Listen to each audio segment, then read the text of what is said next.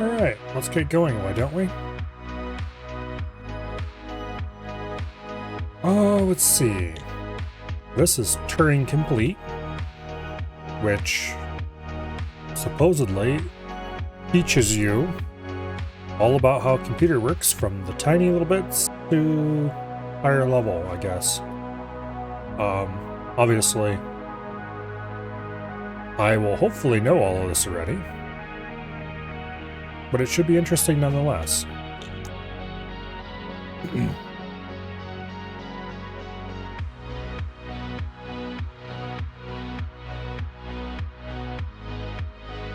Okay. Boom.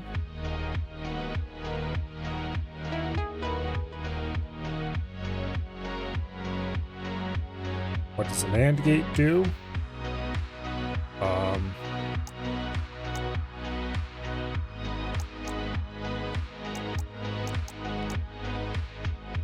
There we go. Nice and simple. NAND gate, by the way, is not AND. So it's the same as an AND gate, but the output is inverted. And NAND is one of two? I think it's two fundamental gates.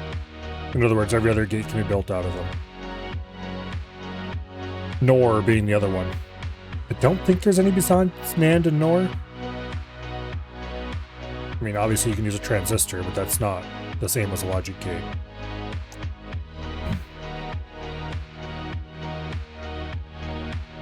Okay.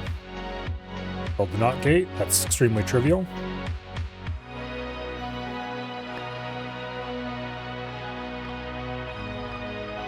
Go ahead and connect these together. Boom.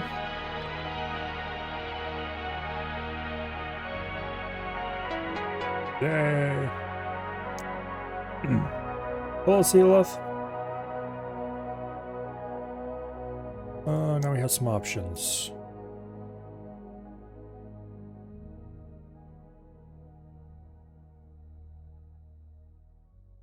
Okay, we have an AND gate. That is also quite trivial. Also note that the gate we made, the NOT gate we made in the previous step, we now have it. So an AND gate is just an AND gate with its output inverted. If all we had was NAND gates, then we would just put another NAND and do the same thing we did to make this NOT gate, but we don't have that, so onward. NOR, which is same as NAND, but NOR. We have not yet made an AND. We have not yet made an OR gate. Oh, let's see. How do you make an OR with an AND? I don't remember off the top of my head. I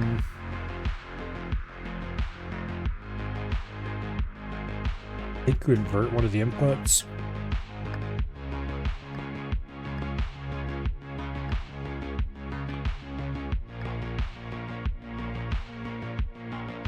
Okay, so that's half of the solution. Oh, interesting. Can I drag it pulling the wires along with it? Okay, not using shift. Using control. Okay, I can't bandbox select it. Interesting. Alright. Anyway. So with this... we're getting toward an exclusive OR. That's not what we want. I'm overcomplicating this.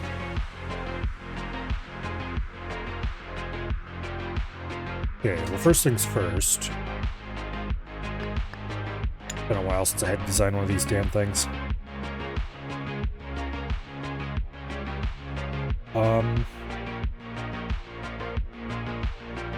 Okay, the burst output is easy. That's just a NOT gate. The second output... Okay, if any input is on, the output is off. That makes it easier. Because then we can just go like this. I'm thinking about this incorrectly.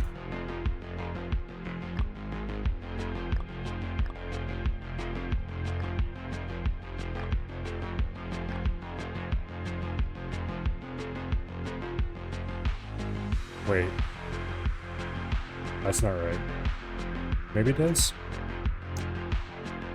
If any input is on, the output is now on. I think we have to invert that. That should get us there.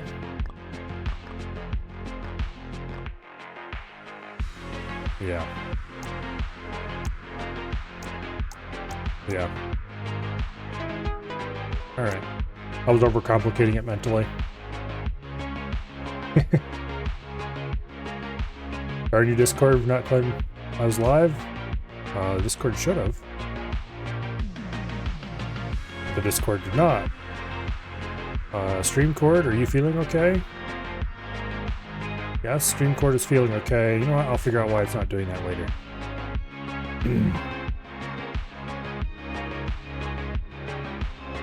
But that is definitely... It should have pinged and it didn't. It did last night, so it's a new issue if it was an issue. Okay, now we make an OR gate. Now you're sad and confused? And why are you confused, Survey? Oh wait, we don't get the NOR gate up here. Alright. Well, we figured out how to make an OR gate last time, conveniently enough. As part of making the NOR gate. We just convert the inputs to an AND. A NAND, I mean. And that should work.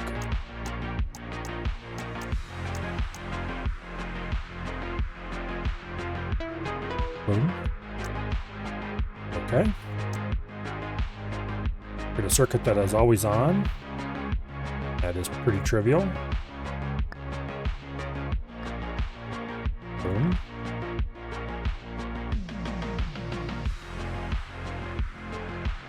That unlocks our first manual page.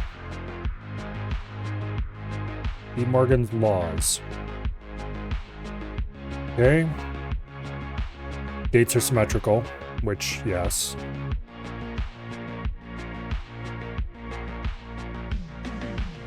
I guess AND and OR would also be fundamental gates, but as in you can make ORs from ANDs and vice versa. But NAND and NOR are more useful because of the way they can be made from transistors. Something, I don't fully understand exactly why the... Well, okay, I understand it's because of certain transistor layouts, but... Grabs makes perfect sense. This also makes perfect sense if you are deeply interested in computers. Anyway, hello Dread, welcome here.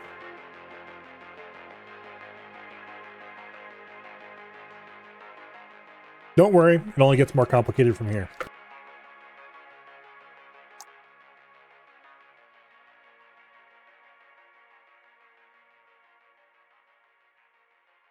Okay. Output in the second tick.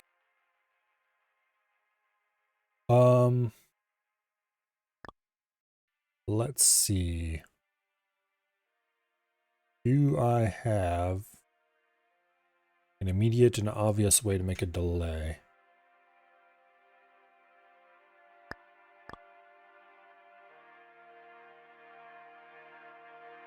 Let's just see what happens.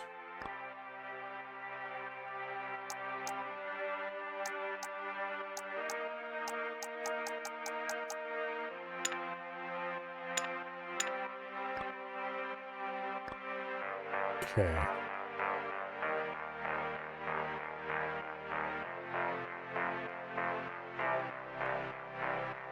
Oh wait, I'm overthinking this.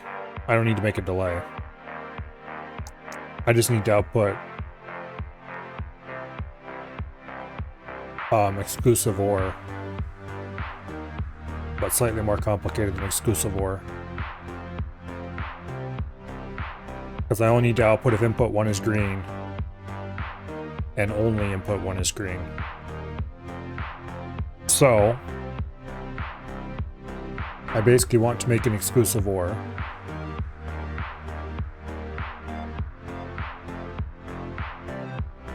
Although I don't actually need to be that complicated. Let's just do AND first. And then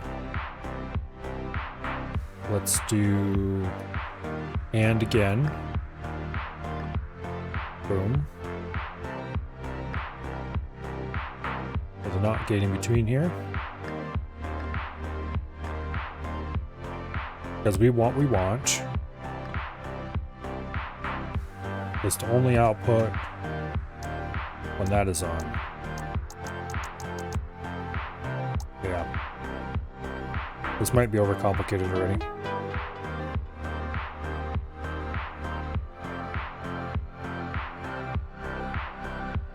I wonder if there's a way I can simplify this.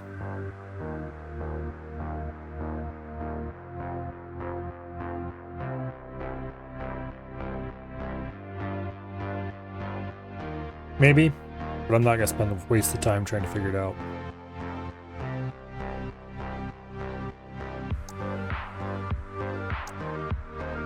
Okay. Second or third tick. Building a XOR gate. This level is difficult. We'll see about that one. Okay. So what we want... I don't remember how to build the XOR gate. I'm just gonna say that up front. So, what we want is something that is, first of all, not going to be on when those are both on.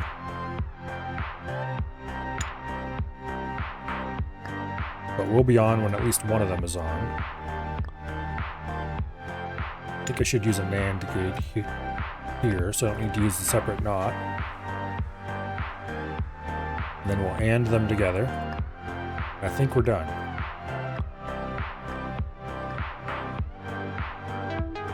Yep.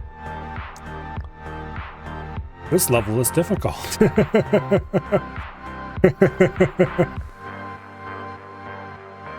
Okay. This level is particularly trivial. To explain what exactly we're doing here, if both gates are on, we don't want to output green. So we detect, this is detecting if both gates are on and outputting a green signal if they're not. But we want at least one of them to be green, so this is detecting if at least one of them is green, outputting a green signal if it is. And if both of those conditions are true, then we want to output green, and that's what this gate is doing. Quite simple. Okay, bigger OR gate, bigger AND gate. These are particularly trivial. Create an OR gate with 3 inputs. You just OR the first 2 together, and then OR that with the last one. Boom. Nice and simple.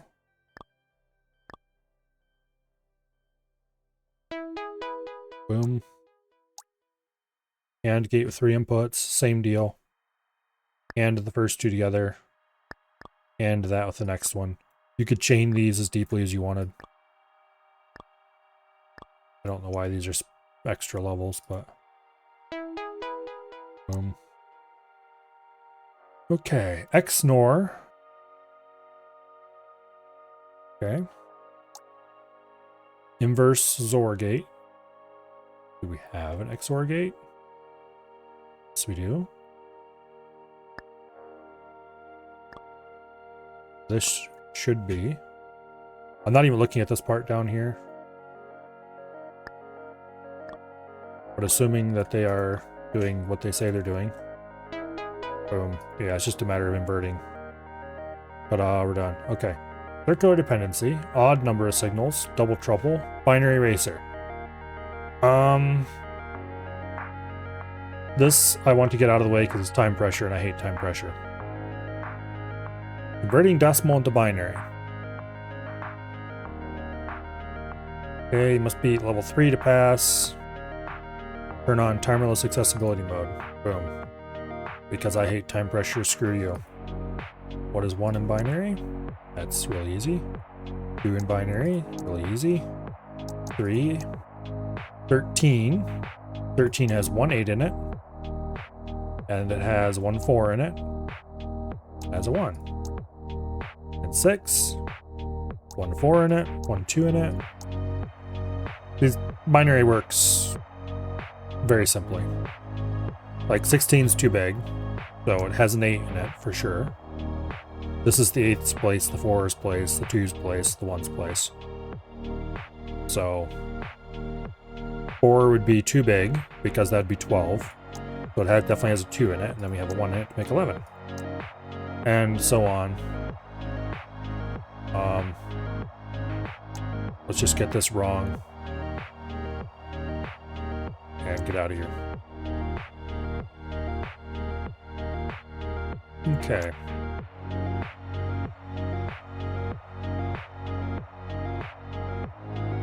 Output green when 2 or more are green. Okay. So, what do we want is basically an OR gate that ensures 2 are green. And the way to do this is probably going to be with an AND gate.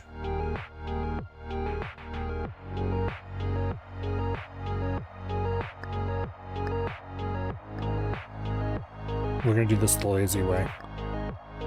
We'll check the first 2 pairs. Okay. So if either of these... I think I'm overcomplicating it, but you know what? Let's move on. I'm pretty sure I'm overcomplicating it already.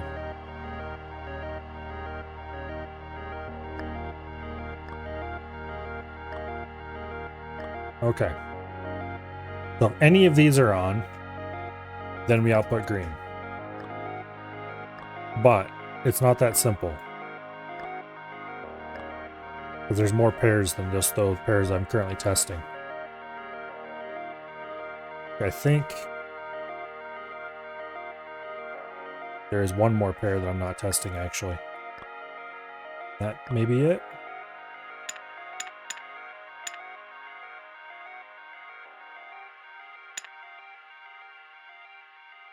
Let's just use the basic OR gates. Or those, or those, or those. If any of these are on, we should be good. I think that may be good enough. I'm not actually sure, but I'm going to test it anyway. Nope. Okay. And this one is wrong because we're not testing these 2. And we're not testing... Okay, we have 2 more pairs we need to test. Let's do that then. Sure, you know what? I'm going to start this over. We're going to do this the dumbest possible way. We're going to test every possible pair. So... those ones, those ones, those ones.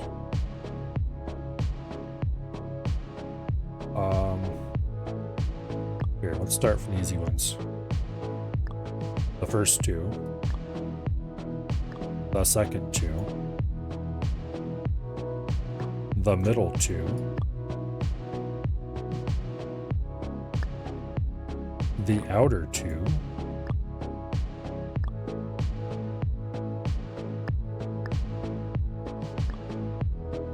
The top 2 of each pair. The bottom 2 of each pair.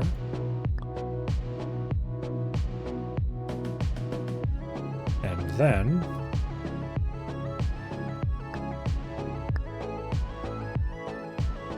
I don't think that's even all the pairs yet. But it'll do for starters.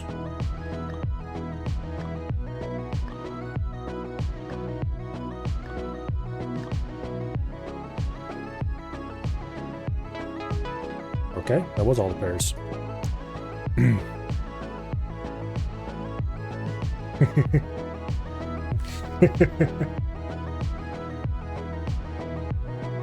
Odd number of signals. Output green only when there's an odd number of inputs are green. Okay. For this,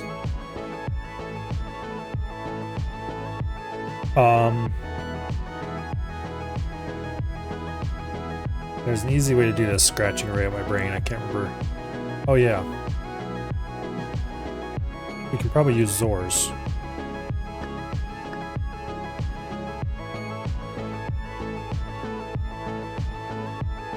And then we're gonna have to check a bunch of pairs to do this the lazy. It's probably not the efficient way to do this. But we'll check those pair, the inner pair, the outer pair. Okay. Let's see, we're checking those and those. Actually, I might be being too dumb. Yeah, we've used too many components already. We have 3 components to do this in, okay. There's a trivial way to do this I'm not thinking of.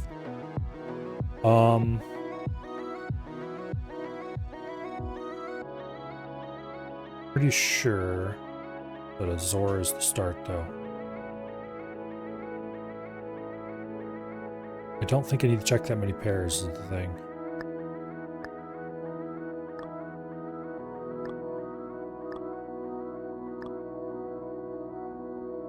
Okay.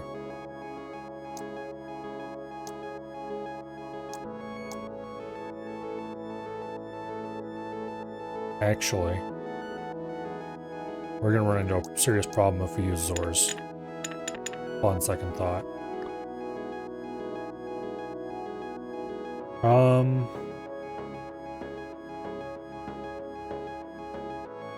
Oh, we're complicating it.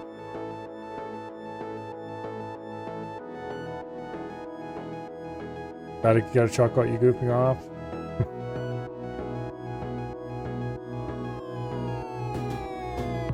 I'm overcomplicating this, I think. Because if it only takes 3 components to do it, I'm definitely overcomplicating it.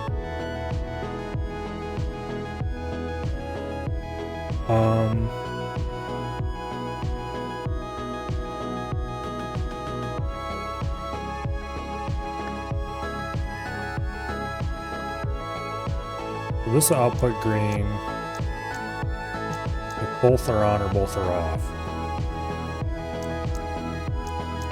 Which I don't think is what I want. For one thing, we can't run 2 wires into this. We have to only run 1.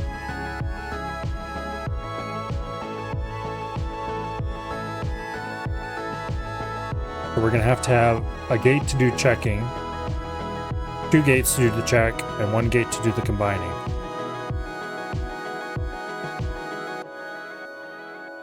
So we need to check pairs and then combine that. So OR isn't going to work. Because if OR works, OR will tell us 1 or both are on. And isn't going to work. Let me think about this for a second. Yeah, and will tell us both are on. We need to know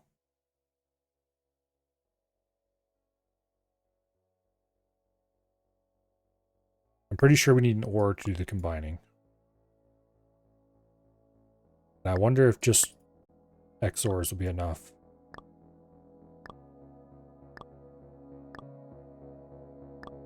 Let me think about this.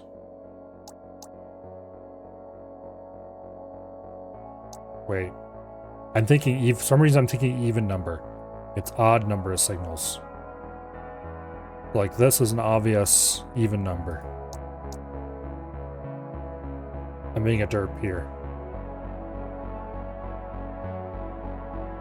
We want an odd number, not an even number. So,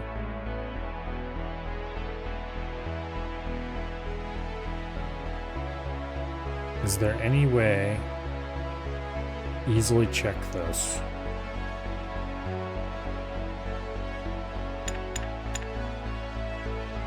We'll leave it like this for now, because it's almost certainly how we're going to have to wire it up. We just have to figure out which gates go in.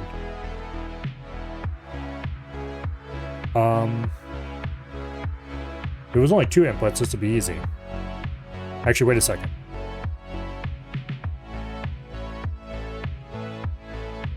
No.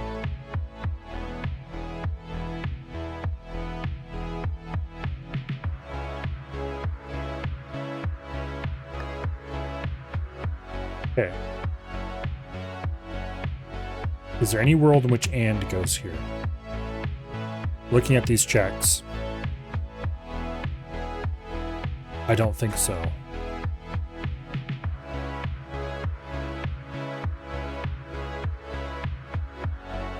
I think it is OR. And I think the check is XOR.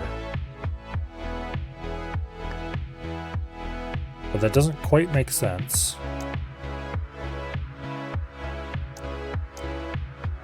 Actually, it makes perfect sense. No, this is right. Because I was overthinking it for sure. But I was thinking, if it was, yeah, the initial me thinking it was even for some bizarre reason is probably what large part of what threw me off. Hello, Bo. Welcome here. Yeah. Except this is a problem.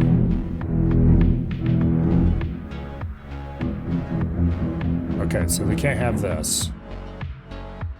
The problem is I've spent all my components.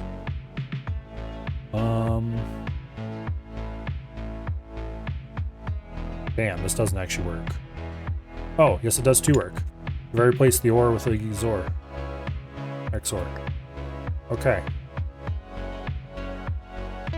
Yeah, that works fine. Because fundamentally, XOR is checking to see if it has an odd number of inputs. And so we're just chaining. I was way overcomplicating that in my brain.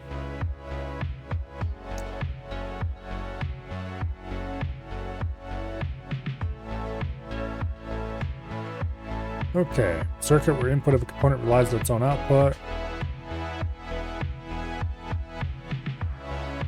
Okay. Yeah. That's fine. They're teaching us what we're not allowed to do here. Boom. Yeah. You can't do that. Okay, make it involve at least 2 components.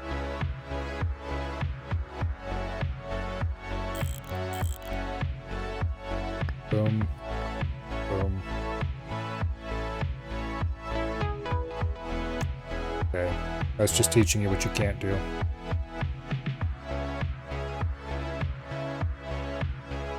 Alright. Let's just crank through this. What is 1, 2, 3, 1. 14 would be H. 14. 6. Oops. Damn it. Can I turn on? Okay, yeah, there we go. 3 would be that. 2 is that. 4 is that. 3.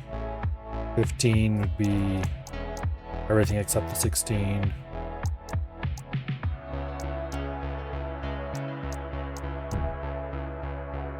I double clicked the damn thing. Alright, I made it to level 3. That's all I care about. Get past that. It is not showing up checkmarked. Dang it.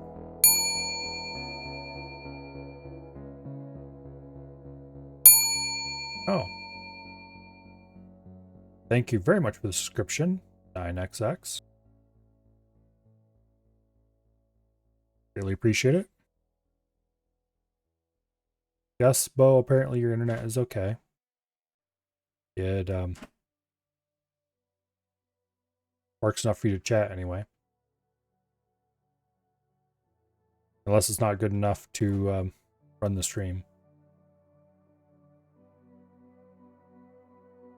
ATLK told you about this game, now you're hooked. This game seems okay so far. I keep accidentally hitting submit twice, which screws this up big time. Also I have timerless mode turned on because I hate time pressure, but 7. Boom. I should have just left it on because I could have easily got it. 10. 6. 14 would be like that. 18. Oh, there we go. 15's all of them except 16. Okay, 25 would be, there we go, actually. 11.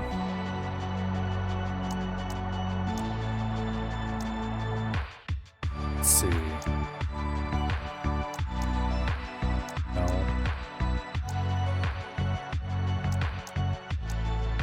45. That'd be up 32. That's too big. 56 would be another 32. 48. There we go.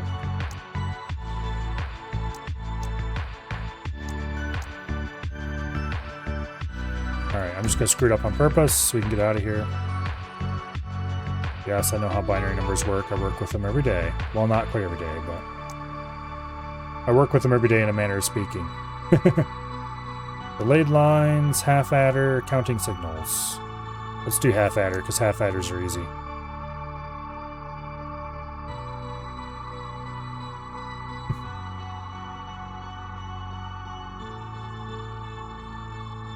Alright. So the half adder seems complex on the surface, because you are adding numbers together, and that's kind of a bit of a leap of logic for some people. But if you look at what actually is happening, it's just a correctly. Oops, that's not the right one. The sum is just an OR of the two inputs, and the carry is an XOR of the two inputs.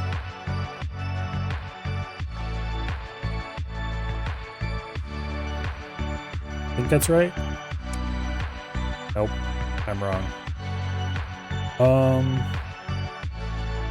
Wait. Not an XOR, you derp. It's an AND. That's the wrong AND gate. Why do they have you make 3 input AND gates? They're not useful. There we go.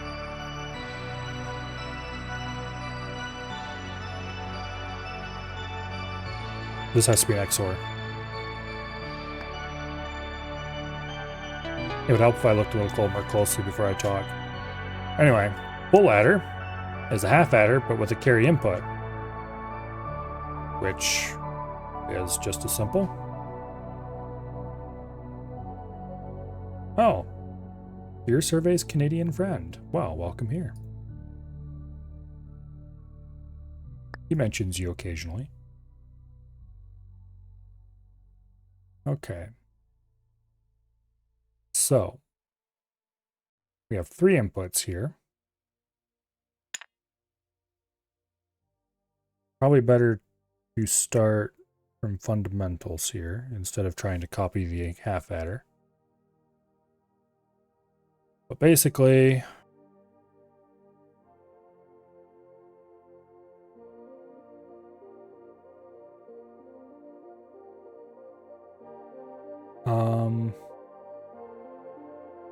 yeah. What we can do, actually,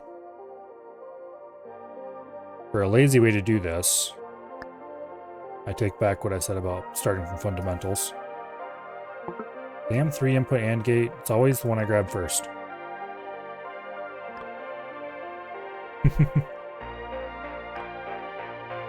We're just going to make 2 half adders. Actually, I don't like the way that's positioned.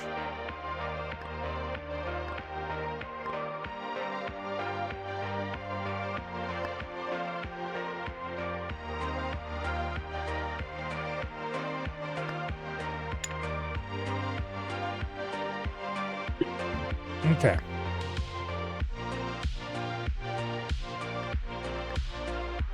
We'll copy this across. I don't want to do that way.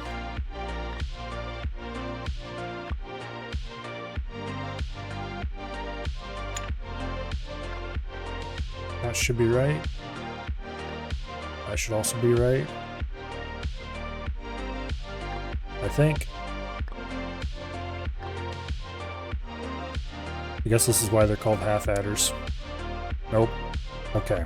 How did I screw this up?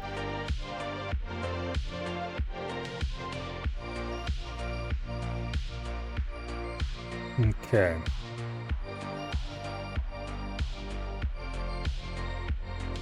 We are getting... Wait a second.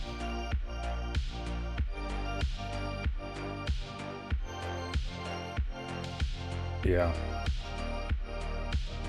It needs to be more than this.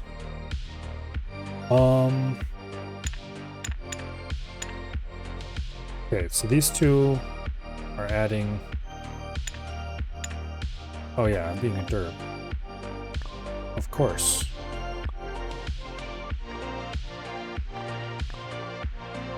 It's completely stupid. Wait. Okay. So this is the result of adding the first 2 digits together. Boom. This is the carry from adding the first 2 digits together. This is taking that carry and adding it to the other carry, which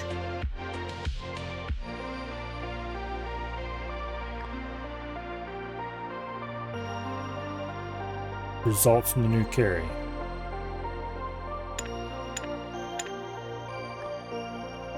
And I think... Nope. Okay. Now, I'm screwing this up because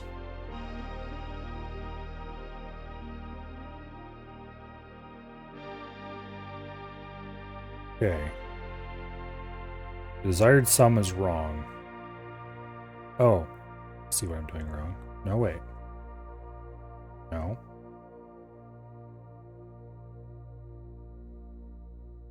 Oh. Wait. No?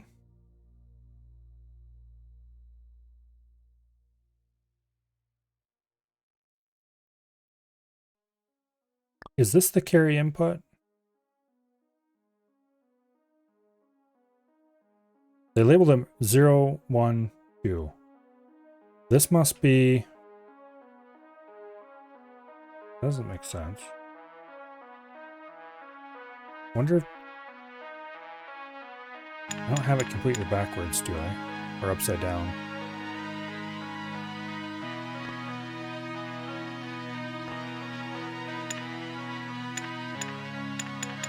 Let me think about this for a second. Okay. With these results, the sum should be on. With this, the carry should also be on. No. With this, the sum should be off, the carry should be on. Of course. I'm overthinking this again.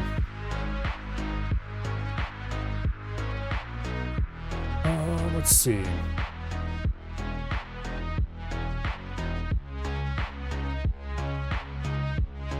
Okay, I just need to look at the truth tables and figure it out from there.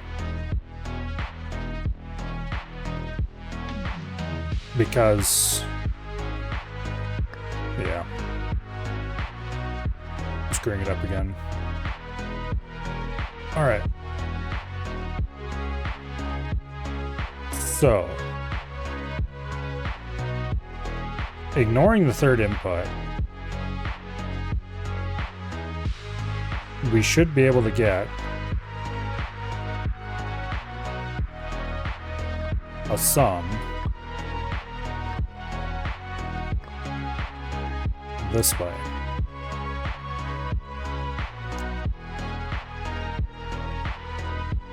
And we can get a carry.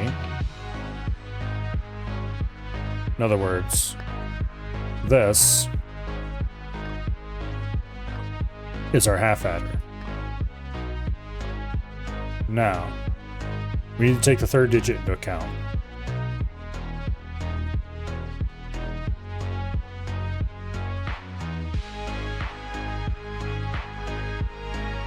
So, the third digit is where my overthinking is getting us into trouble.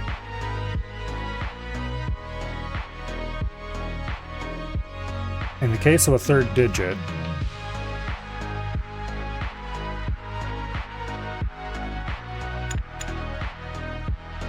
I think my initial idea of having two half adders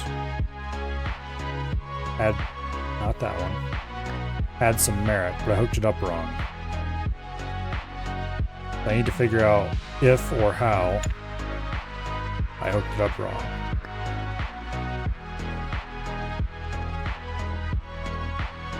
What we're effectively doing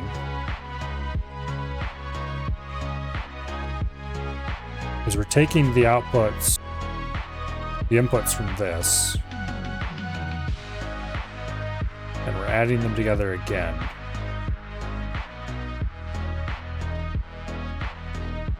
The problem with that, though,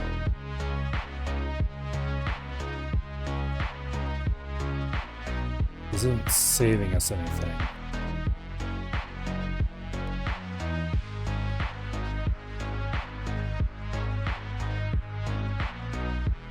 Conceptually.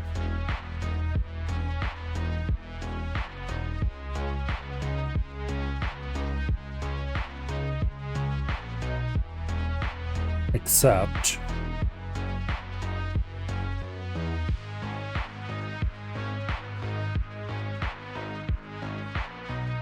I'm overthinking it. How about guarantee it?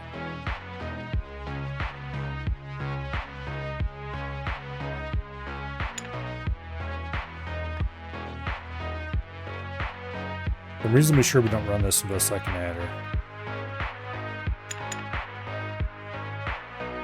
Or at least not raw, because once again we have three inputs. We need to combine these inputs.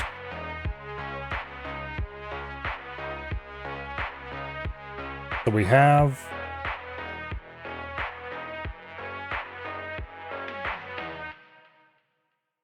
I need to think of these two top lines as being combined.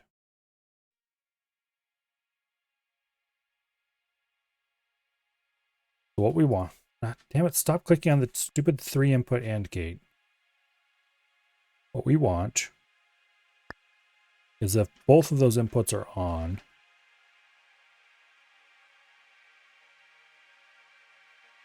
and the carry is on,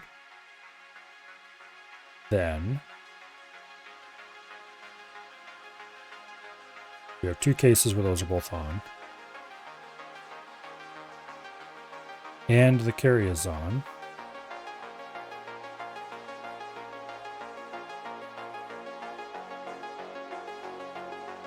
then there is no common denominator. Well, yeah, no. But if both of those two inputs are on, then the carry is always on. So far.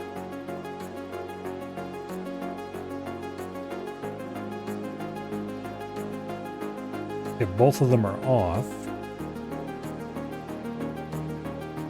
then the carry is always off. Okay. So this is just straight up the carry output right there. So I think we need to do another adder just between these two to get the sum. The problem is that doesn't result, that doesn't ignores the possible carry. So if one of these is on,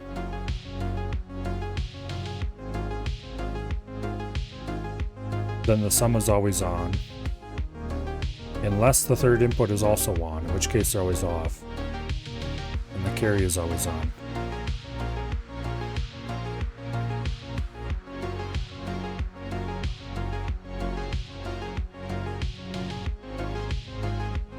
Okay. So if this is on, I think we need to combine these two then with an OR.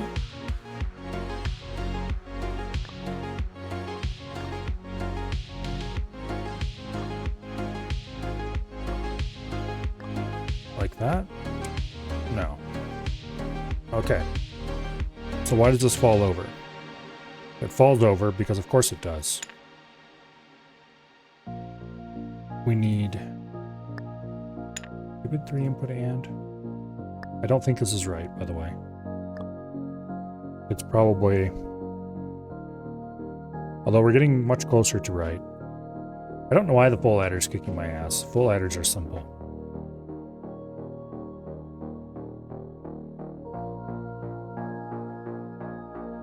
Okay. So in these cases, we want the sum to be on, the carry to be off. However,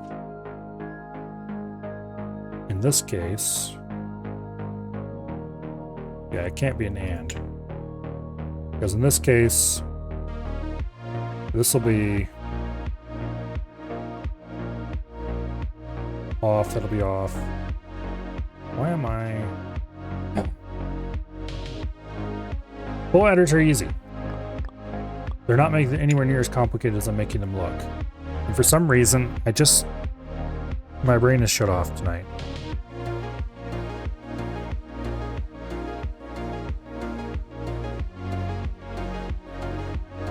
Okay. Also have it. Yeah, anyway.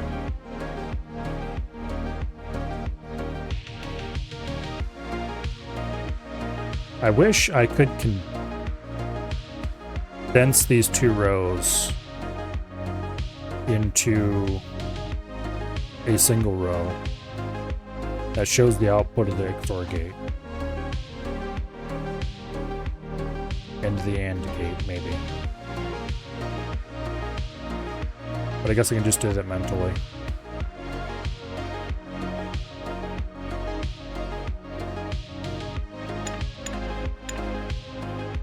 Okay, let me think.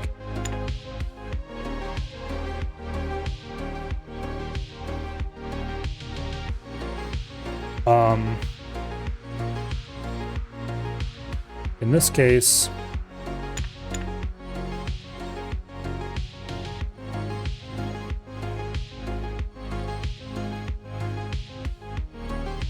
for the first 4,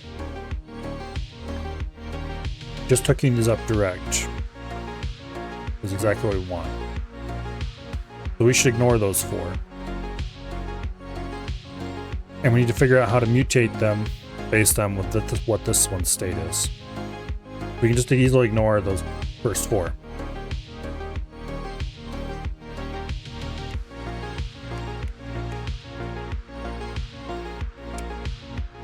Okay.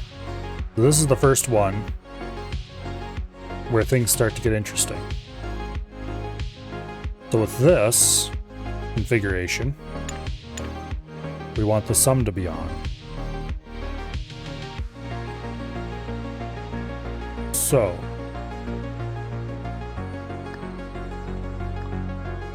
if we XOR these two together, boom, sum comes on.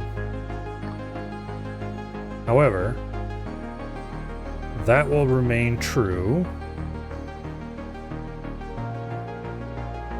only. Yeah, that'll remain true for this end one as well. For this step,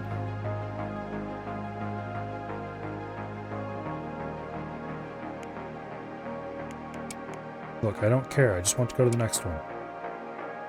There. For this step, the sum is correct, but the carry needs to be on. So we want to AND the two together. This is what I should have done from the start. Boom. Okay. So we are adding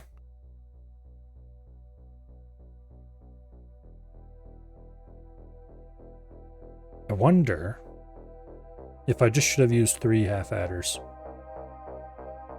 I don't think that's quite right, though. Okay, now the problem is these two need to go together somehow to get the carry.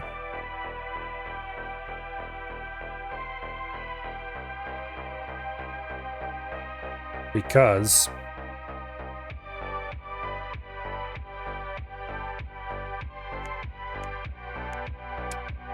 yeah, that one doesn't work. Who cares? Moving on. Boom. This one doesn't work. But for this case, all of them need to be on.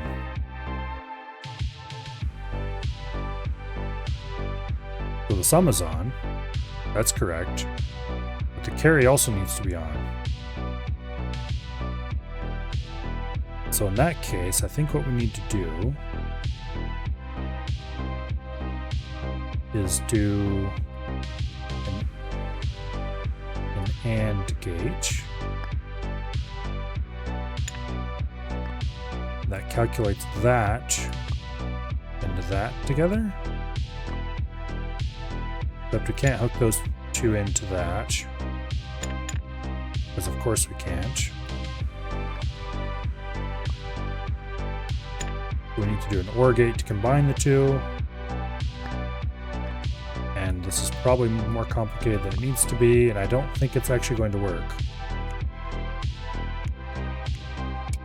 Yeah. Okay, so in this case, those two are both on. Ah, yes.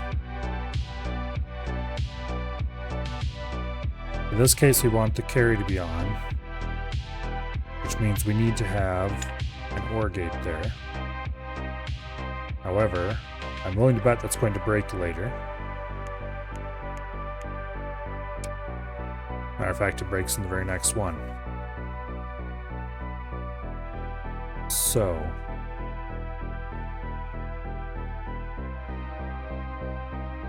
yeah.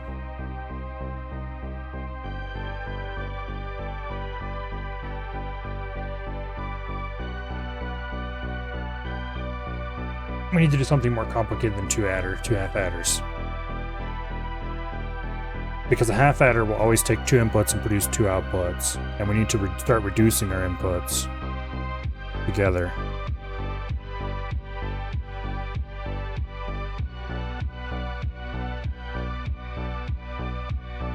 And this is definitely not it.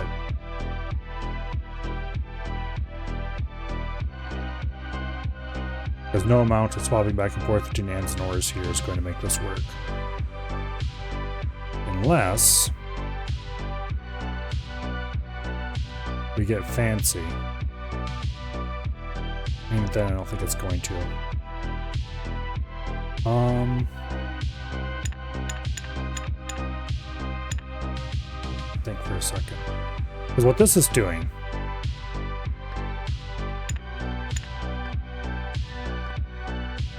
this is just adding. I wish I could just change these by clicking on them instead of selecting them. And I can do it down here, but it'd be easier if I could just click on these quickly, change the value. I know I can do it up here as well.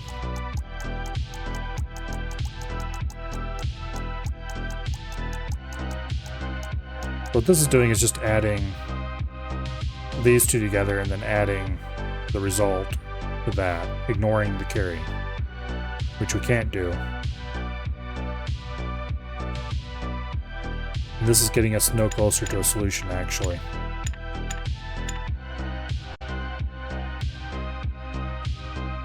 I've designed full adders before, it's not this hard.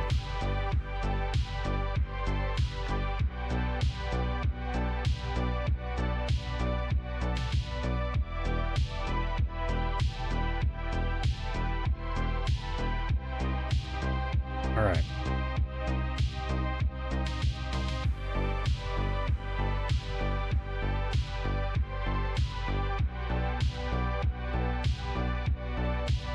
Yeah, I just need to go out based off the truth tables. That's where I was making the most progress when I was doing that, but I screwed it up again. Okay. So are there any easily detectable patterns? Yes, kind of.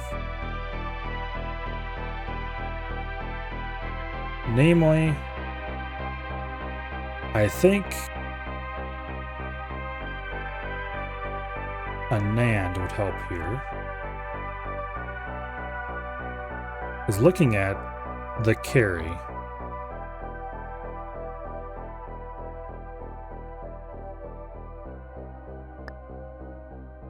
Effectively, the carry is inverted based on this value. Because if we look here,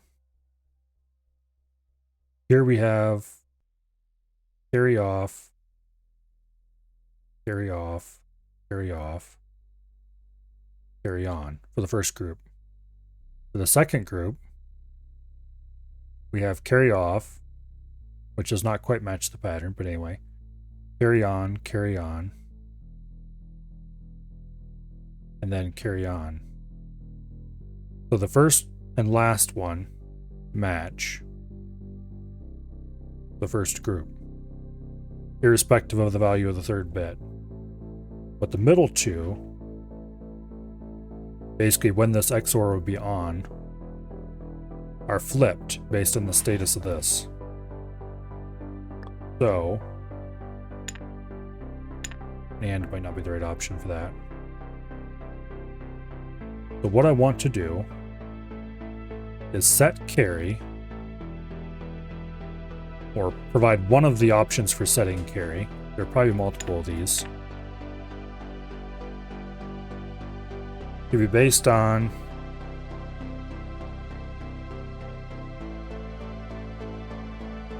if this is on and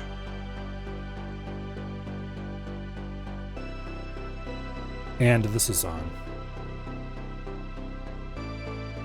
Actually, maybe a simple AND gate is exactly what we want.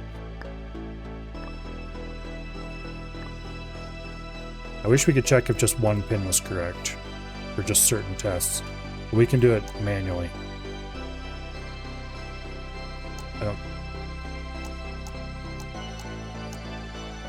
Okay. So for this case, one green, one red. Carry should be off. Two green. Carry should be on. We're not handling that part of the solution yet.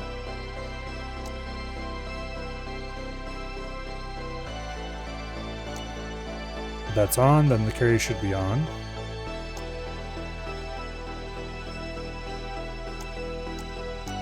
Okay, we've got that part of the solution finished, I think. One tiny part, these middle sections that carry. Now, for those middle sections, the sum is the same. If this is green,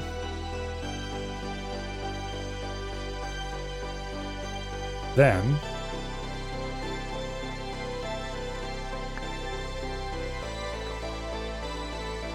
we want to do this again. But I think we actually want a NAND gate here. Because we quite literally want that but inverted for the sum. So we've solved these 4 cases. Now we need to survive Now we need to solve the surrounding cases without screwing this solution up. So, for the first solution where everything's off, this needs to be off as well. However, it is not. So in that case, we'll come back to that one later. In the case where all of them are on, then both of them need to be on.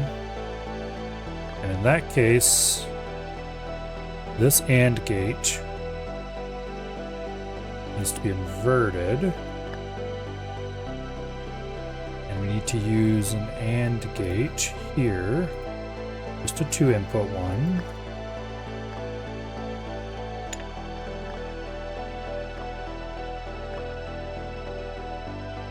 Wait.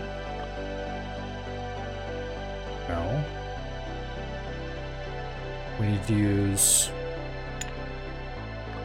not inverted. And it doesn't have to be... wait. Screen this up again? I think I'm screening this up again. Okay, this solution is now correct. Kind of. Okay, for this one to be on, we want the carry to be on, or we want, yeah, carry to be off, sum to be on. That is what we have. Same result for that. If both are on, okay, the sum needs to now be off. So, for this case, let's try putting an XOR in there. There's no way this works. Yeah, okay. It does not indeed work. In this case,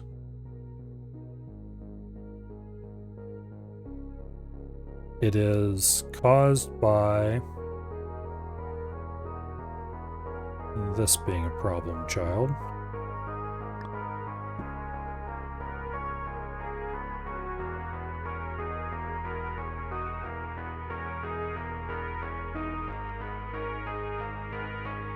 Let's ignore this one for a second. We'll just keep ignoring this state and keep working out the other states. Okay, the all on case is not functional. I keep running smack dab into the problem that every single one of my solutions is doing the final combining wrong. Every single one.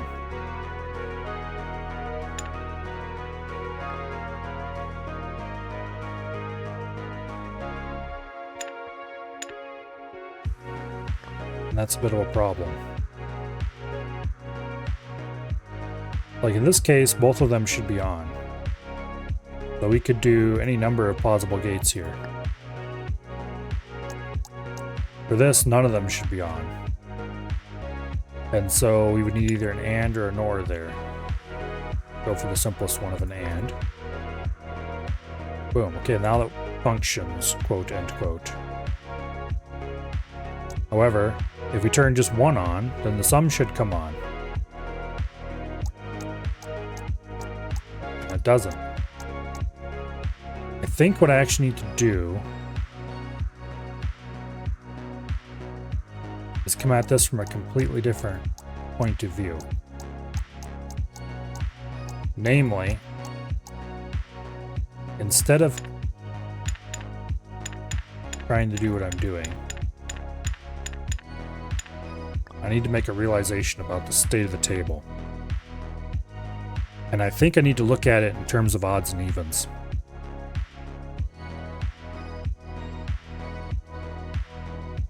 Namely, the sum is on if there's an odd number of bits.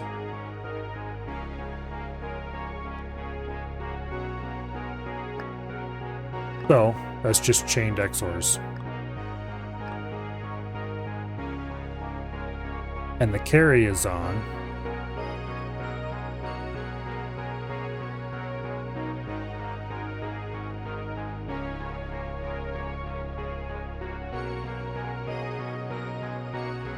Less simply than that. But I think we've solved some.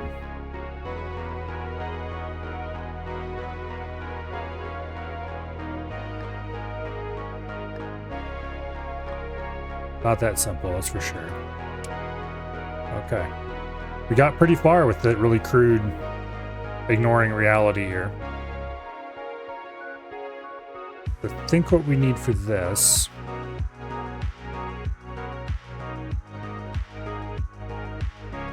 is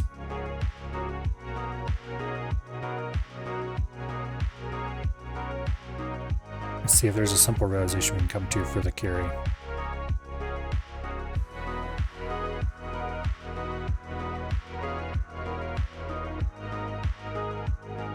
Like, here the carry is only on when we have an even number. Here the carry is on when we have an even number. Here the carry is on when we have an even number. Oh wait, the carry also comes on when we have an odd number. But I wonder if we can get most of the way there by doing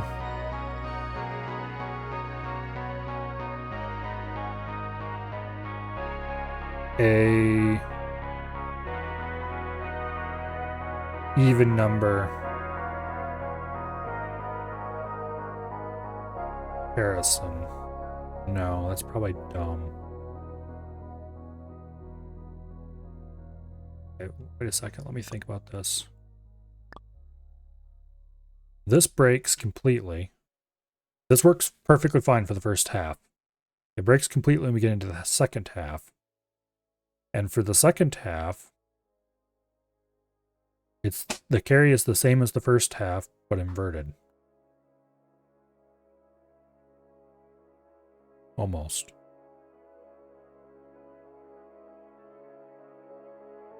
Not quite that simple.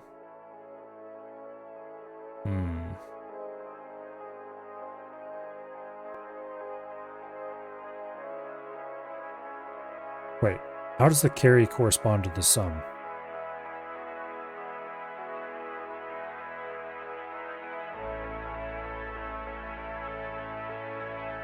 Because maybe this number is the one we want to combine the AND with this XOR somehow to make the carry. I think that's actually what we need to do. I think what we need to do is AND them together again. There's no way it's that simple. Yeah, no. Okay. In this case,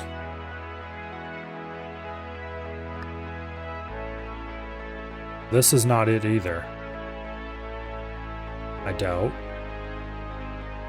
Because... well, actually? No, it can't be. Because with all bits set, we need the carries to be set as well. So it can't be an XOR. It can't be as simple as an OR. Although in this case it is correct. Although maybe... yeah, no. Because in this case the carry should be set. and it's not.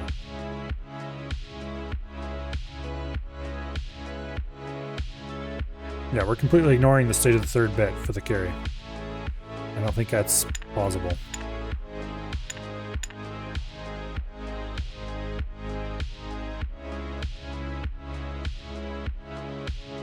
So we need to use this AND in combination with the third bit value. Similar to how this worked.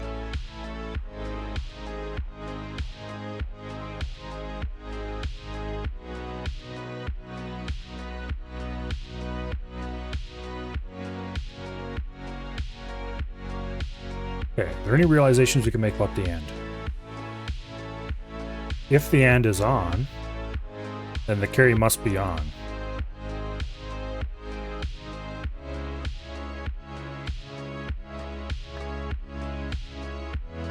So this is partially correct. If the AND is off,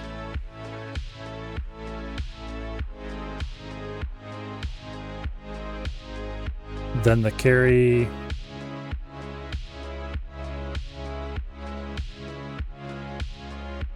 may or may not be on.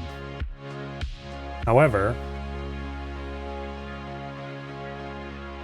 if we AND together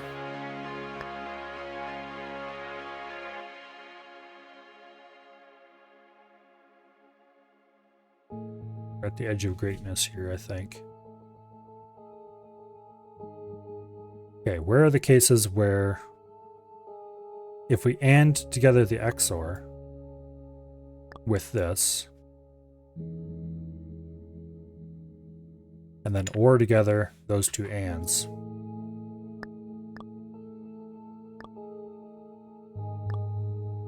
I think that'll work. Yep. Okay, we're not moving on yet. Oh, we got an achievement for completing with only 5 components. Yeah, basically, running full tilt in the wall over and over again was exactly what was happening. I was overthinking it a lot. I had to stop and think about the relationships between the, what do I call it? Between some of the numbers. For example, the realization that the sum was always set if there was an odd number, was it? Yeah. The sum is always set if there's an odd number. Immediately told me I could just use an XOR chain to calculate the sum. And the realization that the carry would be set by either if the first one and the second one were set, or if the first one and the second one were set. No, that wasn't what it was. I'm looking at this wrong. If the first one or the second one was set and the third one was set, then the carry would be set. Or if the first one and the second one would be set, then the carry would be set.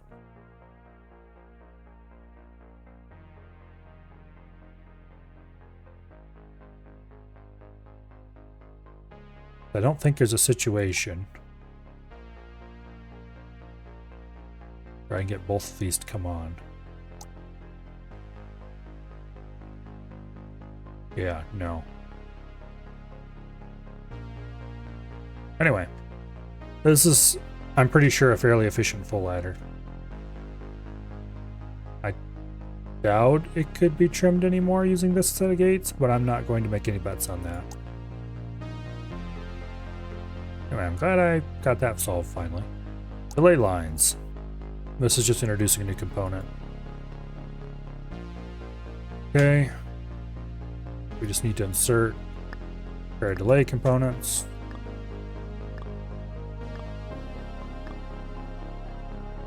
Ta-da. Okay.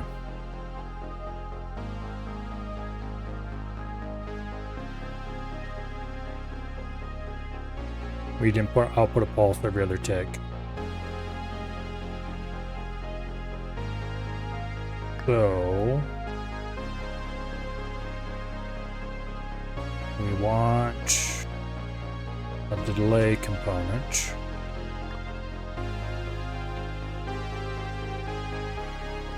And then we want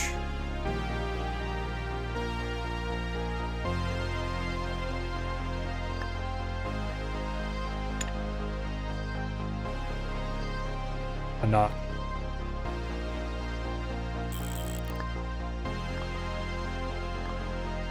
Because the not can receive the output. Okay, start red. Yep. Okay. Bit inverter.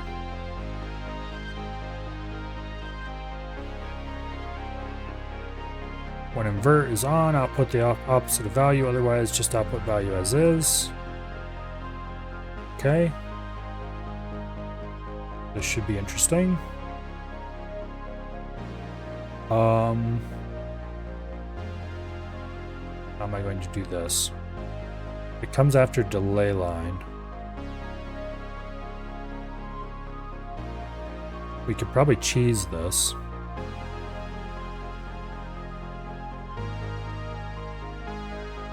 But I don't think we need to. So, what we want to do, this is just, the center two are just XOR. But we also want it to be green if both are green. Or no. Wait. This is just XOR.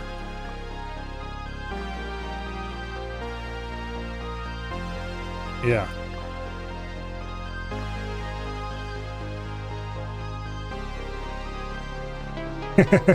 Matter of fact, it straight up just tells us it's just XOR. Doesn't look like crabs to you? That's because we're not playing crabs tonight.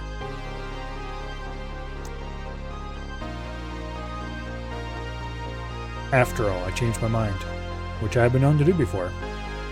But don't worry, there will be crabs later in the week. Let's see. Today's Wednesday. We're definitely doing crabs on Friday. Okay. Output of this level of the binary counter. The first 3 pins correspond to 1, 2, and 4. Use the binary counter to display the number of signals. Solution for this level is not very neat and requires more components. How exciting. Okay. We're going to have to do a bunch of counting, aren't we?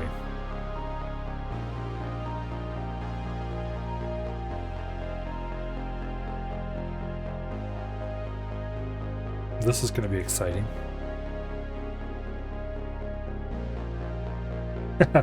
Next Tuesday? No, we're definitely doing crabs before then. That's Tuesday would be the last day we would do crabs next week.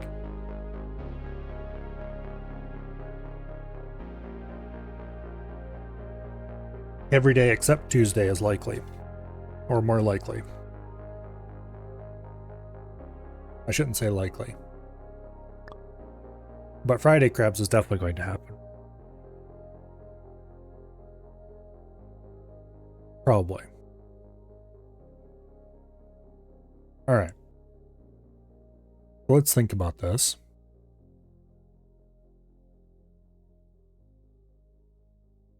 I don't like the way they're displaying the desired output.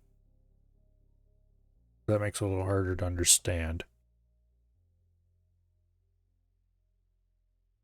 Not that it's particularly a complicated concept.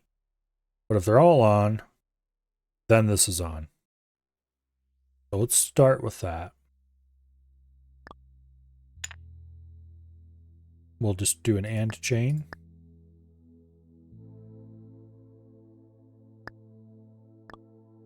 And this will control the final digit. There's no other condition where the final digit will be on. Okay. Now,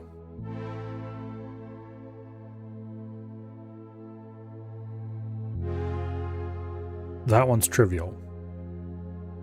The rest are not going to be trivial. Most of them. The ones place, one of the ways it can be on is if there's only one thing on. And for that, we can do an XOR chain.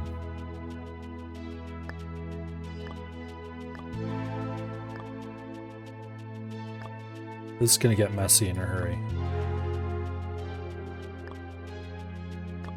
This is one of the possible ways this digit can be on.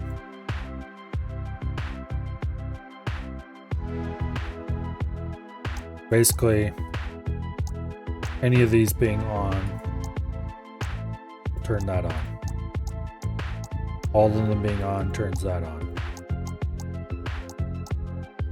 As soon as we turn on more than one, this output turns off. So that's actually, this is correct for the cases of having one on or all on. Now we just have to get all the intermediate cases. The cases where there are two on, surely there's got to be a way to drag a bandbox around this shit and move it. No? Really? Ah. It says shift and drag. I already tried that. I swear I already tried that. Alright, well. Boom. That'll make it a little neater. Yeah, I already tried shift and drag. Why is it working now? Whatever, moving on. Let's neaten this up a little bit if we can. Spoiler, we can't. Alright, whatever.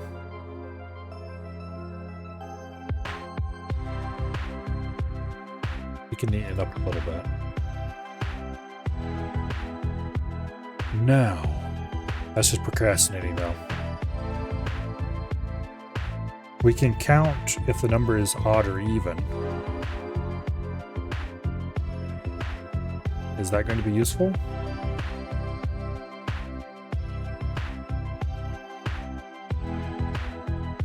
Possibly. Because if there's an odd number, then the 1 has to be on.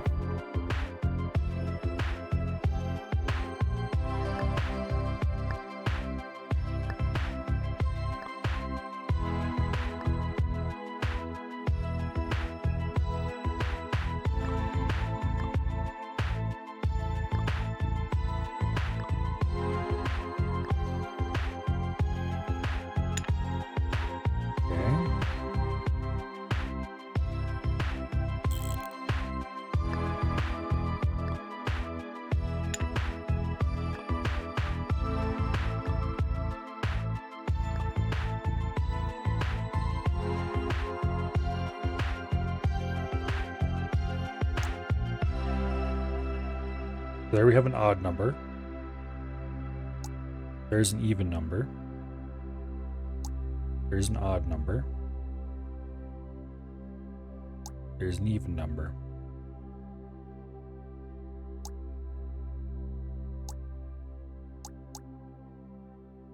Okay. I think we've solved the first digit. Or, you know, the first bit.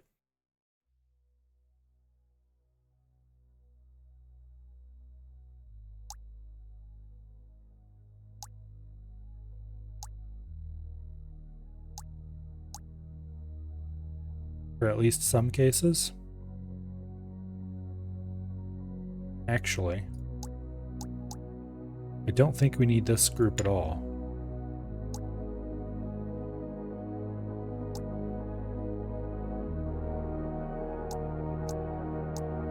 Yeah. Let's simplify this a little bit.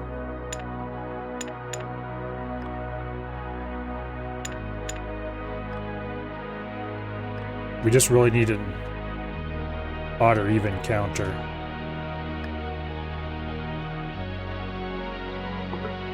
Okay, I can't put those overlapping, unfortunately. And also, those aren't XORs.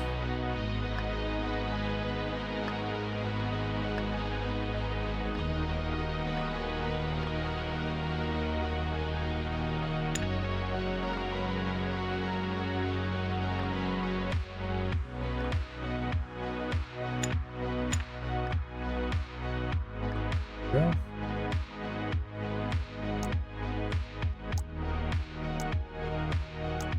Yeah.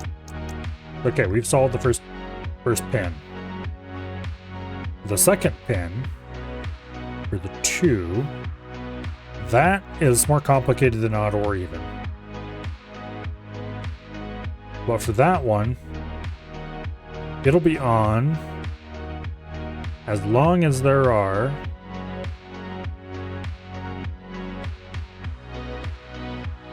at least 2, but less than 4 on.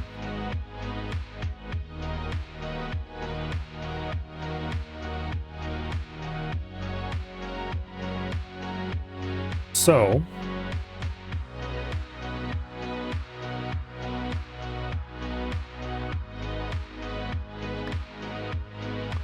I think one case where we can already get started here.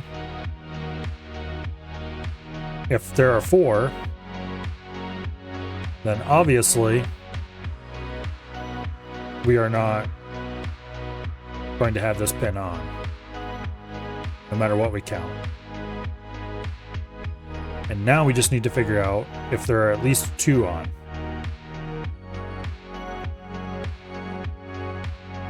And I swear we've done this before.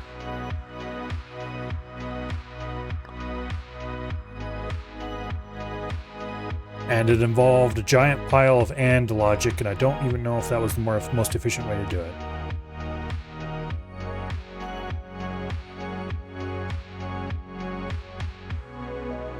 Let me think for a second here. We want to count at least 2. So,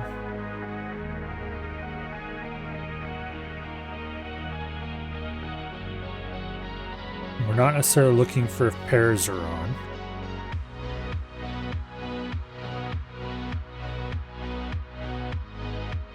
Although, damn 3-input AND gate, it's not useful. I mean, conceptually a 3-input AND is completely useful. Maybe, sometimes.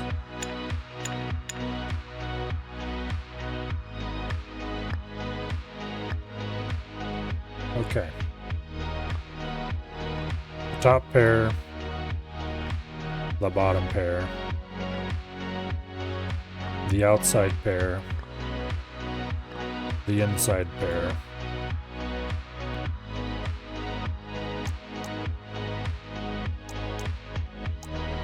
and then we have additionally 2 more yet.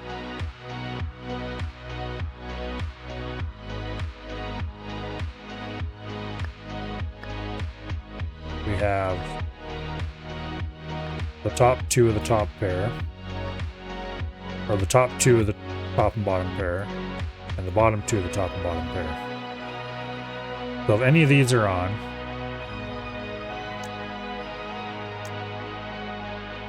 then we have at least 2 on.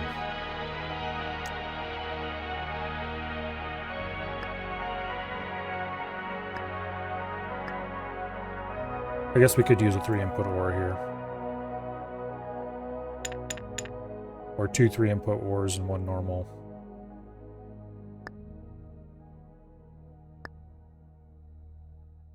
Correct OR.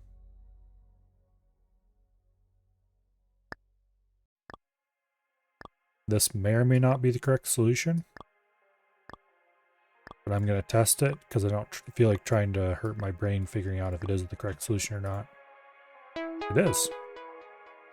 All right. This demonstrates a rather important fact about binary and logic gates. You are doing math by not doing math. A lot of the time.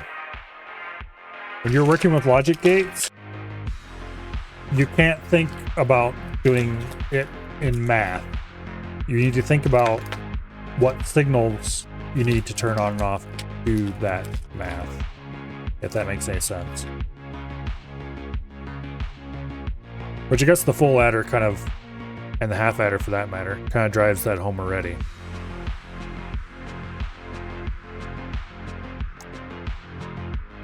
Okay, double the number. Input and output level are using bytes instead of bits. One of the 2 new components you are given takes a byte. Okay. You know, double the input number up to 127. That's quite handy. I see. We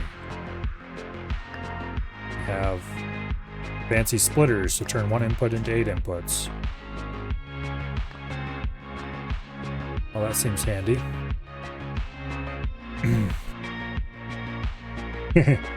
Looking at rifle parts and saving your brain.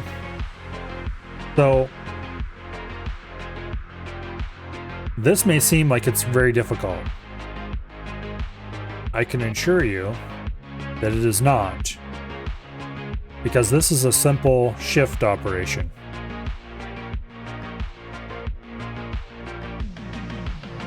Multiplying by 2 is extremely simple in binary. Ta-da! We have multiplied by 2.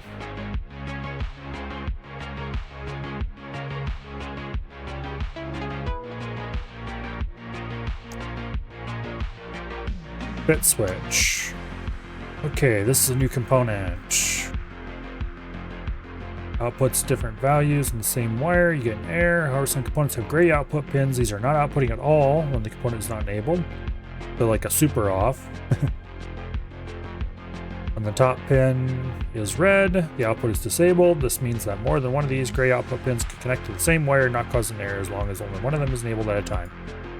Using 2 NOT gates, 2 switches, build an XOR gate. Alright. This, I think it's conceptually simple.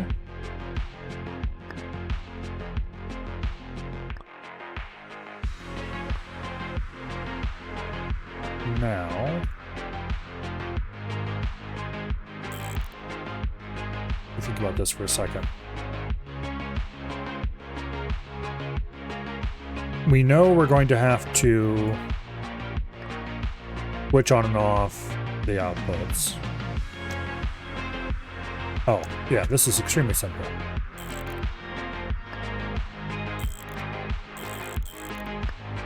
Because if one of the pins is on, the other pin is off. Boom. It's that simple. Turning one on forcibly turns the other off. Turning both on forcibly turns both off.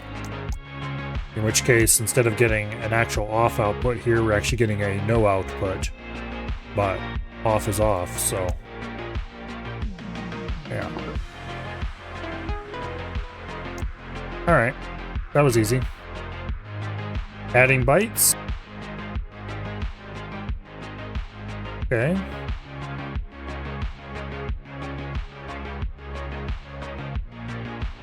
So we have a byte out, 2 bytes in, a carry in. Okay. We have an 8-bit switch too. I'm sure that'll be useful at some point. Oh,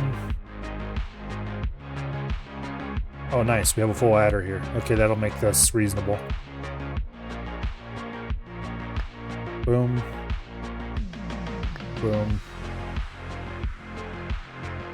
Boom. Okay, then we want a stack of adders. 1, 2, 3, 4, 5, 6, 7, and 8. Okay. The final carry goes to there. First carry goes to there. And then each one's carry hooks to the next one's carry.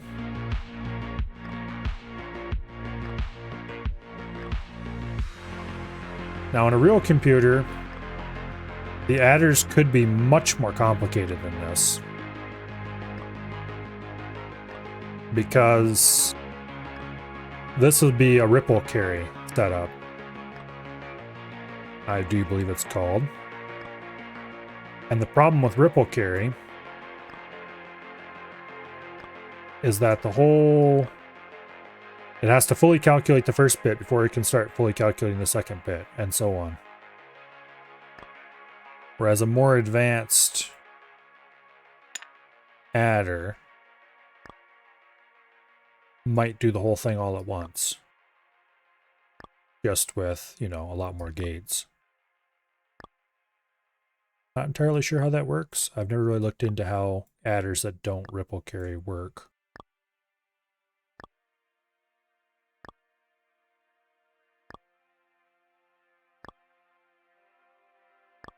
Except that I'm sure it's very complicated. I didn't like this result. Why not? Probably because I didn't hook it up. That would maybe make a slight difference. There we go. Okay, that was pretty easy. Byte-wise not.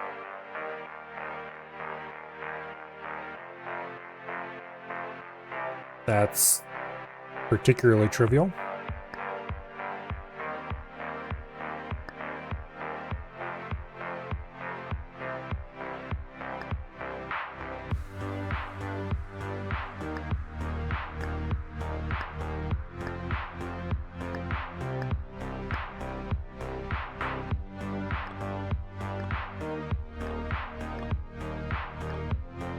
Mostly just an exercise in drawing wires. Don't forget to hook up the actual components here.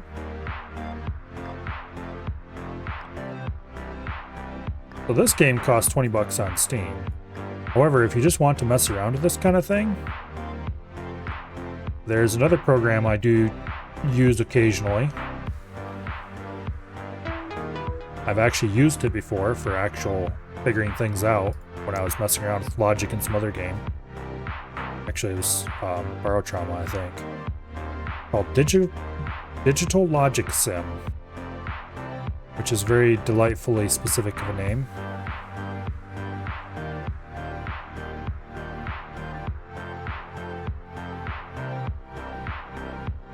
But anyway, it is by... oh, what is the guy's name again?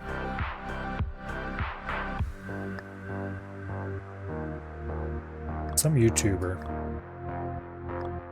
who wrote it as part of a... okay, we're oring each bit together.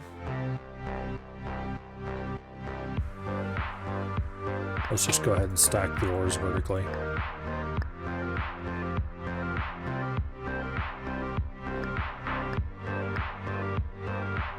That.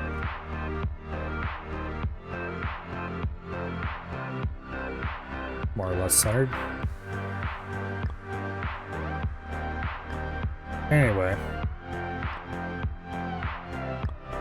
It should be fairly easy to find on GitHub, where it is available. I think it's available on not only his GitHub, if you want to compile it yourself, which most people will not. or itch.io. It's very similar to this in that you place gates and draw wires. Although this is a little slicker in some ways. Actually, probably a lot of ways.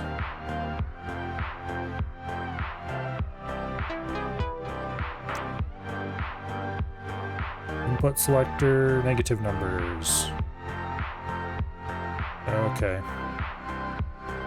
This is another one of those damn timed things.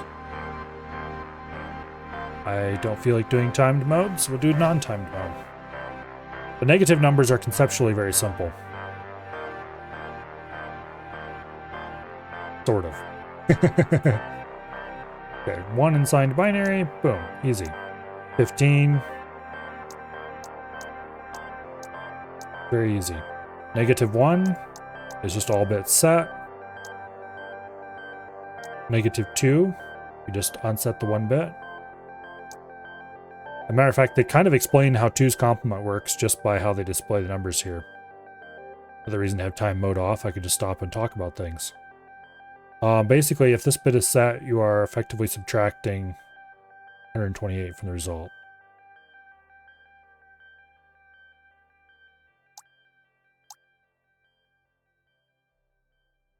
Or you could also look at it as in you are inverting, to convert to negative, you're inverting all the bits and then subtracting 1.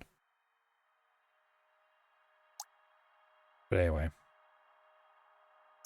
So to demonstrate that, 14, we have 1, 8, and 14. And then we have a 4 and 14, and a 2 and 14. And then we would go through, invert all the bits, and then we would subtract 1.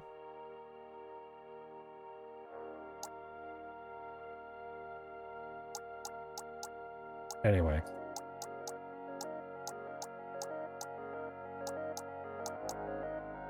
Now, for 9, there's an 8 and 1. Boom. For a setup like this, it's probably easier to subtract the 1 first. Boom. -3. Boom. 7. Could be 6. Oops. Up. 3. Which would be 2. 13. We'd have 1, 8, 13. Boom. 14. 5. 12. Over 5 and 4. 22. Let's see, we got a 16 and 22. And then this would be 24, so we have to go down the next level. Boom. Boom. 24. Which... that would be about it. No. 5.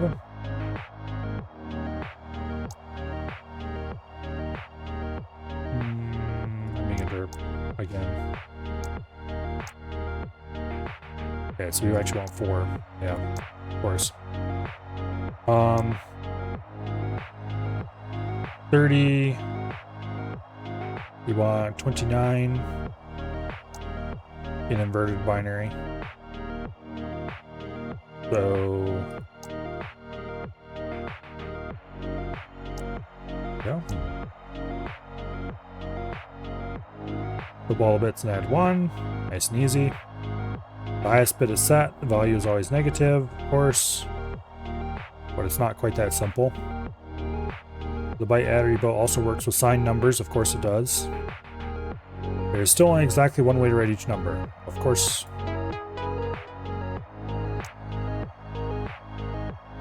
Another important thing about 2's complement math is that subtraction is very easy to do using a standard adder.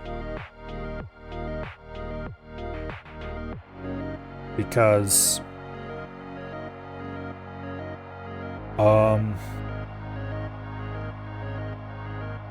Or correctly, you invert one of the numbers and set the carry and then do an addition. Something like that. It's been so long since I messed around with 6502 that I don't remember some of that stuff. 6502 being a specific old CPU that I have a little tiny bit of experience with, where that kind of stuff actually mattered, because that's how you did subtraction on 6502. You would flip a few bits and do an addition, basically.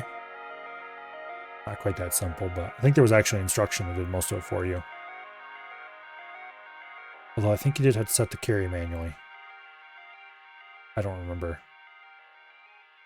Most of what I did with the 6502, I used somebody else's code. And then wrote my code in fourth. Anyway.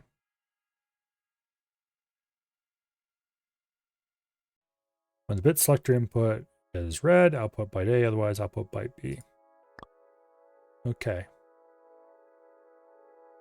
What options do we have available for this?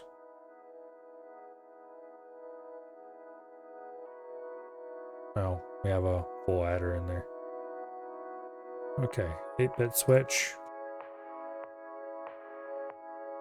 Yeah, pair switches will work. Boom, boom, boom, boom. Then we just need to do a selector based on that.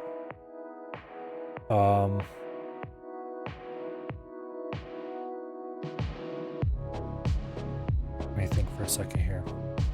Yeah, we just need a NOT gate, I think. Boom.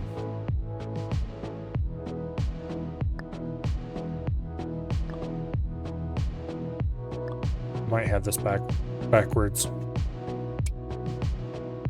Yep. I do indeed have it backwards.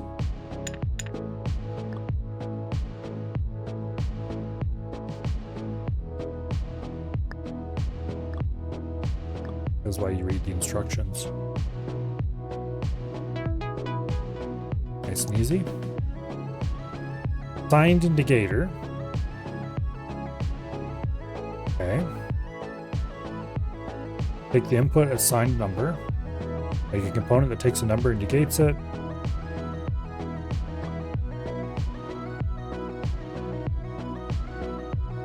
I'm extremely tempted to do this the idiot way.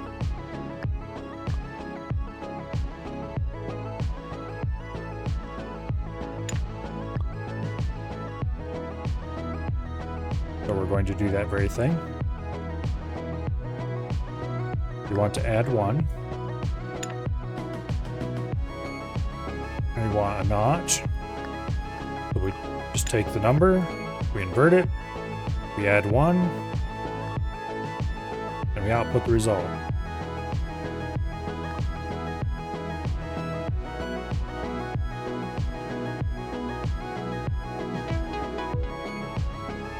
Lovely.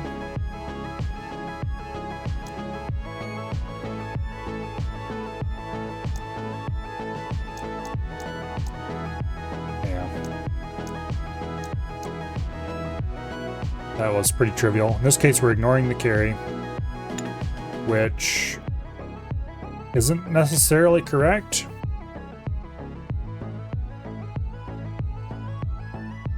Because if we ignore the carry, then there's some overflow cases I think that would be a problem.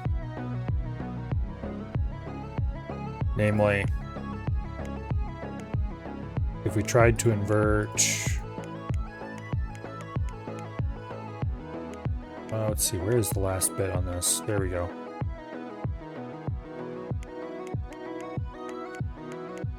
Yeah, if we tried to invert this, we get negative 127. That's not correct.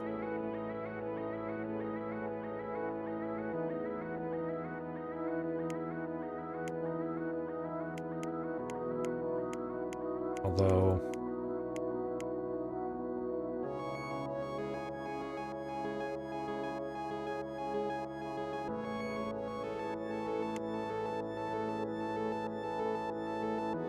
wait a second.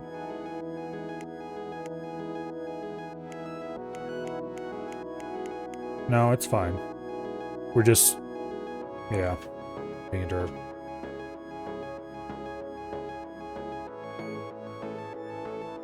Ignoring the carry is fine. Because negative numbers are one larger than positive. Level has 2 byte inputs, 2 byte outputs. Goal is to copy one of the inputs to one of the outputs. This is basically a switch.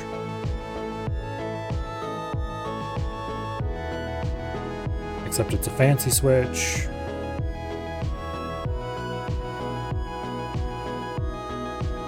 Okay. So we want output selectors and input selectors.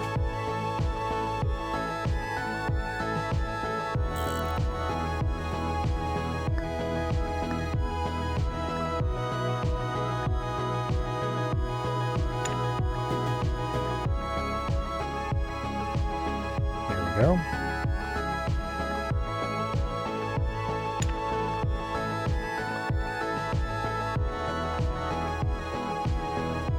That. Okay, yeah. Both of these need to copy to both of those.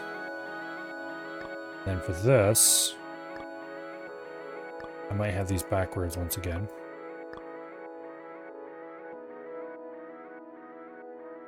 Yeah. They can cross over in the middle. Yeah, that was easy. Saving gracefully. Delay line only allows us to save a value for one tick, but sometimes a component can save a value for longer periods when we build such a component. Okay, we are building a latch. Latches are pretty simple usually. So we have a set and a reset. Sort of. Okay, so this is the action pin.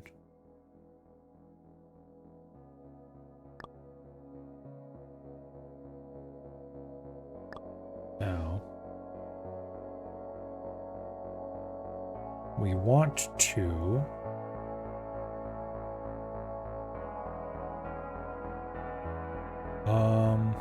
let me think about this.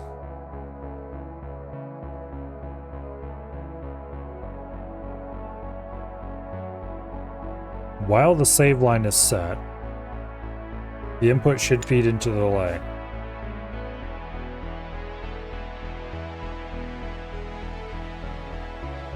So I think what we need to do here is have a pair of switches.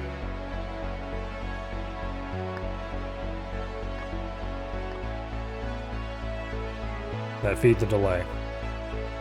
And then the output of the delay gets fed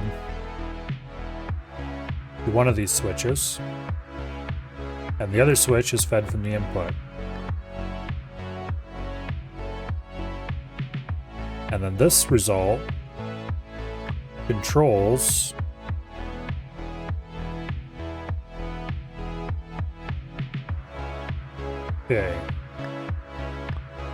controls which one goes through.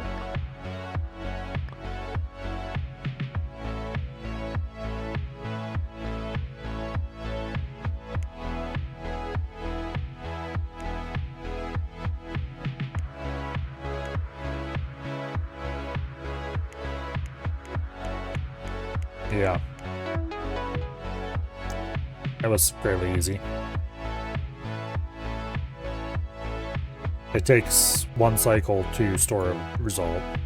Create a circuit that can save or load a byte. When the first input bit is load the memory and send it to output. When the second input bit is save, the input byte, output as enable pin, enabled only on load. Okay.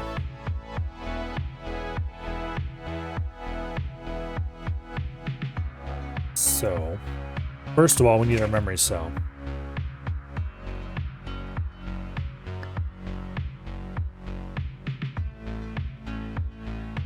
They gave us a handy 1 bit of memory.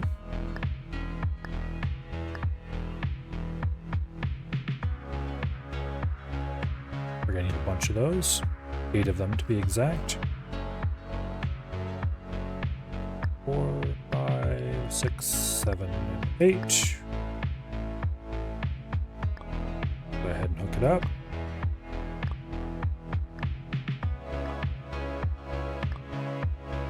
Now,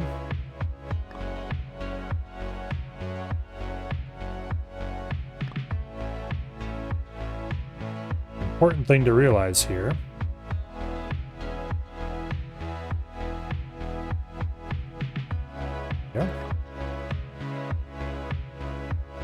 is that the save enable is at the top. Okay, the important thing to realize here is that all the save enables are going to be tied together in a bus.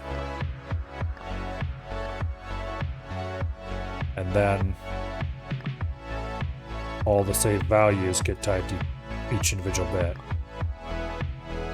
Hello, Colo.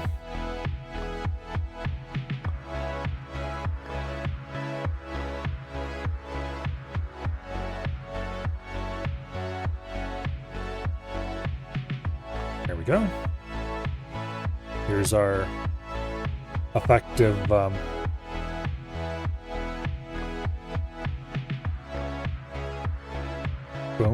like that. Now for you, input 1 is don't save. We'll put that there. Input 2 is don't load. Put that there. I think this is all we need to do. Yep. Alright, that was pretty easy. Just a matter of tying everything together, setting the enable pins correctly, and moving on. Will 5 hours of sleep be enough for you? Only one way to find out. That is something that is best not found out, in my experience. Create a component that can switch signal between 2 pins. Haven't we already done this? I swear we've already done basically this very thing. In this case, it's going to be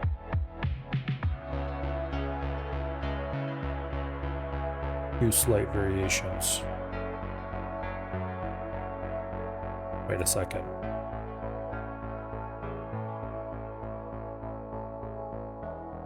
This is being deceptively complicated.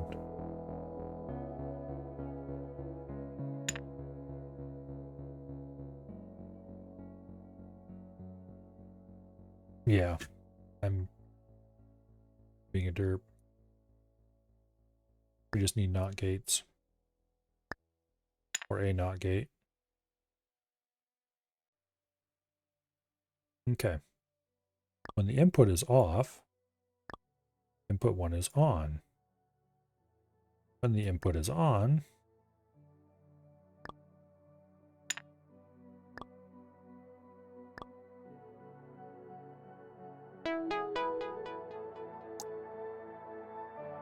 that I don't see the purpose behind that. With 3 bits input, there are 8 combinations to make a circuit that selects 1 output. For each of the 8 combinations, no more or less than 1 bit should be green at a time. Okay.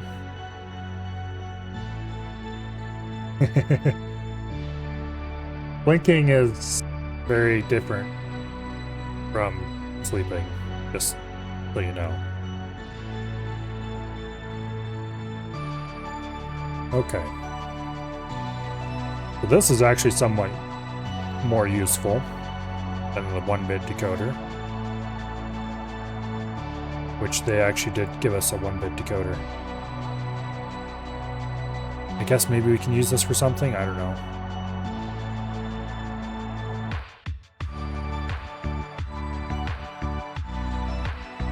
Alright.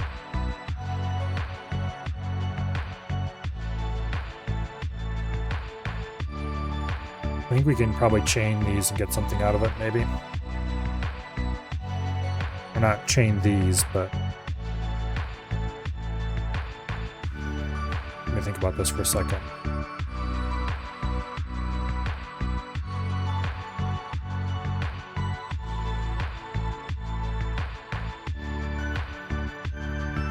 Okay. If they're all on, then the 8 pin is on, of course.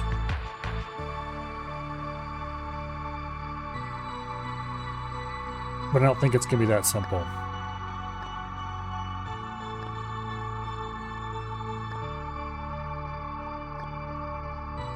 Because we're rapidly going to get into territory of... I think we need to do something like with this.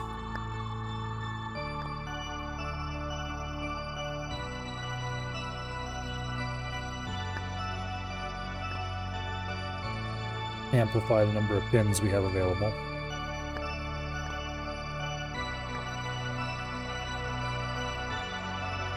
And then, is this actually helpful at all? Question. I'm inclined to believe the answer is probably no.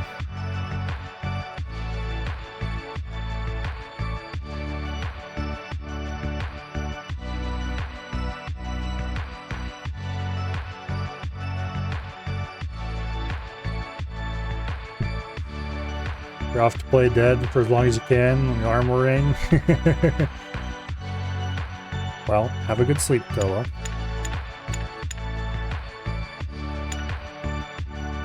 For as long as you have available to do so.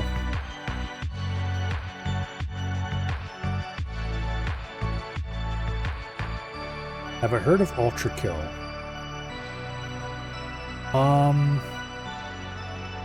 Maybe?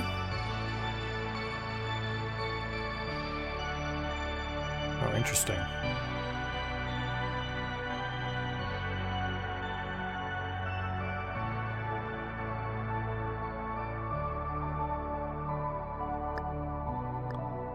Okay, let's do this to start. Boom. That pin is handled. I think we just need to make 7 different... The lazy way to do this is to make 7 different circuits.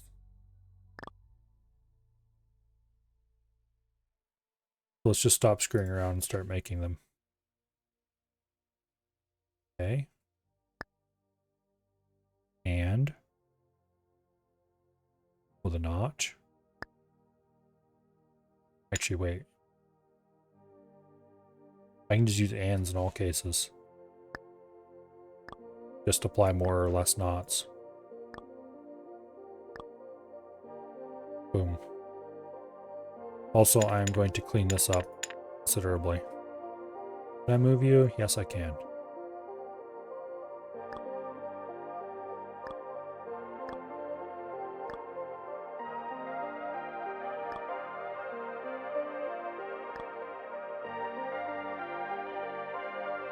There we go.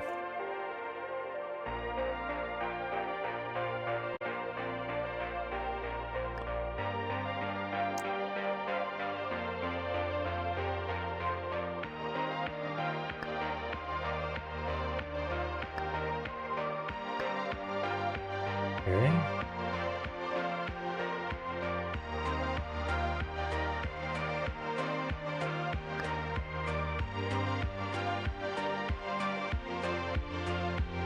It determines the spacing for the AND gates to make everything line up neatly.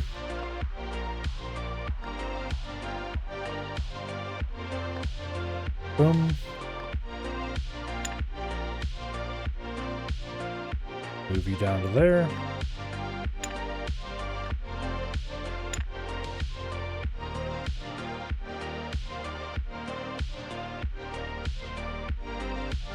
Of course, we don't want to do that.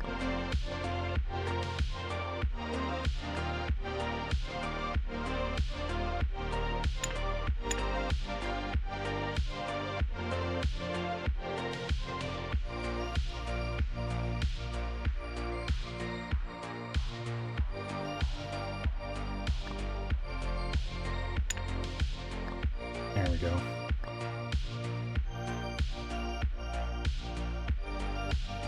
Wait. No, okay, that's correct. It'd take you forever to understand this game. Once you understand it, you never forget.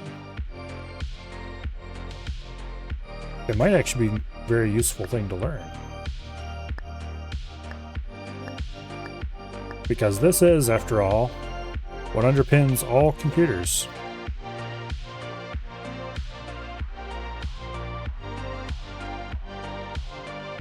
I guess it would depend on how interested in what makes a computer tick you are. I don't know about you, but I am very interested in what makes a computer tick.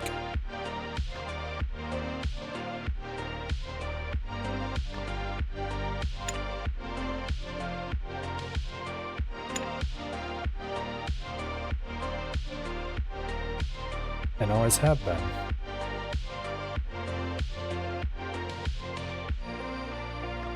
Okay. Now that we've neatened this up considerably for unknown reasons. For 3, let's just go ahead and place all the AND gates, or not gates, I mean.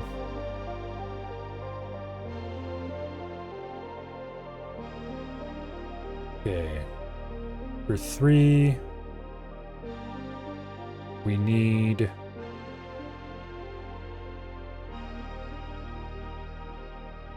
Wait, I'm working backwards. We did 8, then we did 7. So this one's 6. We want the middle NOT gate. Then 5, we need the top 2. So...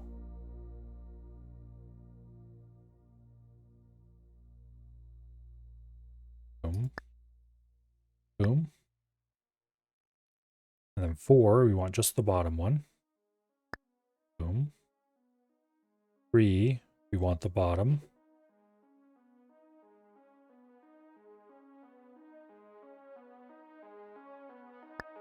The top. For 2, we want the bottom 2. And for 1, we want all of them. Now, we draw connecting lines, which I really hope I don't screw up. Let's do these first, so I don't forget them.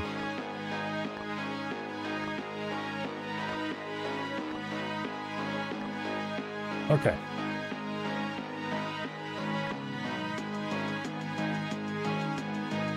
Also, I just realized that these are definitely wrong.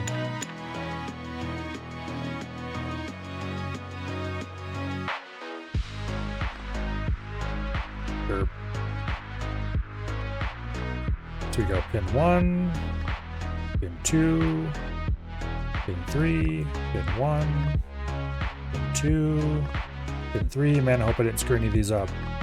Pin 1, pin 2, pin 3, pin 1, pin 2, pin 3, pin 1, pin 2. Okay.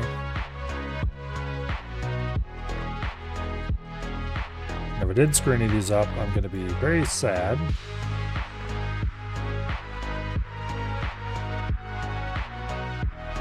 Okay.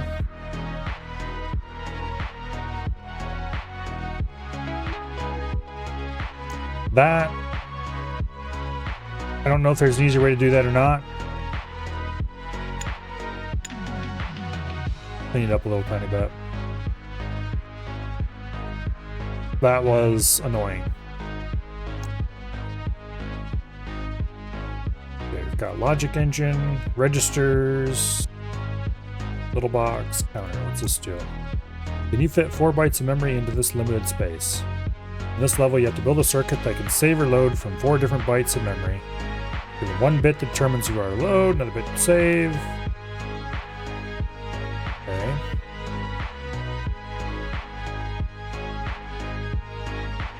Have an 8-bit register.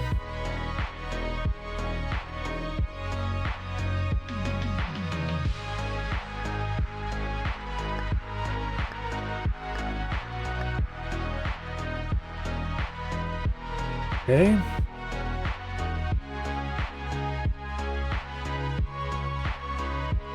I guess we have registers A0, A1, B0 and B1. And the bytes.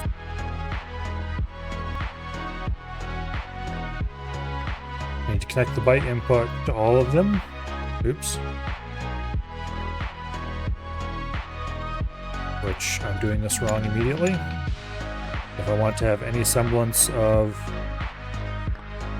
being able to keep track of what these things are, I need to keep them neat. Okay.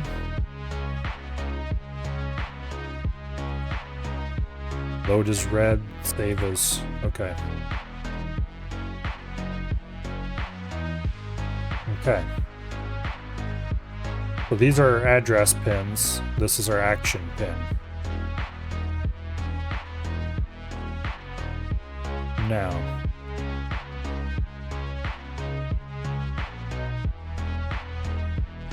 input 1 is our load enable.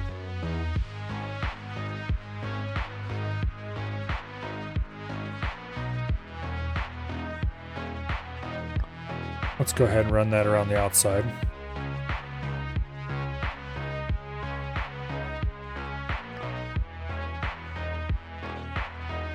Just to keep it out of the way.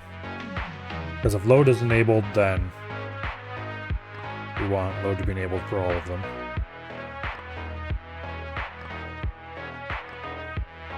I think we can just run all of these together.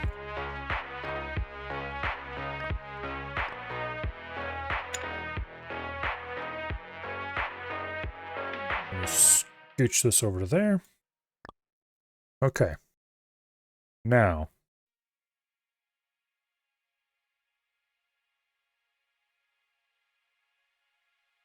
we need to work with 1-bit stuff here. Need switches.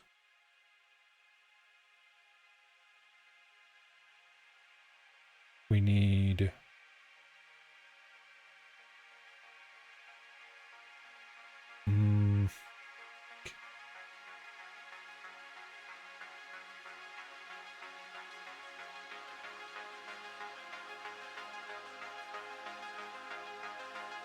it's gonna be a pain in the butt.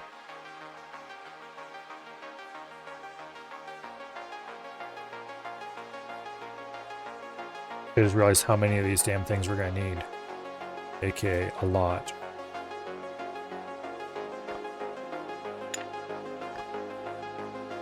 Let's neaten this up even more. Okay. What we need to do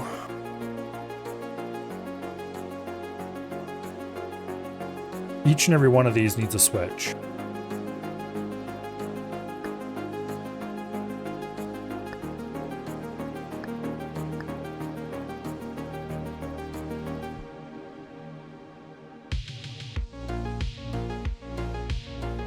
And then we need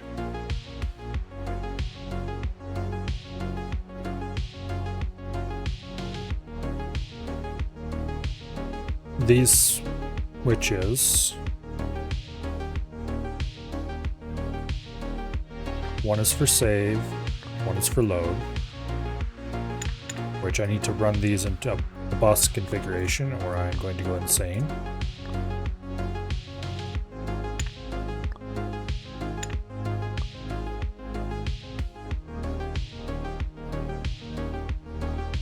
Okay.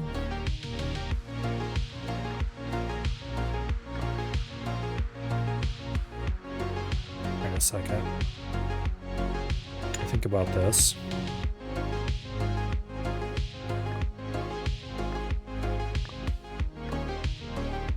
Okay. So this one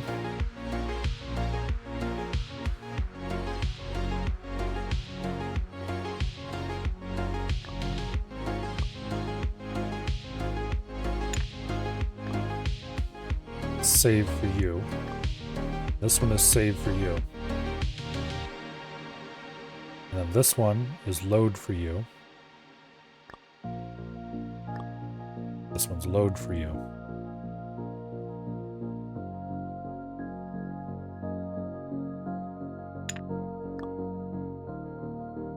See if I can move these closer without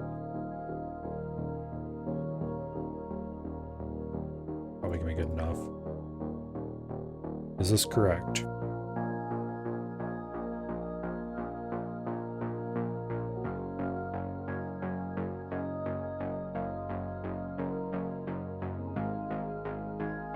Yes, maybe. Okay. Then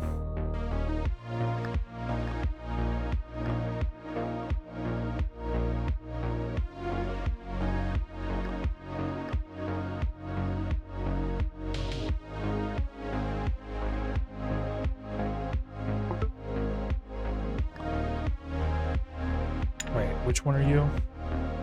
Input A. This is the bank select. Select bank A, select bank B. We don't want the bank select.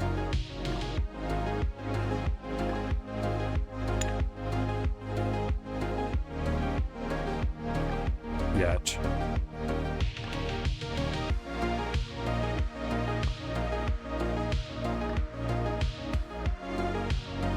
Okay. There. This one is the 0 or 1, the actual address.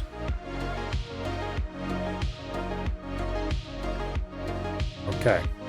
So this one determines whether or not we send a signal to bank A or bank B.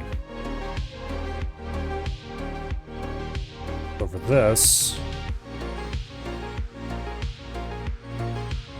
can I copy and paste? Yes, I can copy and paste. Good. This would be absolute insanity without the ability to do that.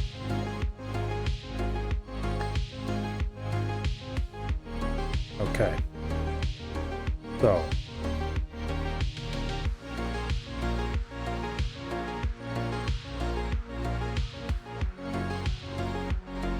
These two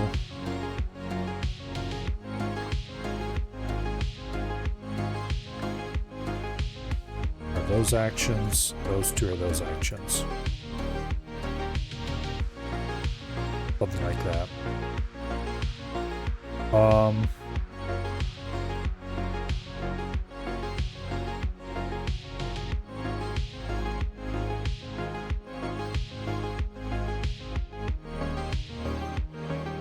This is not particularly difficult. It's trying to fit all this shit into one tiny little area that's the problem.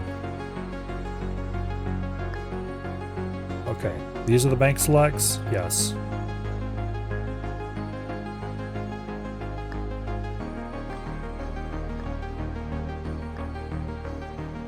There we go.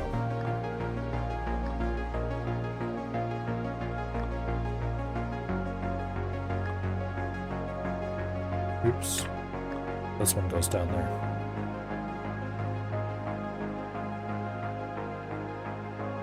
Okay. Now.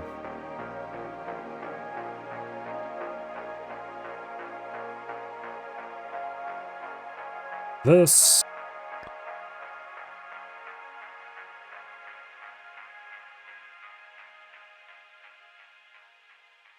A second.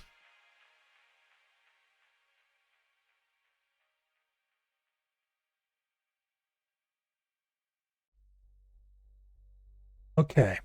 Let me think about this for a second here. This needs to connect to that. This needs to connect to this.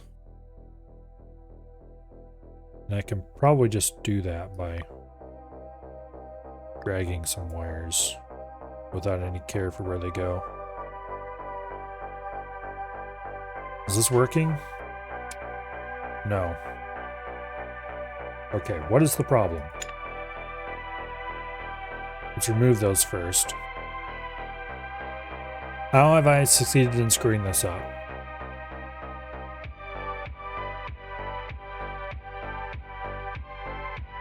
Okay.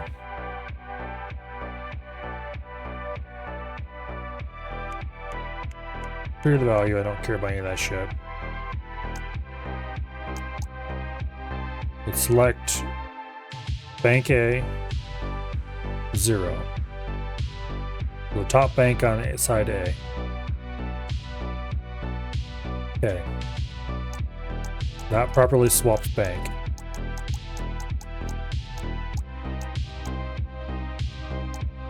If we set load,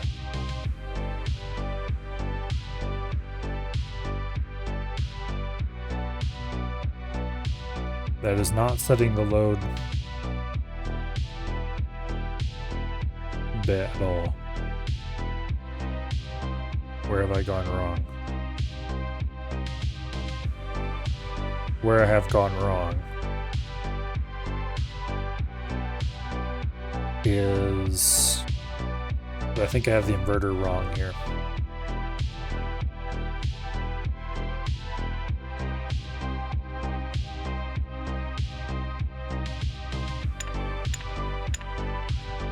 Okay, so these are the load values.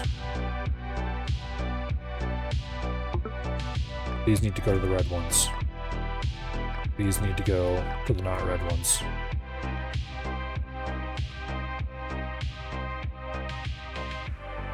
This one is correct, apparently. Okay. When save is set,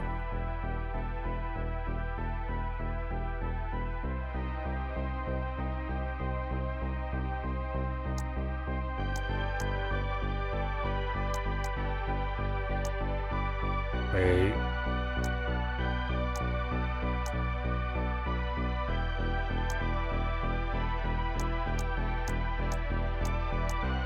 No. Something screwy here.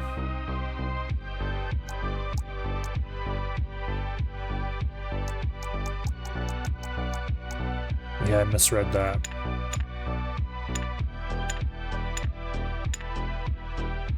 Okay.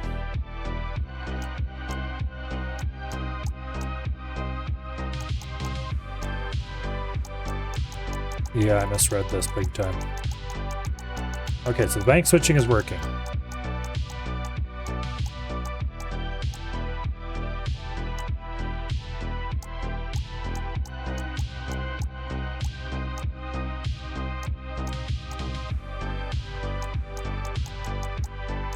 Address selection works. What does not work is action selection.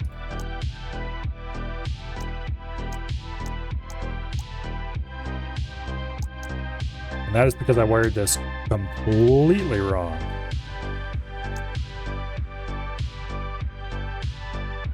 Okay.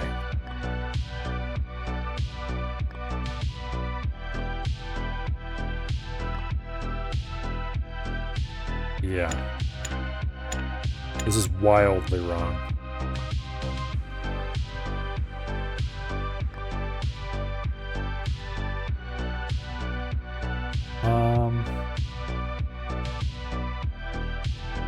That's correct.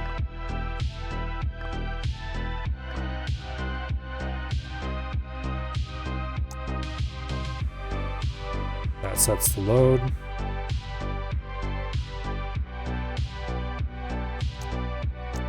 No. Yes, no.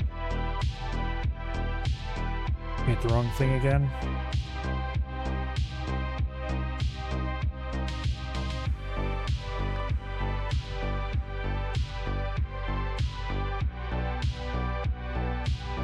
I hooked it up wrong, that's what I did.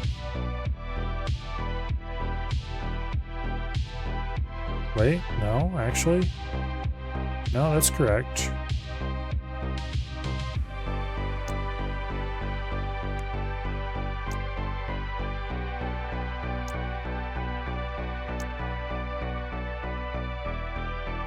Okay.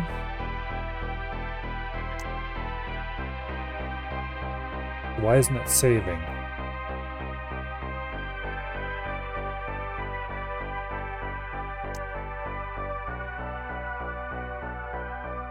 It should be saving to here.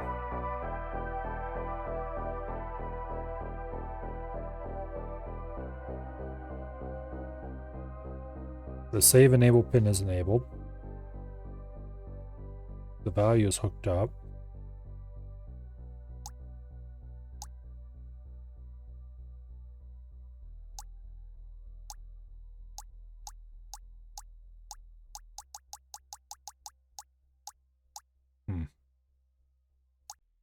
Swap to the other bank.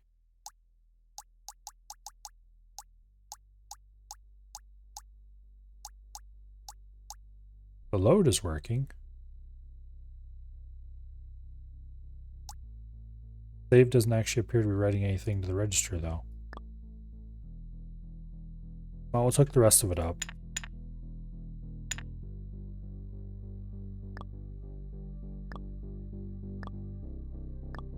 Okay. So the top one is for load. The top one is for load, okay. This is becoming a total rat's nest. Despite my best intentions.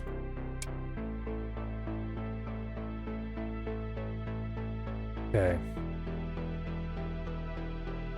Why is there contention on this line?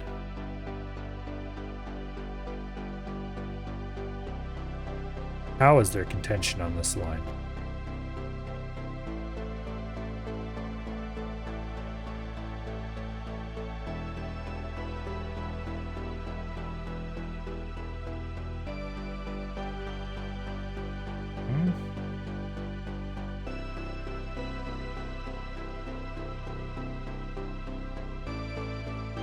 How is it in a state where both of these are lit? It has B selected.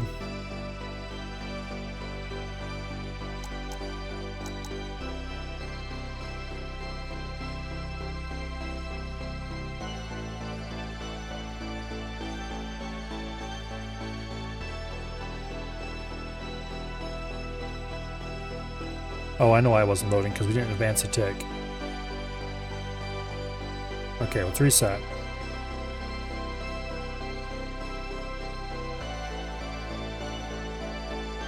Okay. Reset 1. Reset save. Advance a tick.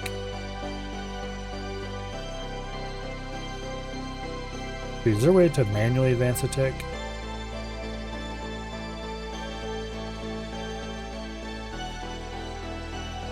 I don't see one.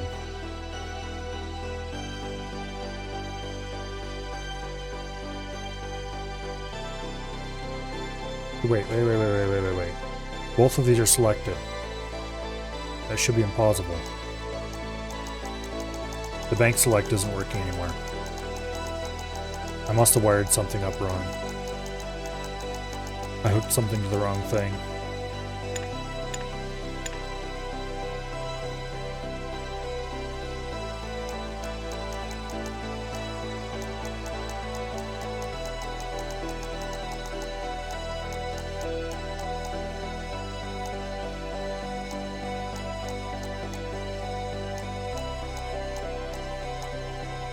No, worse than that.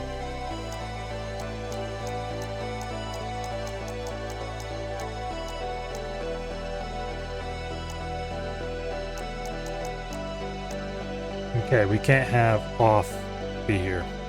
We don't want to use switches in this spot for the bank select. We need to use AND gates, which really is going to hurt a lot.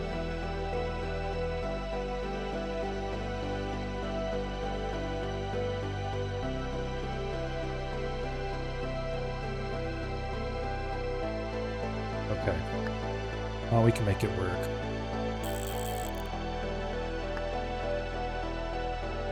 Okay, you are the bank select. And you are which bank to select? No, that's not right. This isn't right at all.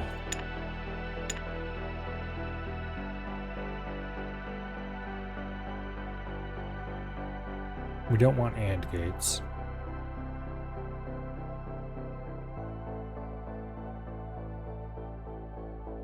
Basically, we want... Actually, we do want an AND gate. So to select the B state,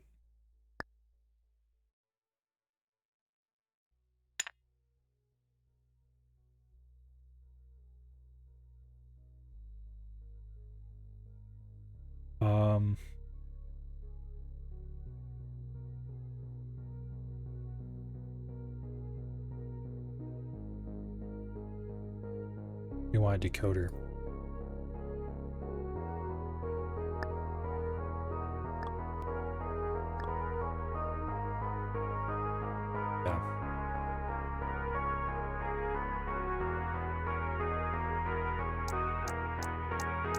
You want decoders for this. Because the switch is, I think, a decoder maybe?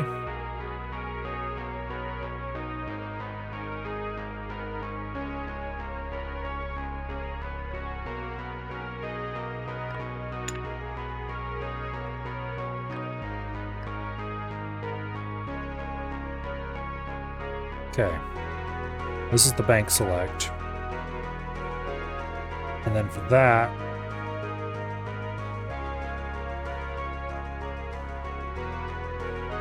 we need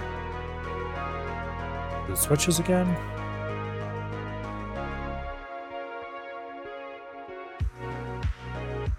No. We very specifically do not want switches for that.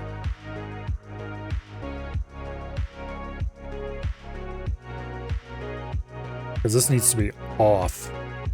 This needs to be on when this is switched.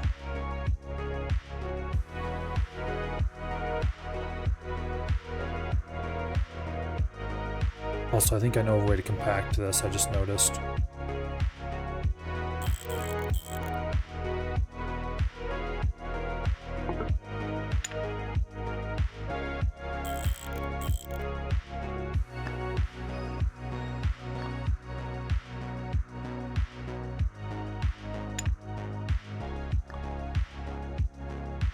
There. But assuming I can draw a line across there, which I can't actually. But I don't really care. Future me can figure that little problem out.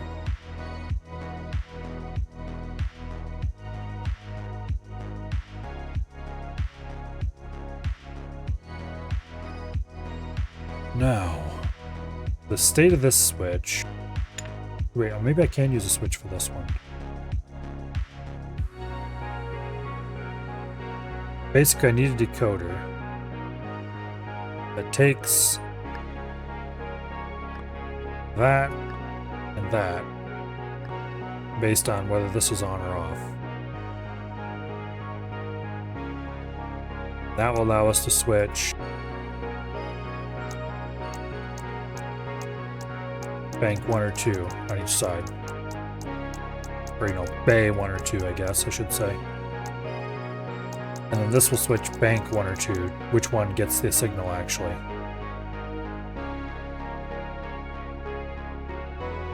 And for that, I kind of want to use a switch, but I think the actual solution is a decoder because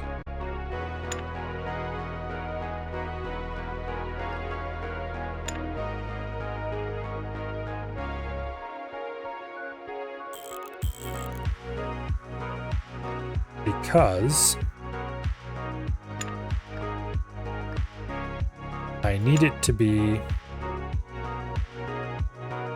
very strictly on or off, but not both.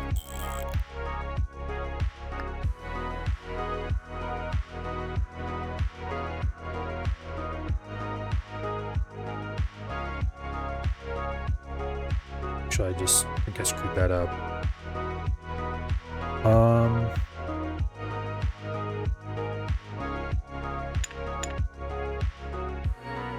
About this for a second. Not how that hooks up at all.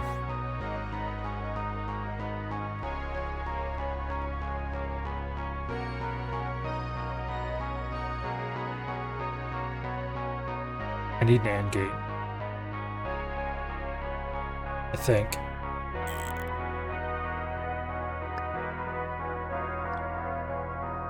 Because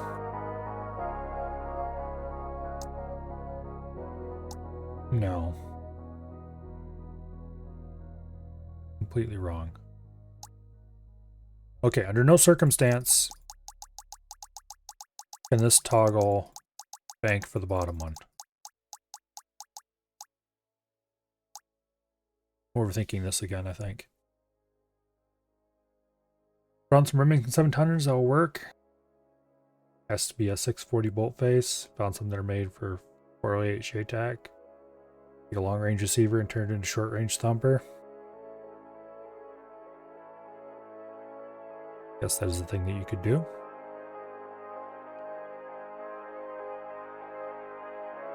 I might move these a little closer to give me some space. It's the tiny space that's making this super annoying.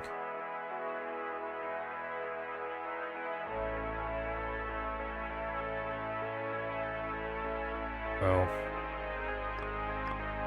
Well, this is annoying.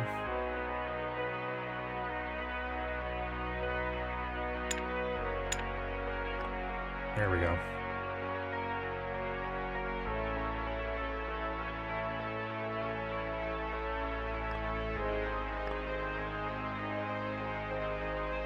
Go ahead and move this in. So.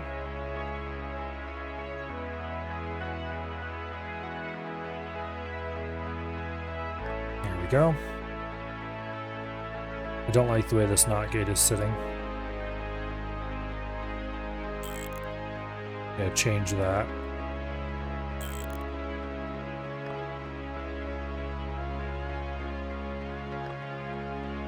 There. And then these pins are available. Connect to. Specifically, the top pins need to connect to the top pins, the bottom pins.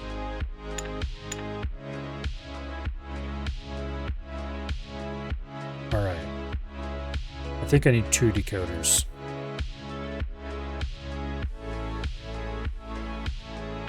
And upon second thought, I don't need this NOT gate at all.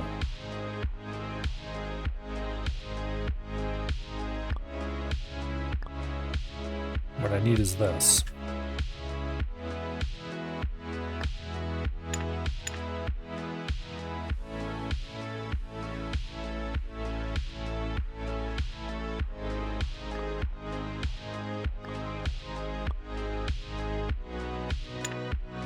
Yeah.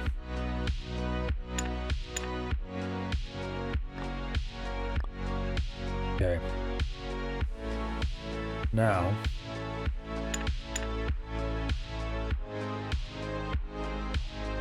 then we need switches.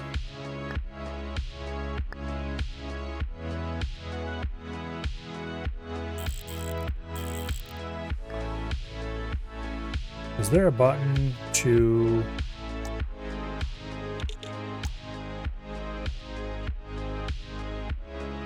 flip something? There's rotate. But there's no flip. Okay.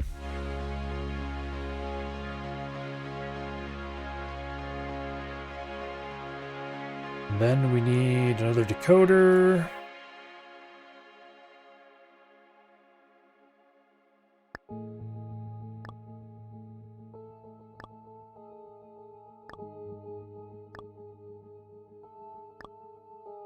There.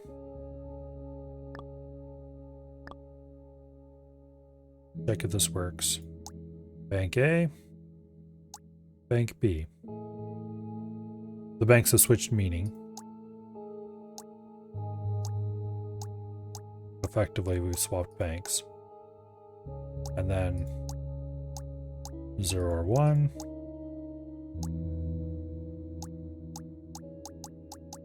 Okay. Now, I do still see a problem with this. Namely,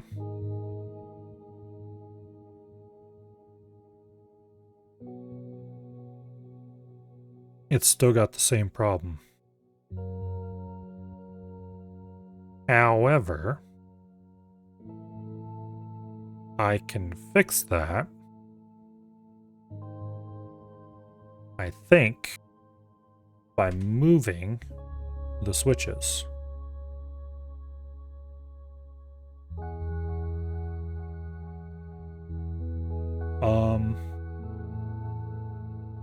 Boolean logic is incomprehensible? Quite the opposite. This problem is that there's not enough space. If there was more space, this whole problem would be very simple. I think I can make more space, though.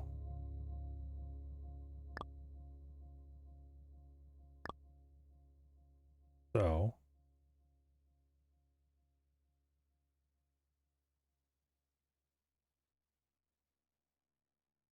let's do that. We're compacting this a good bit. Okay. So the problem here is that my bright idea of hooking the decoders up directly, like this, is bad. We can't do that. Because we need the unselected bank to be off. Whereas currently the unselected bank is on. The unselected bay in the the selected bay in the unselected bank is on, which it can't be. So, what we need to do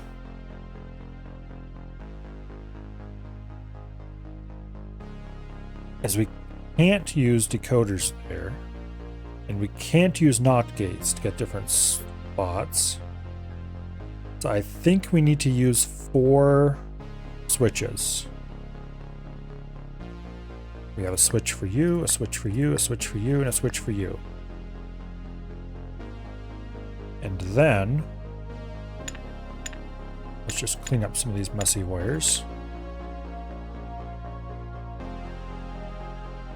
And this decoder input turns those 2 switches on, which enables those banks. And these decoders turn these 2 switches on. And then we put our NOT gates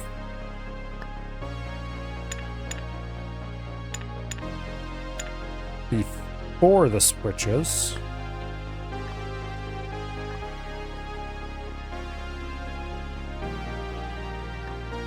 Yeah, this is looking much more like the actual solution, I think.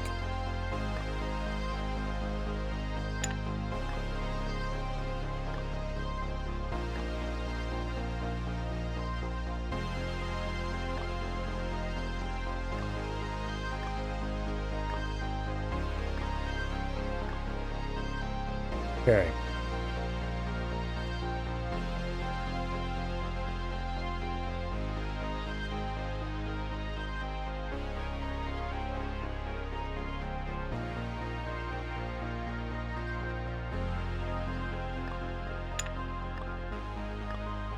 This will allow us to select bank A or bank B. And only the appropriate one in the bank will be selected. Now currently this doesn't connect to anything, but that's the easy fix. This needs to connect to these 4 pins. So, boom, oops, boom, boom, and boom.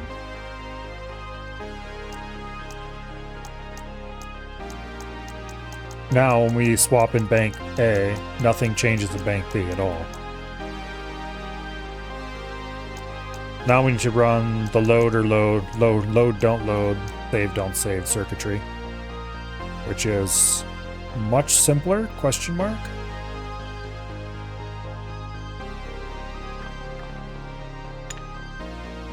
Let's grab this, we'll move it inward as far as we can.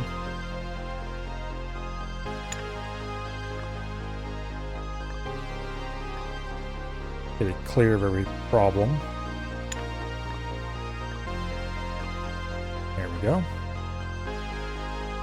Grab this. Also move it inward. And hopefully that'll give us enough space. Move that back a little bit. We get a proper bus going.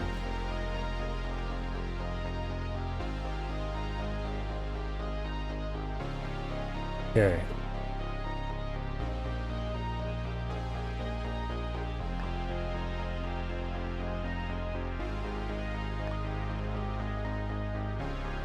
So the top one is load or notch, which connects to there.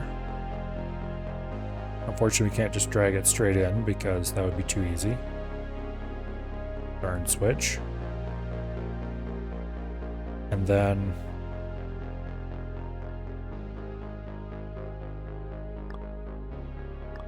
the next one is save.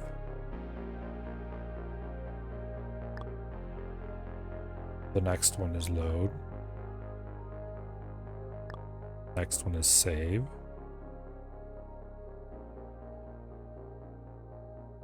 And this one is load.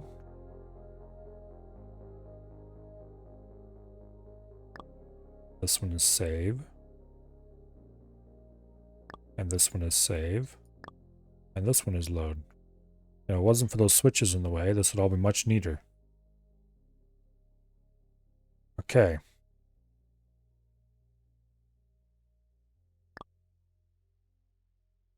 Who is connected to who that can't be connected to where? Everybody. Okay. How are these connected to each other?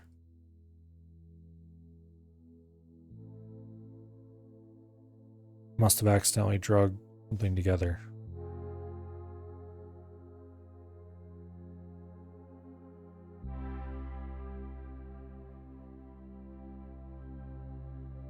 Okay.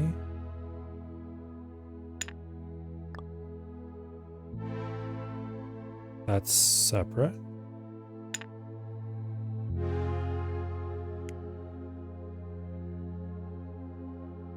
How are you feeding both of those?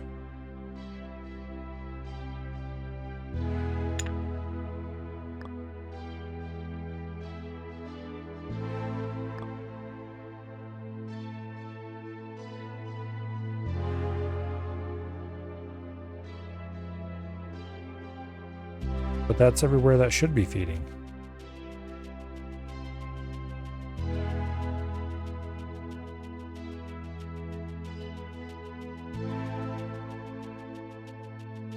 Okay.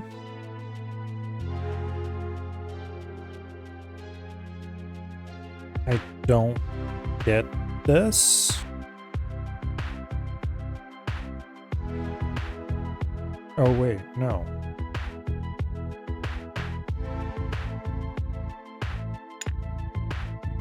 Yeah.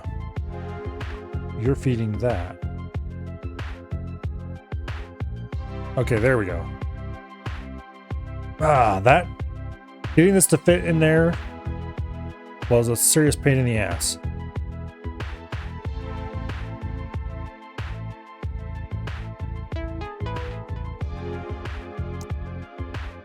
Basically, the whole challenge for that was its size. Okay, so this does counter. That counts increments once per tick. Additionally, there should be an option for overriding the counter with a given value. You're given 2 inputs, a bit and a byte. Bit should toggle between counting and overriding. Okay. So for this, we want a adder, which is one way of doing this. Not necessarily the best way of doing this, but it's a way. And then we want a register.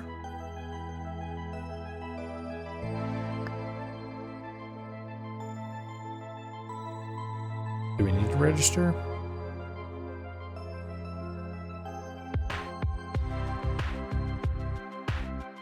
don't have load and store values. If we output the counter directly, we don't have a carry output. Okay. When we feed the counter back into itself through a delay, do we have an 8-bit delay? No. Okay, I guess we are going to need a register then.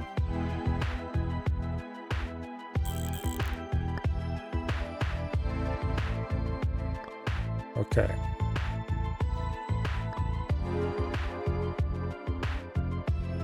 Feed that into the input. We'll add an on signal as carry. That gets a +1. We will add an input as the store. Effectively, we're just using a memory cell as a 1-cycle delay. We don't need to do anything with the output of this. I think we do need to set the load as well. Yeah. Okay. Now, when this is on,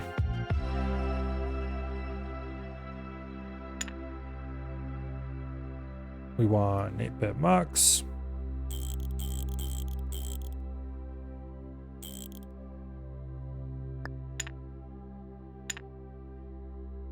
Boom. Okay, normally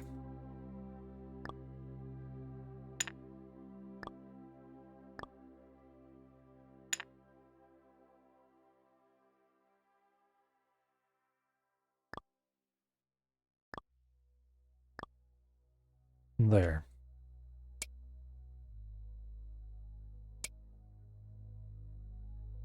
Desired output 0, current output 1. Okay. So we actually want the output to be pulled from here.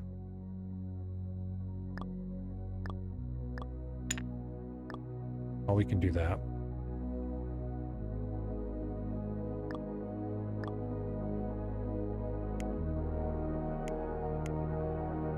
Overwrite with 33. Boom. Overwrite with -77. Boom. Okay, looks like it's correct. I was worried that I had the state inverted for, we gotta call it, the input. Okay, logic engine. Create a device that can AND, NAND, NOR, and AND 2 inputs. Third input would be instruction. Okay. We're just basically building the beginnings of an ALU. Except it doesn't have the A part. It's just an LU.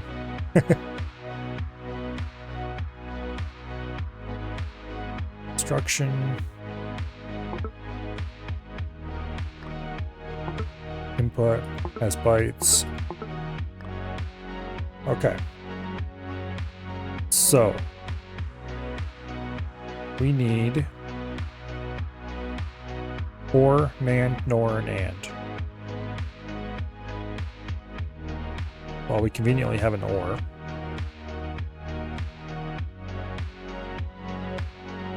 We do not have an AND? Really? That's actually mildly annoying.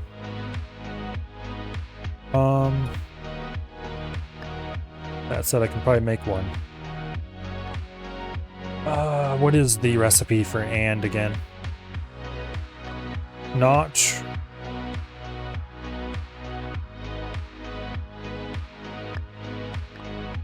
Here, I should play around with this a little bit. Using the basic OR gate.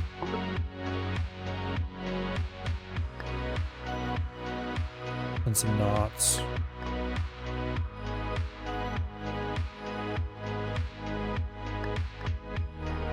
Okay. And then it's not on the output again. Like that.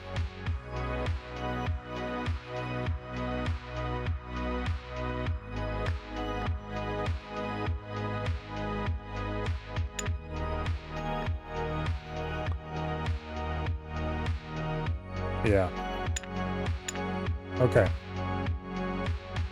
Well, this will get us an OR. Or logical. Okay, this is logical. 8-bit logical AND right here.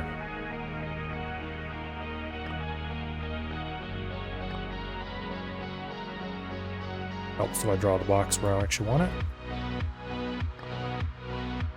Okay, 8-bit logical AND. Boom.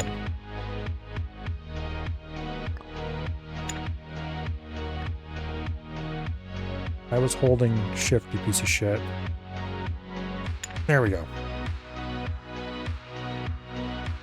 8-bit logical OR.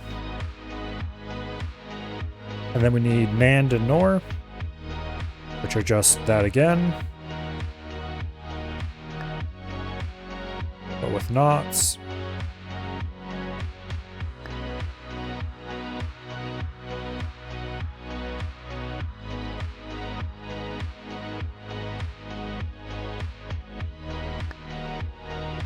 Okay. Boom. Okay.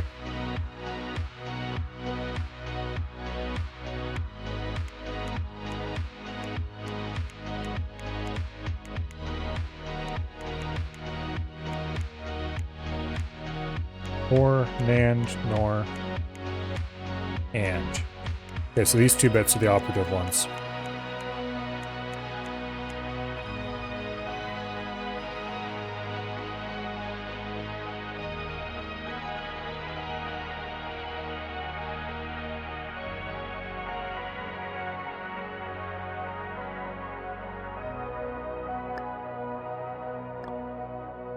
Okay. Bits 1 and 2, I assume those. Yep. Okay.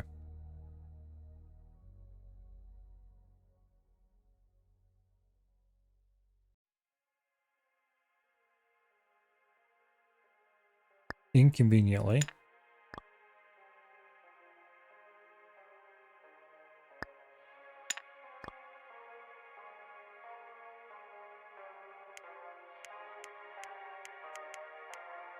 That's not right, but anyway.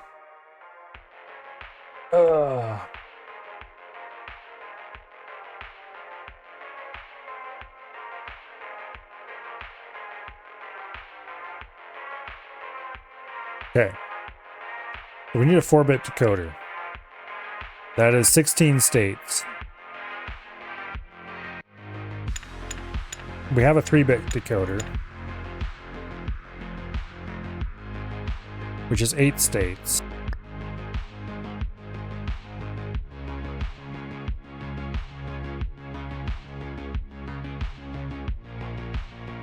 So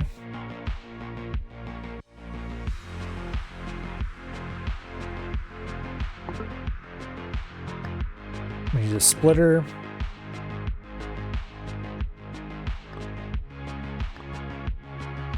Actually, wait, no. No. Okay, this will work just fine. We only use... I'm being a derp. I'm thinking not correctly at all. Alright, this will work. This should get us our instructions. Stop that. Allow me to move this, you piece of shit. I know I can. Okay, there we go. So there's our instructions. These 4.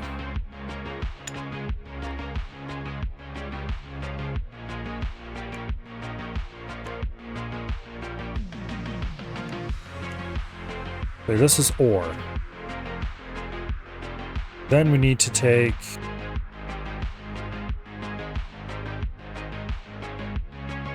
and switch, or do we want a muxer? Basically what we're building is a pair of muxers, but more complicated ones. We want switches. build ourselves an instruction bus here. We have plenty of room, so we should lay this all out fairly large. Also, if I click on this one, I can't move it, but if I click on this one, I can move the whole group. And that annoys me. Anyway.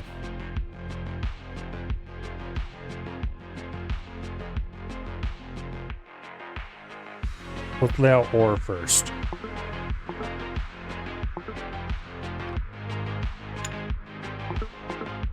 I can't move that unless it's part of grouped to something. That's impressively stupid. Get on my face.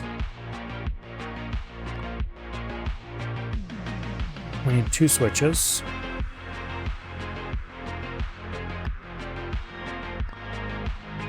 Like that.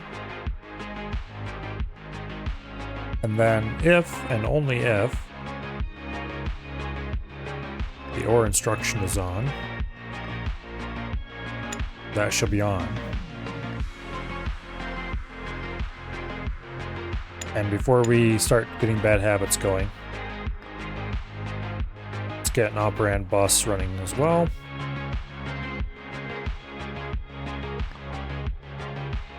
Thankfully we can cross wires without any kind of insanity.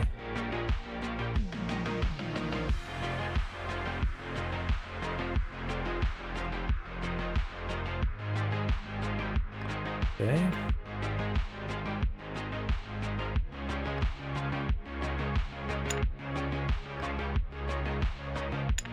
I just said thankfully I can cross wires and then it has to be weird.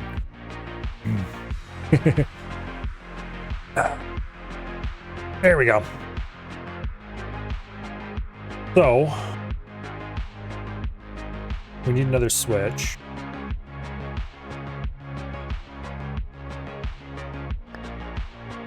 This will accept the input at the end of the chain. And once again, if and only if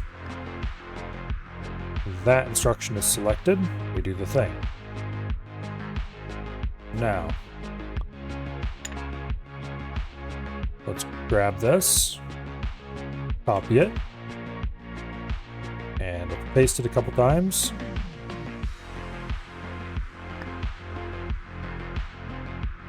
Deleting the ore.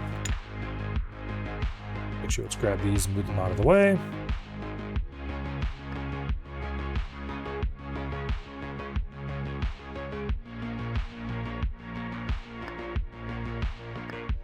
Go.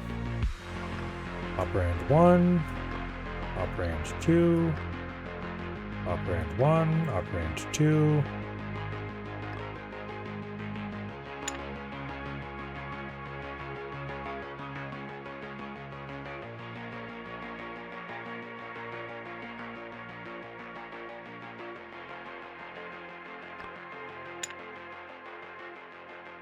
Let's move both of these.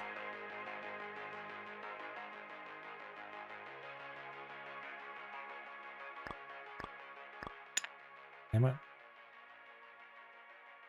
Let's move both of these.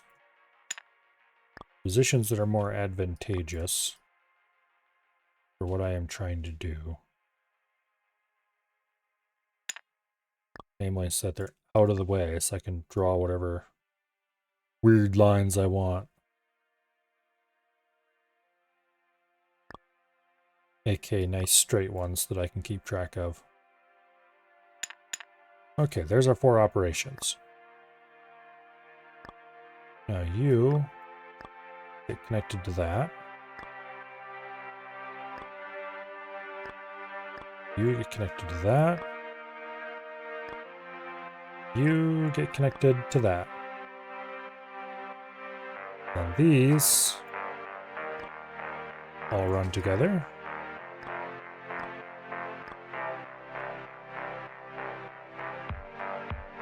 Boom. Into the output. And then we just need to move our operations into place.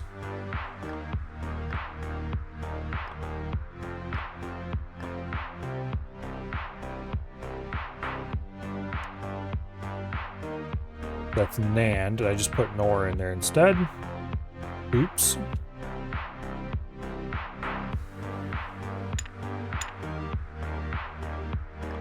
Okay, so we want not and,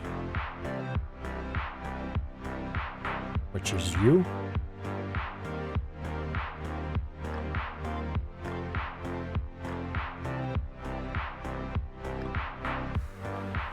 Boom. And then this is and, which is this little monstrosity.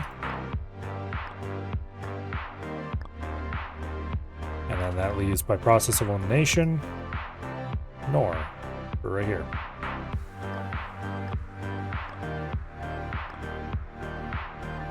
Before I test it, go ahead and move all these together a little bit to clean it up some. And there we go. I'm going to do some more moving. Boom.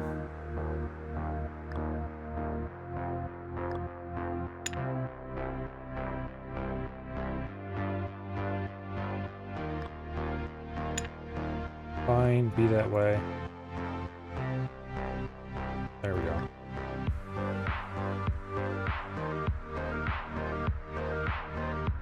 And you two can also move inward.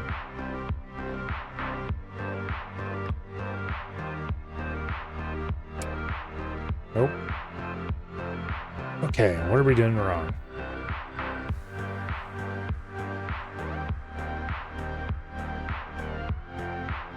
He wants a nor.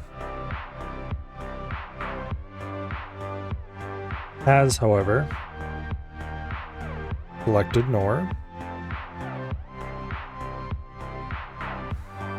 The output is not correct for nor. What?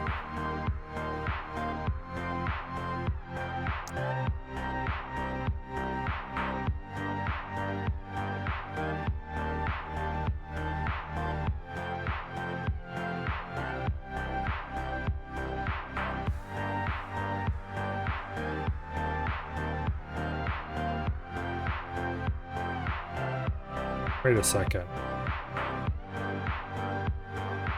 That's not correct.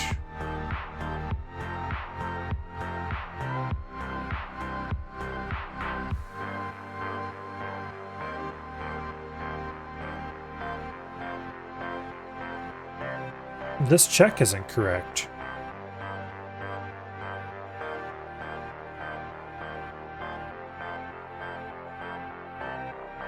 Because nor should only... No, wait, no, that's correct. Just... Okay, why is this outputting incorrectly then? It can't be.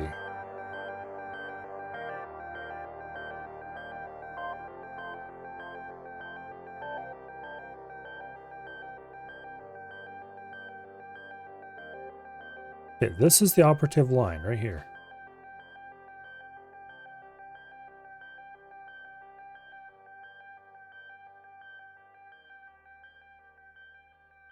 Receiving.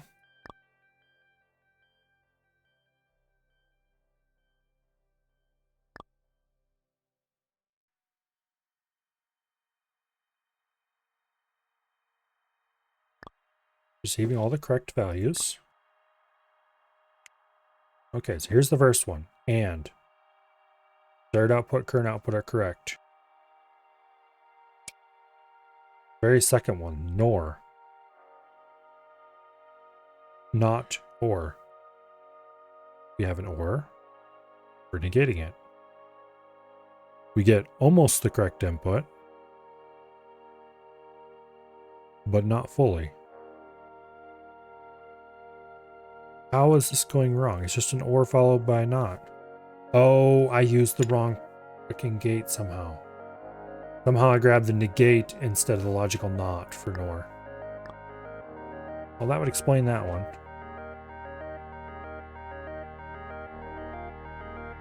Okay, do I have any other weird negates that snuck in instead of nots? No, I don't. Alright. So we've got unlocked bitwise, 8-bit, and, nor.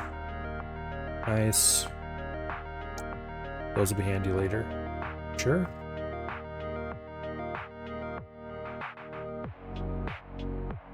We're getting shockingly close to working computer level. So now we have a choice between arithmetic engine or registers. Let's do arithmetic engine. Add addition and subtraction to your circuit. Ooh, okay, we get the existing circuit.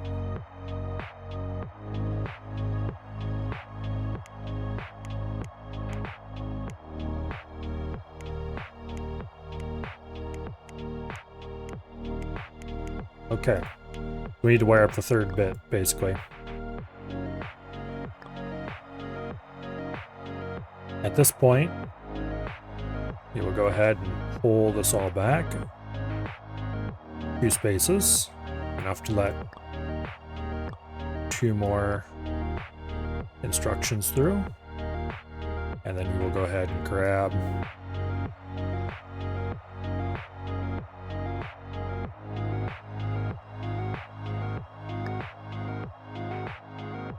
a few more of these.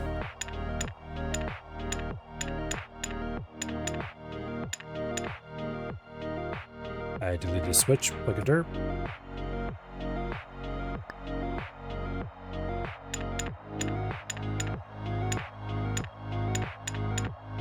Okay. Wire those up.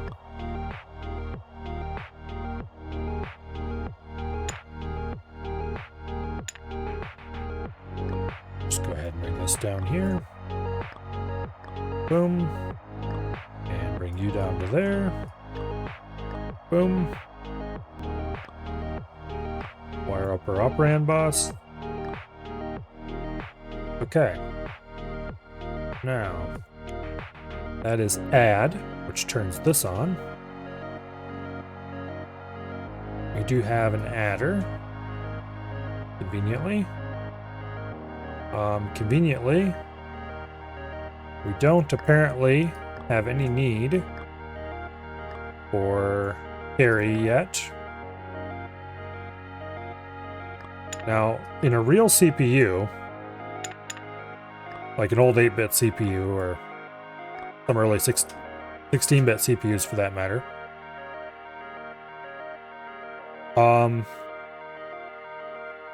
adders, stuff like the carry bit, was often stored in a special register called the flags register or something similar to that. Okay, we need negate. So subtract. We negate the second operand.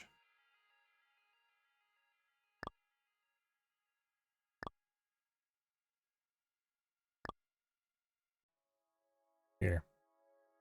Go ahead and set it to subtract. Okay, input 1. We'll set to 1. Minus 1, 0. 3 minus 1 is 2. Okay, we've got subtraction working already.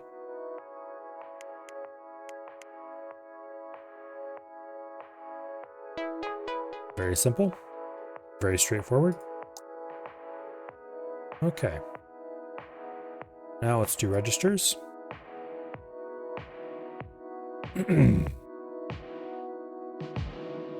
actual Turing complete machine. Well, to be Turing complete, a machine technically would need infinite memory, possibly.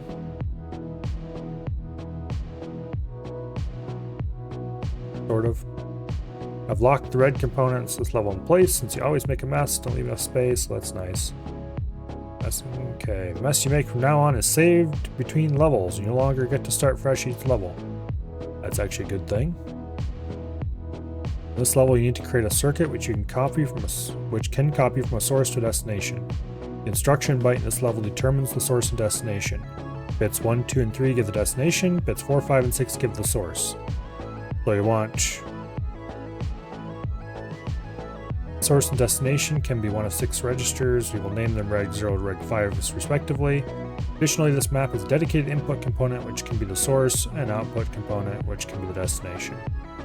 That's nice. These are the bit patterns for each source and destination. Okay.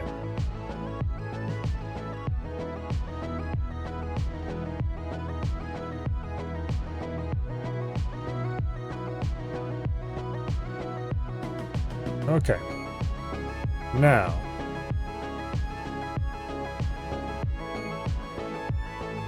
This is starting to get more complicated very quickly. However, it is still not too complicated.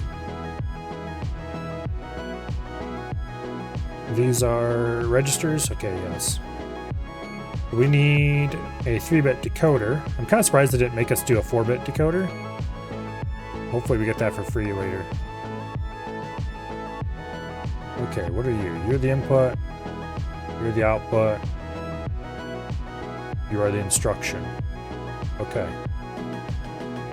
The instruction, we need to go ahead and split up. And then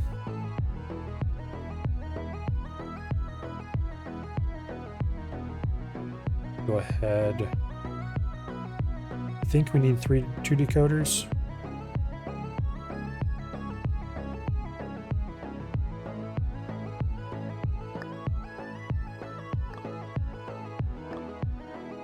It's 1, 2, and 3, 4, 5, and 6. We're leaving 2 alone. Okay.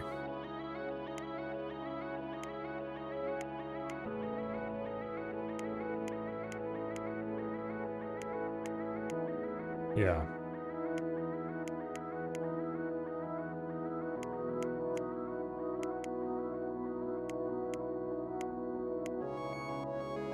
Okay.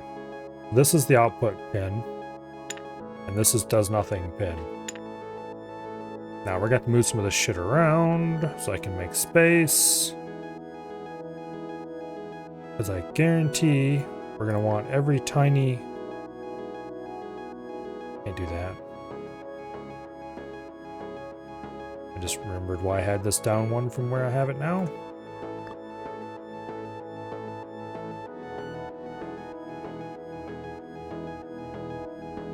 Go. Now.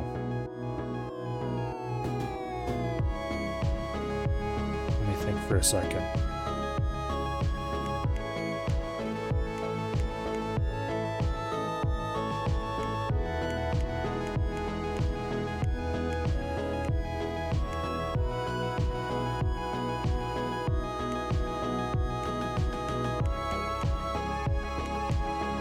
So these 3.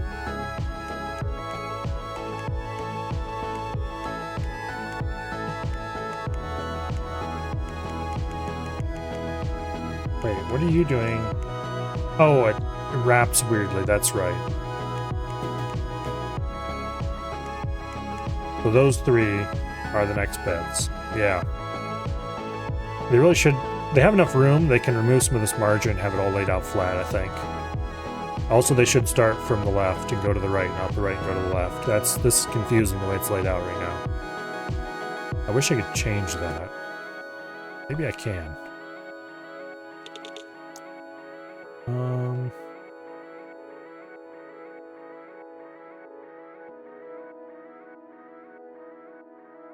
Doesn't look like it. Alright. That's unfortunate. So for this, we want plenty of space. Then...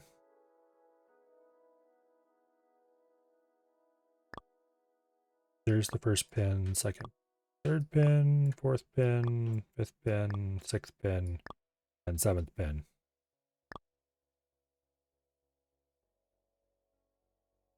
Boom.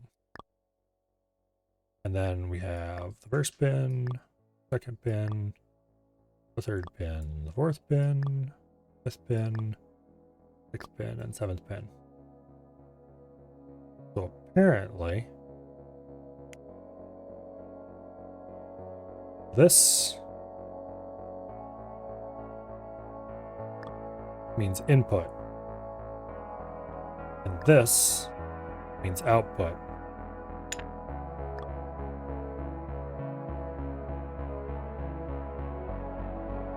Okay. So this is the input, this is the output. So the input pin is enabled. Okay, which was which again? This is the output, this is the input. Okay, good. We'll just run this down around it outside of the level.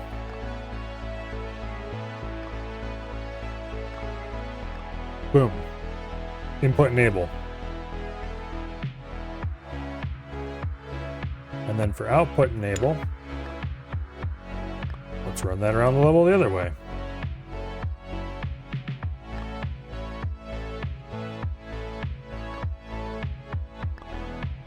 Boom. Output enable. Alright. Now the remaining of these is the instruction bus.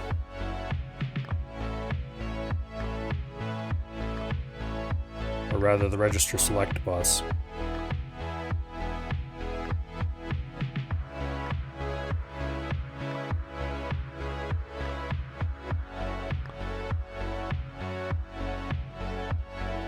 Okay. So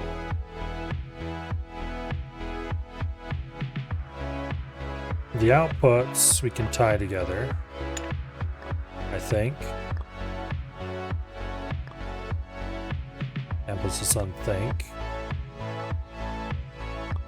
I'm probably wrong about this, but let's just do it for now.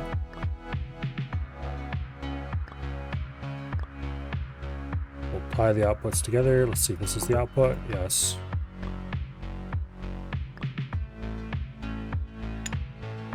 Boom, boom, boom. Okay. The outputs are tied together.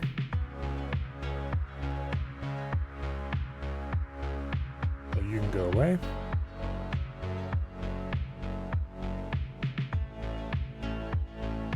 Now,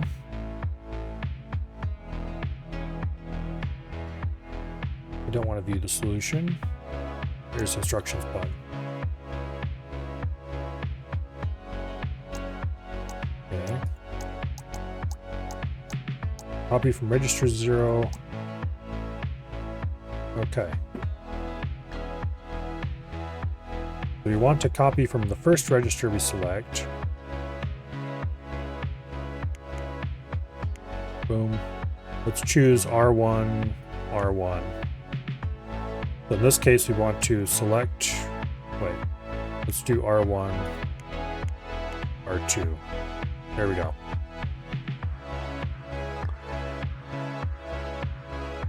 So in this case, we want to copy from register 1 to register 2 with zero-based indexing. So from this register to this register. This is the load select, I think. I should have drawn all these lines down to the bottom to start.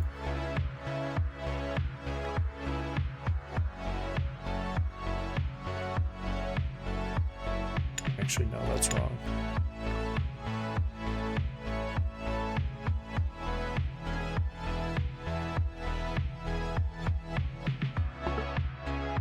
Okay, these are the load selects, I think.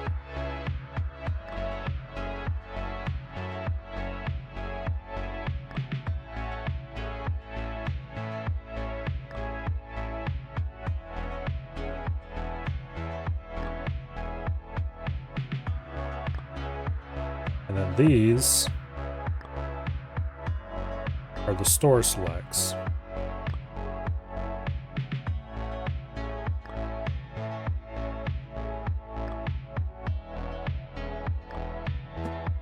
Boom. And then we run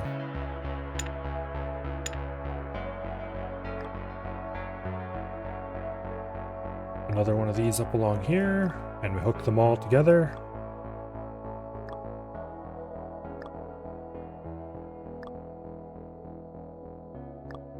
We hook that to there. Now, this line needs to be replaced with an 8-bit switch. Boom. Because we only want these tied together.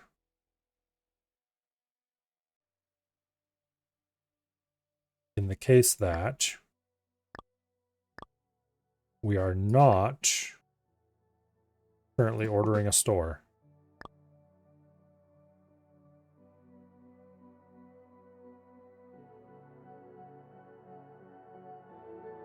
I think that's correct. I think this is all done, quote, end quote.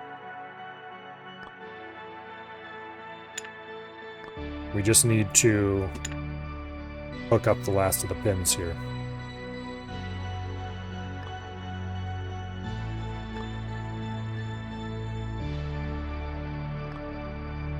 Boom.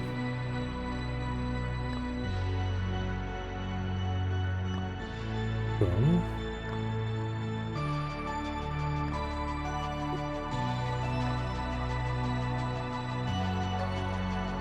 Boom. Okay. I think we're done. No, we're not.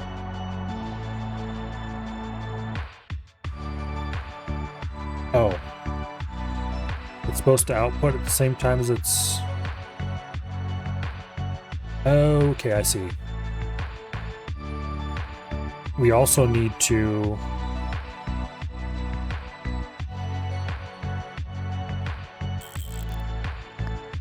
have a copy cross over. Except we can't cross over because then fun circles.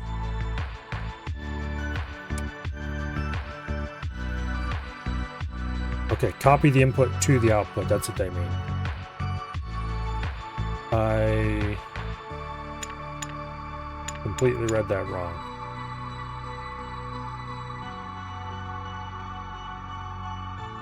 Okay.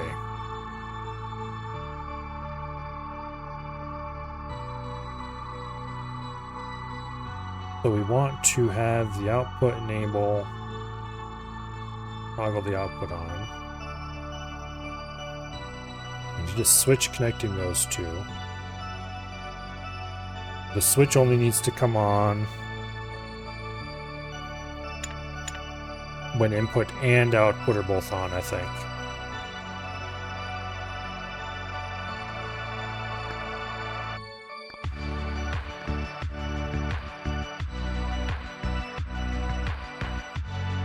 Okay, and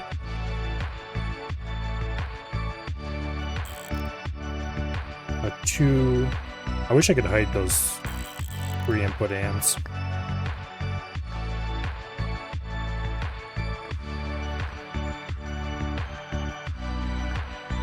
If input and output, then copy input to output.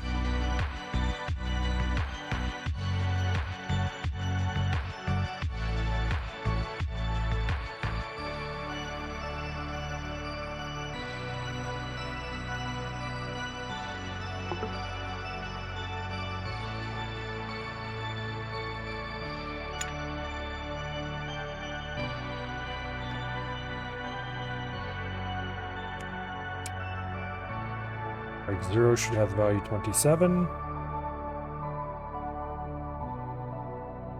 Reg 0 has load set.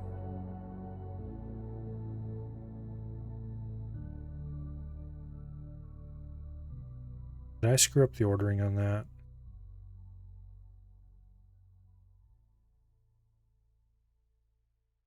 If I did, I'm going to be annoyed with myself.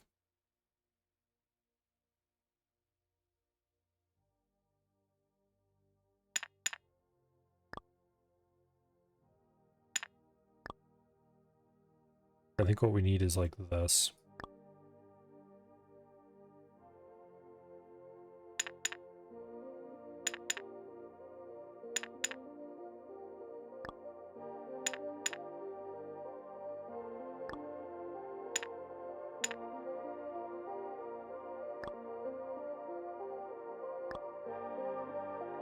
Okay.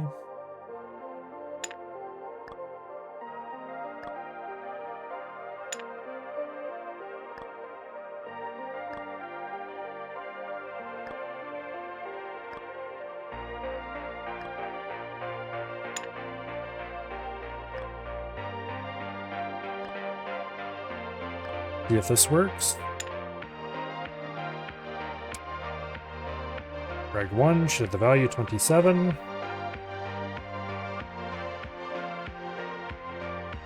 Okay. No.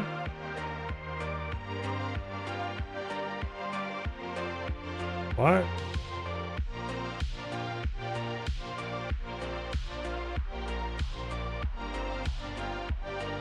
Copy. Register 0.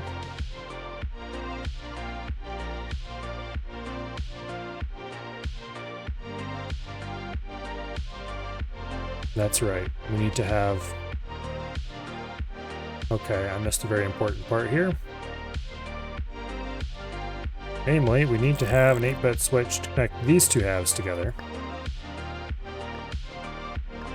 And that switch needs to be on whenever the other switch is off. Also, why are you complaining?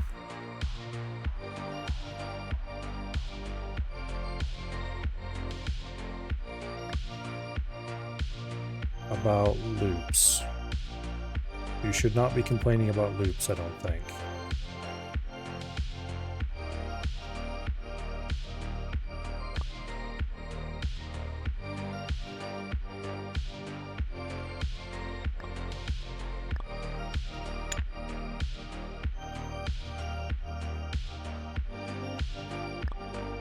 Damn it. Let me move the damn thing. Okay.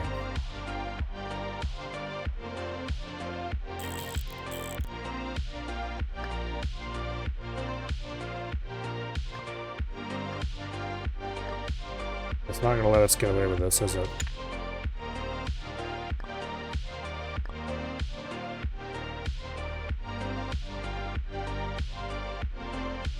Wait.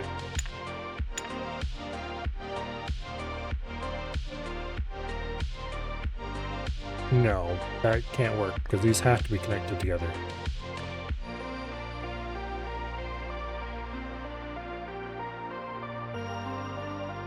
Except not really.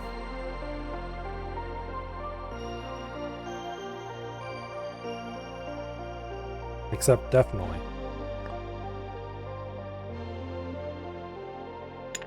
What am I doing?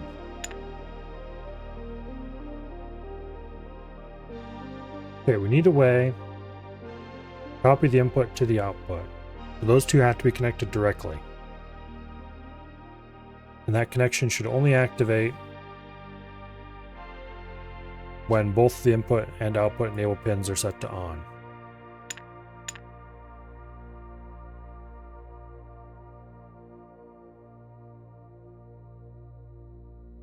So that's why we had this here.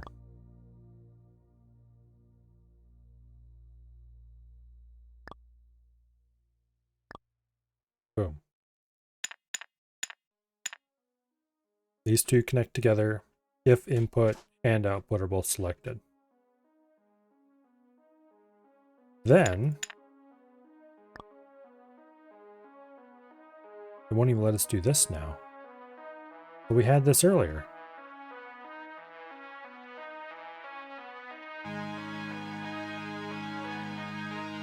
Apparently not.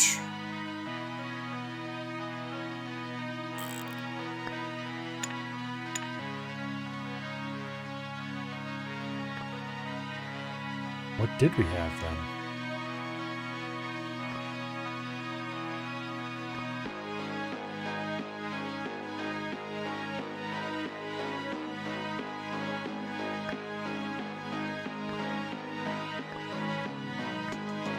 Okay, whatever.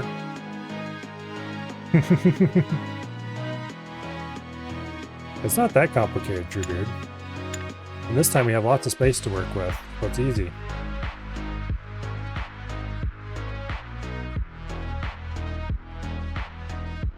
All right.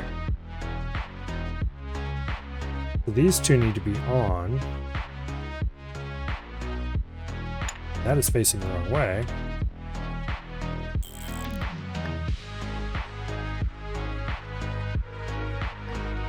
This needs to be on when the output enable is on.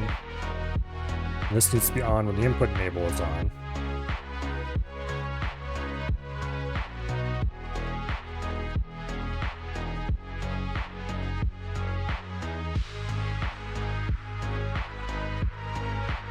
That's all we needed. Okay. Okay. I kind of wish we could move these things around because we compact this a lot. If they would let us move the red components.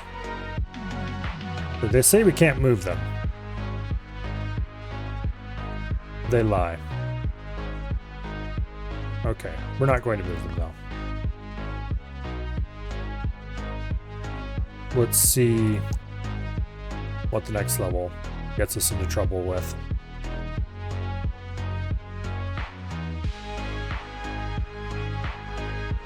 Okay. The circuits you created here will be usable as components and architectures. Circuit you create defines behavior components. Layout defines its shape. Okay. Two input-output components are the same square. Custom code are usable since two pins can't overlap. Okay. So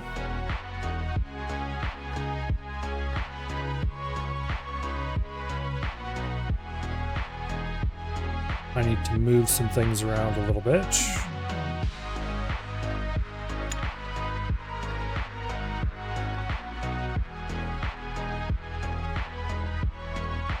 Finally, it allows me to move these damn things. Boom.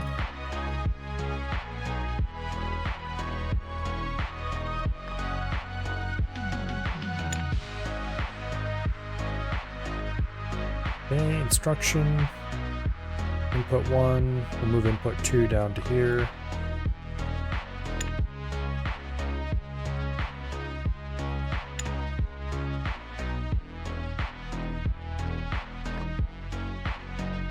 Okay.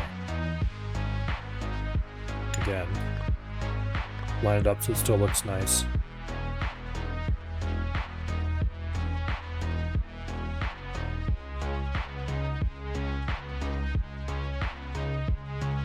If I could shift all of this down a little tiny bit.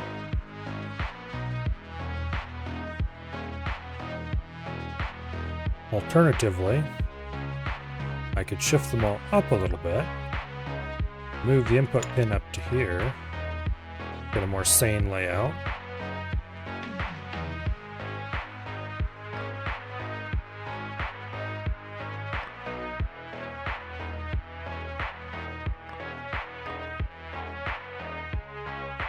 Okay, apparently those don't count.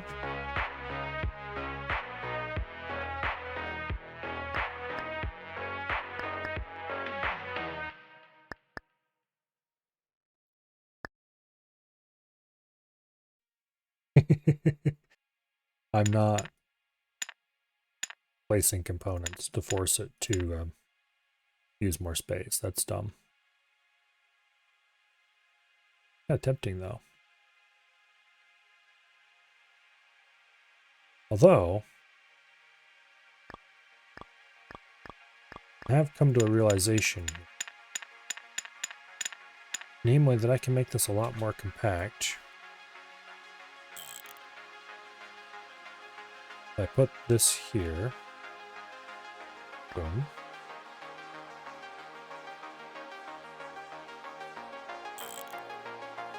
Boom.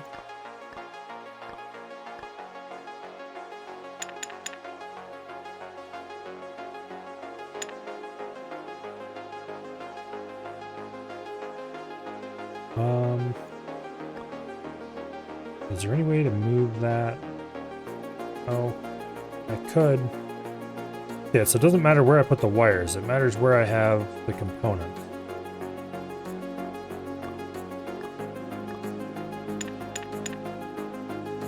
That's kinda dumb, not gonna lie.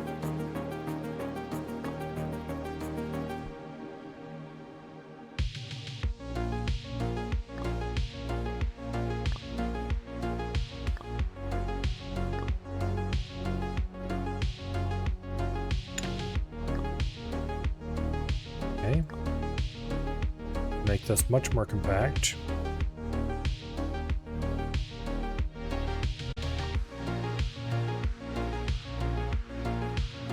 Then we need to move these inward.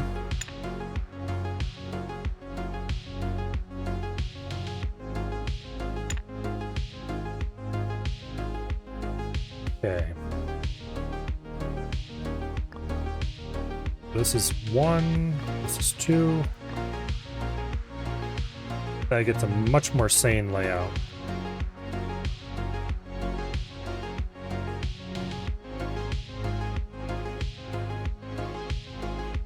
Okay. Now, how do I go about saving this?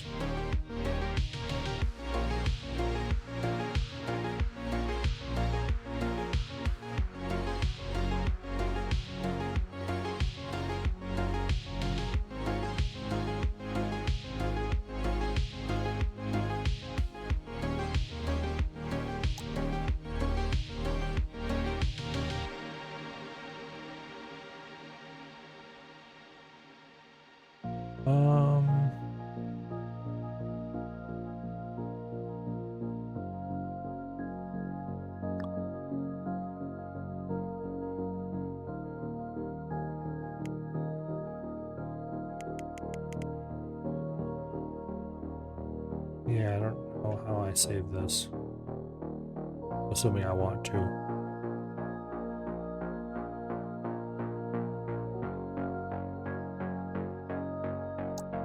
Oh, here we go. Okay, so it auto-saves. We just have to click new schematic to get a new one. Alright. We will do that should we need to do that later. Okay, so we have instruction decoder or conditions.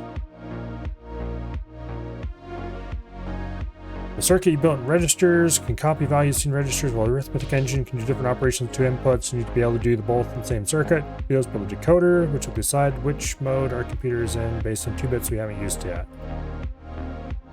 Okay. Determine the mode we're in for the input, then send it to the correct output. Calculation, immediate copy, condition. Okay. So for this, we can use a 3-bit decoder.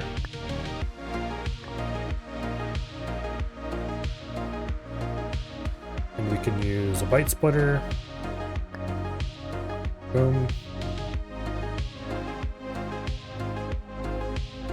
We want to use the last 2 bits.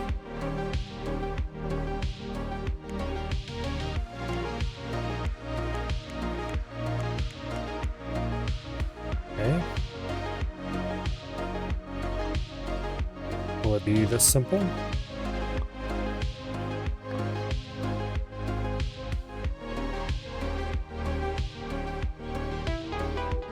Okay. They were nicely in the right order, so I didn't have to do anything weird there. Time to merge the arithmetic engine you made previously with the register circuit. The calculation circuit was saved in the component factory and can now be added as a component. Forgot which pin does what. The decoder you built to figure out we should copy between register to calculations. There are 4 different modes again. For this level, you don't have to worry about copy and calculate.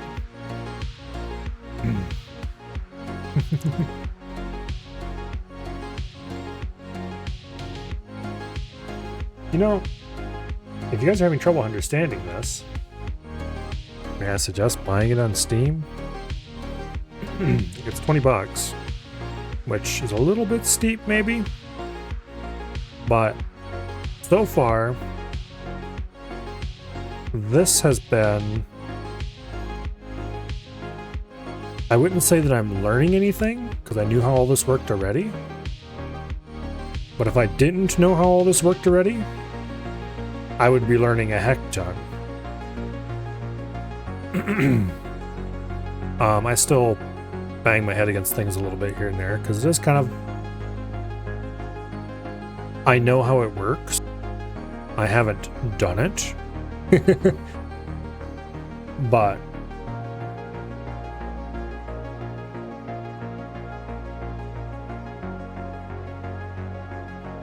I guess what I should say is that I haven't been learning anything, but I have been learning a lot. In that now it is not... clarifying isn't the right word even. Solidifying. There we go. Solidifying is a good word.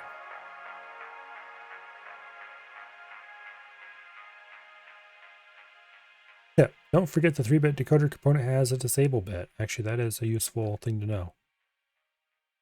Okay. This level, you only have to worry about the copy and calculate, check the instructions. Okay.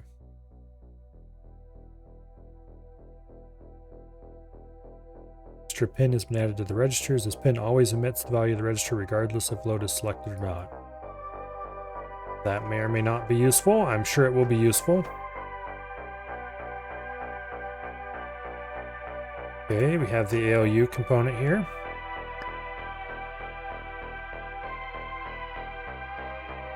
Which is pretty nice. And what the hell kind of abomination are you? Oh, that's the decoder we just made. Okay.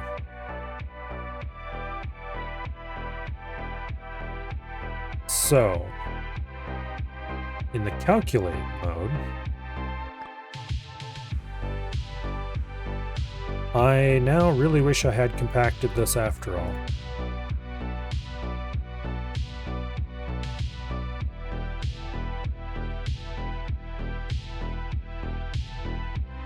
Because now I'm going to want to compact it.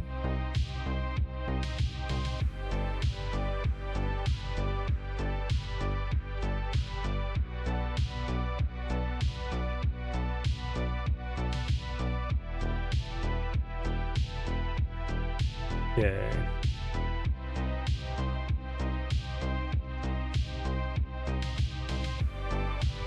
Backed it down a little bit.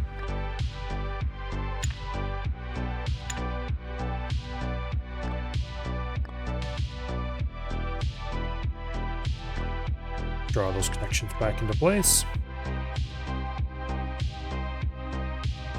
Drag you into place. You know, you say like oil and water, but, and this is somewhat important, until you mess around with it,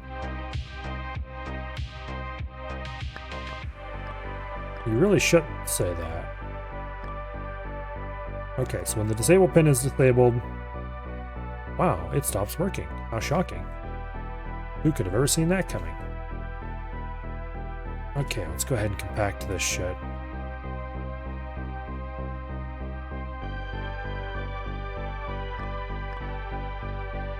Like I should have done from the start.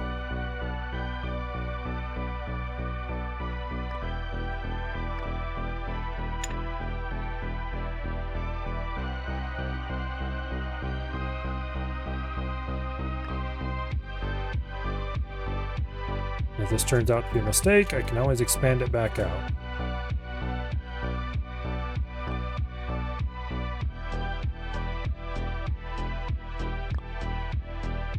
Adjust this bottom bit.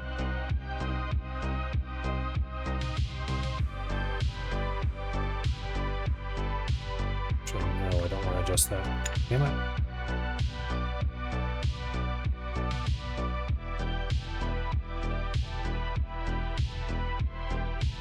Why does it move so much right there? I just want it to go down a little tiny bit. Oh. I think it... Damn it, stopped in there. You can see part of it. There we go.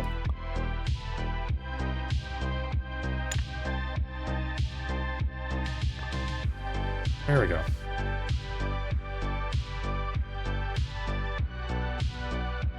Although, now I'm tempted to move it, actually. Back up.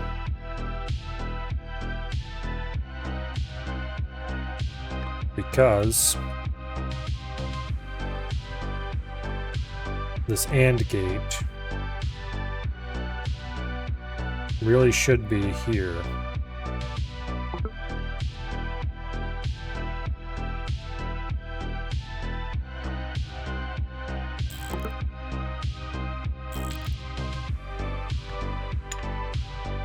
There we go. Then draw those in like that, and that's all the tighter that can be compacted because those two pins are too close to each other. And this whole mess, go ahead and make some extra pins there.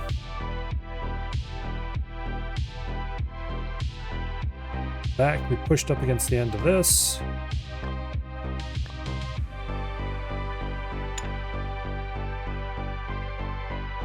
Move these over.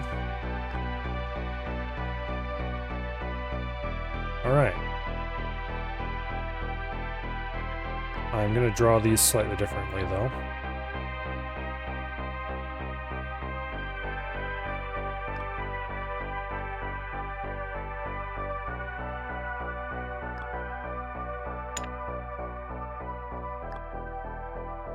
That. And you go to there. Okay, we can't run that through there. Where can I run it through? Nowhere, really. I'll have to bring it down below this. Hook up there.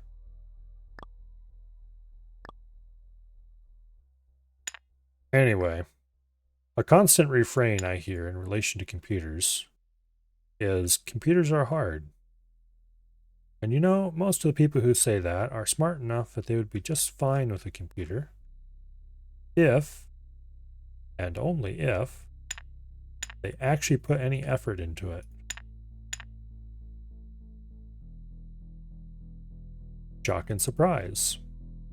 When you try to learn about something, you actually learn about it. However, when you don't want to learn about something and you don't put any effort forward, gasp, you just don't learn anything. Who could have possibly figured that out?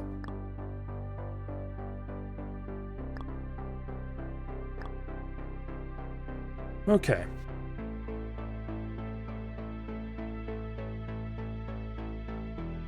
I think this is much more sanely laid out now. Sort of.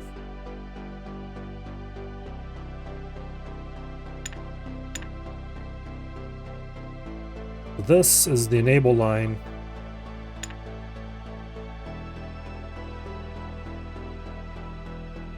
We want this only to be enabled when the copy operation is on.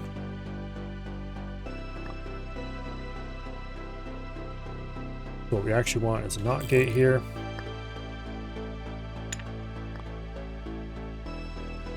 Wait. No.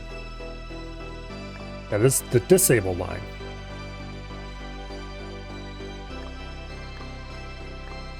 Boom. We want that to be disabled when that is on. Now,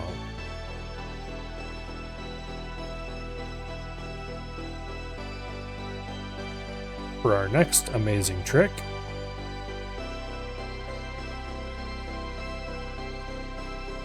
we want to do this all over again, sort of.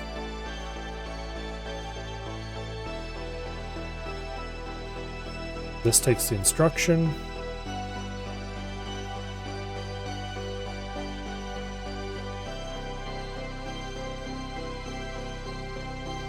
Boom.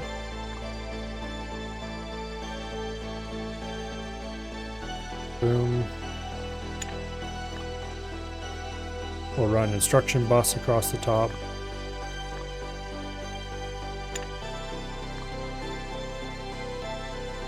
Then we'll hang each segment off of the instruction bus. For now, we'll just run straight into the LU.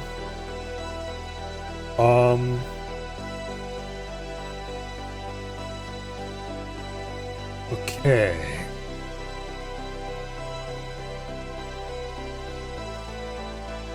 Now,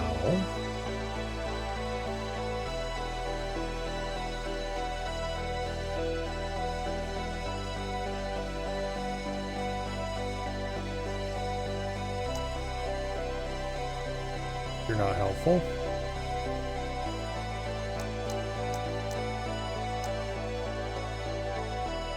I don't want the solution. I want to be told what we're doing again. There we go.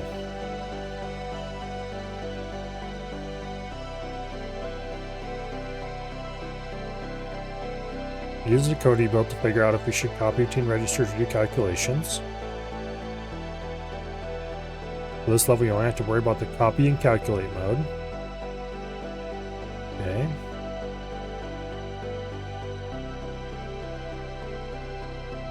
So, we've got the copy circuitry.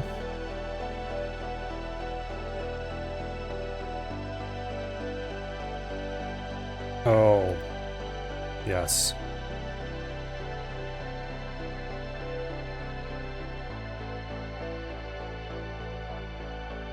What I need to do here is copy this instruction decode circuit again, I think. Part of it, anyway.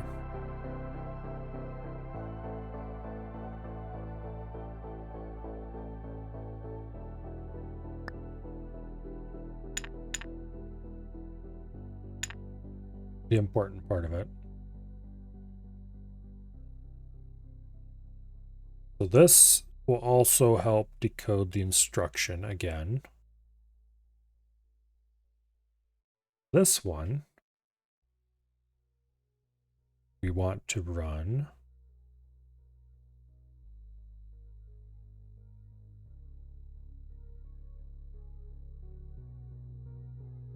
I need to run this wire out of the way. It needs to go back where it was originally. The edge of the level.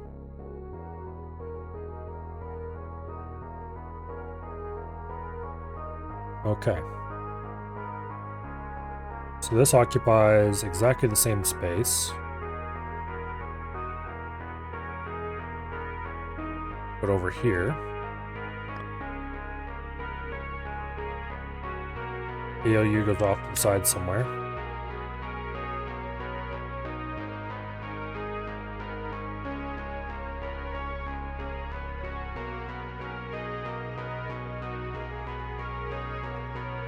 Boom. Boom.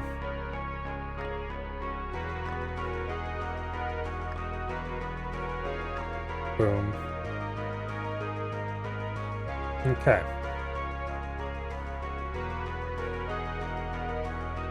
Now, these are register selects again. I should probably move these registers back down.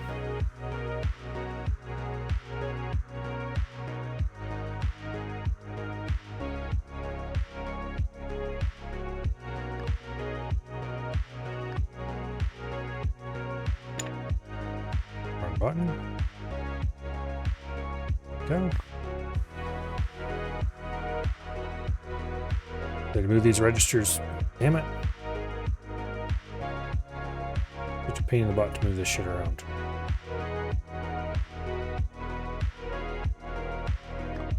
Move those registers down again. Move you back up so you're out of the way. Ouch. This is a little more fundamental. This needs to be on in all cases whenever we're reading from the input or output. Means that this, we need to run a second wire across the top.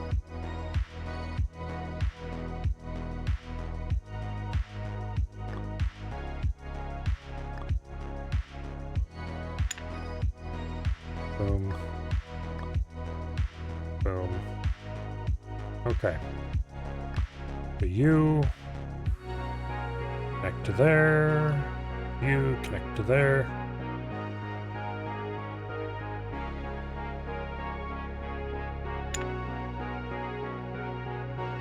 Okay. Calculation. Boom.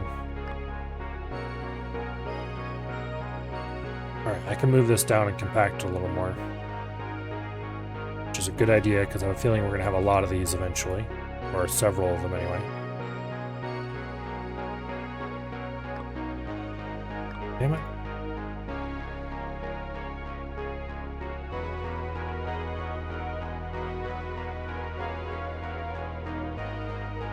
Okay, fine. Be that way.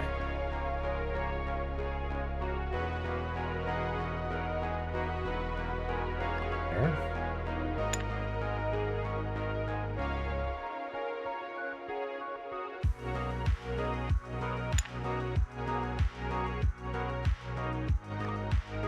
Calculation. Boom.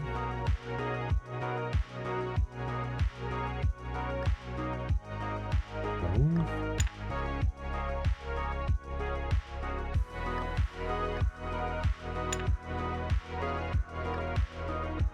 Okay, that gets us a little more space to work with.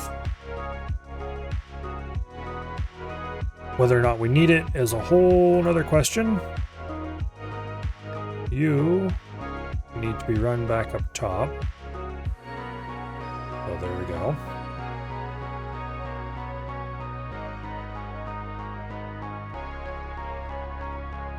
Okay, now register select.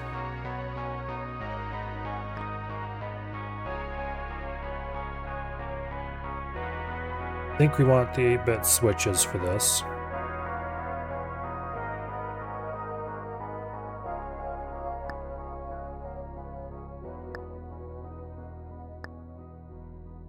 This is going to be annoying as hell, isn't it?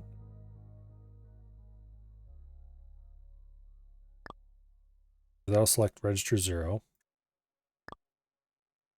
Yep. Each of these is going to have to kick out one space to avoid pin conflicting.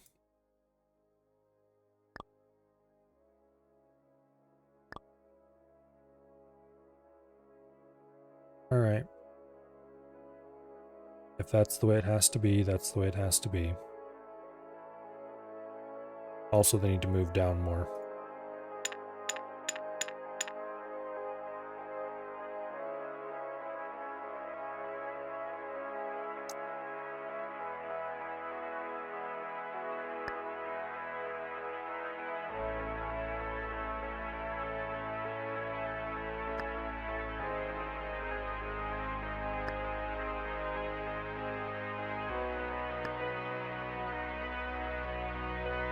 These need to be bumped out.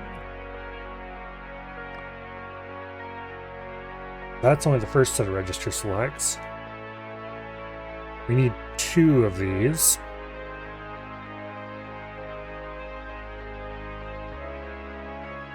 Nearly identical.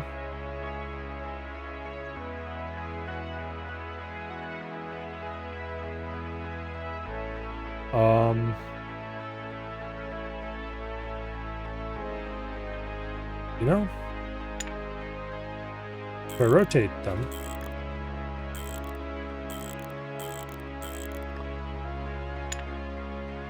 wish I could just draw a bandbox sometimes.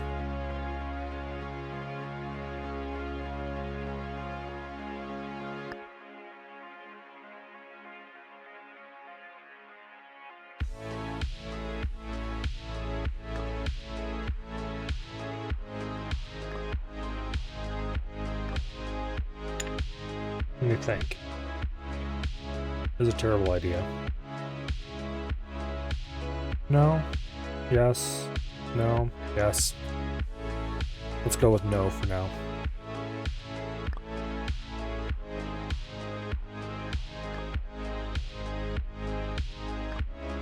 This will allow us to select a register. Get you out of the way for now.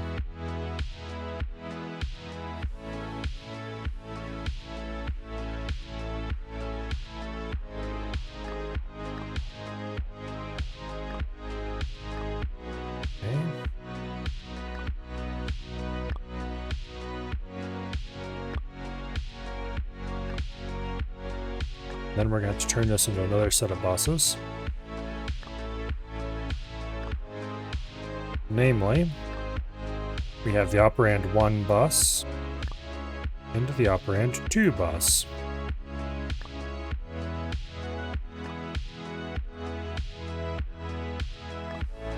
Operand 1, operand 2, operand 1, operand 2, operand 1, operand 2, operand 1, operand 2, operand 1, operand 2. Okay, now for the real pain in the ass. You go to there. You go to there. You go to there.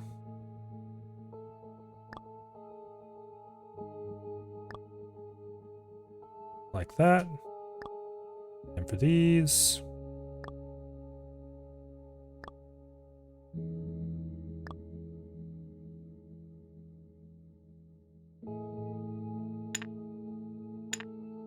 Not going to make that much of a mess with these.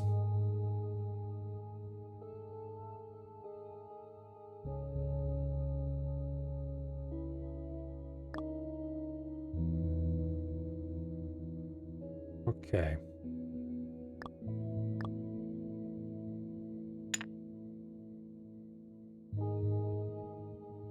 Boom. Back one. Okay. You hook to there. You hook to there. You hook to there. You hook to there. We'll clean the other ones up next. There's no way I'm leaving them the way they are.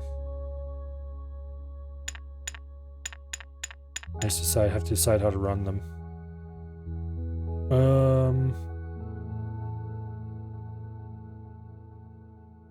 Actually, upon second thought, if I shift this whole mess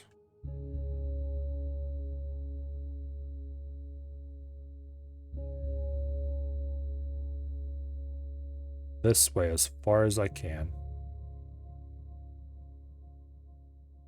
Well, there actually would be about right.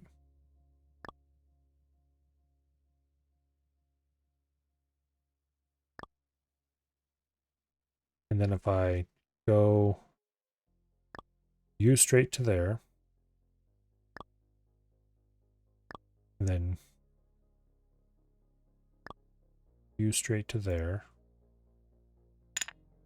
Oops.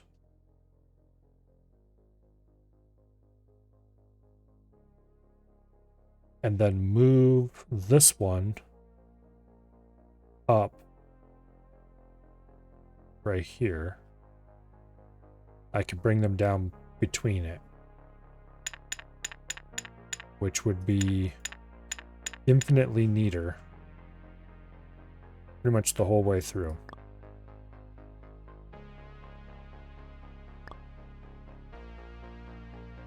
And this thing is going to be all about neatness, because if you don't, you're going to suffer like crazy. I guarantee it.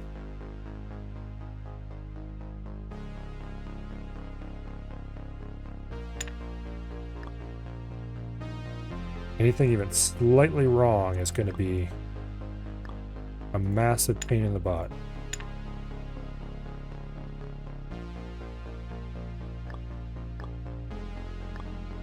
Okay. Now, we'll connect those up later.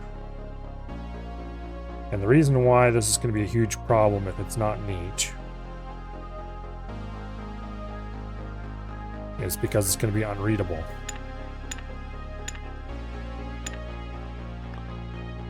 And being unreadable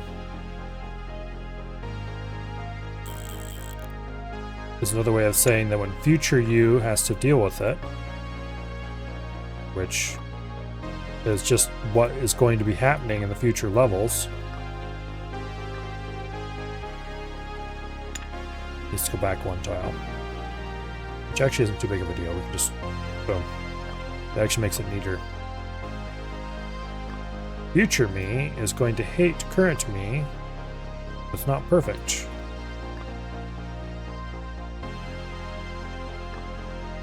Because then it's going to be a massive problem.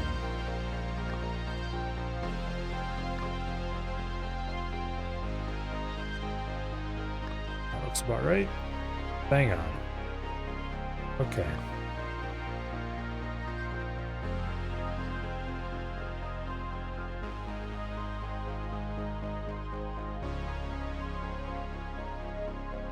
Goes there, I think.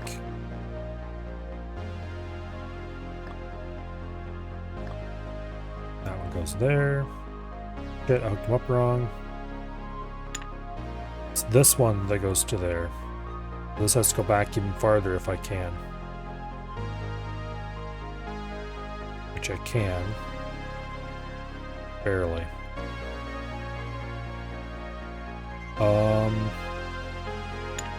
Let's think about moving the enable line.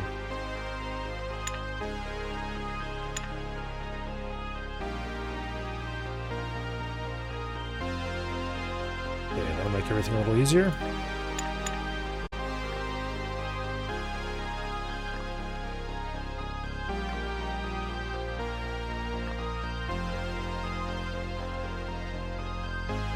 Guess that'll work.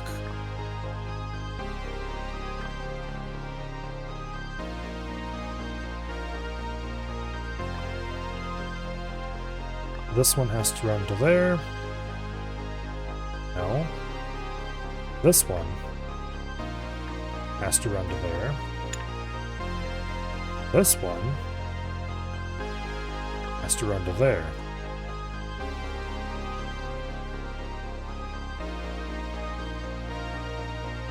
Okay. That little bit of unneatness is going to just have to be lived with for now.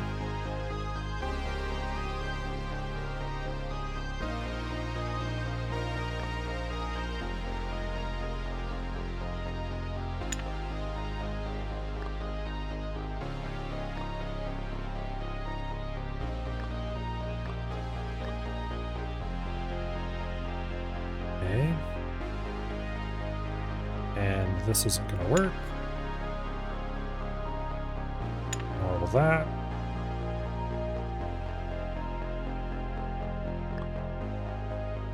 Okay, that has to go there.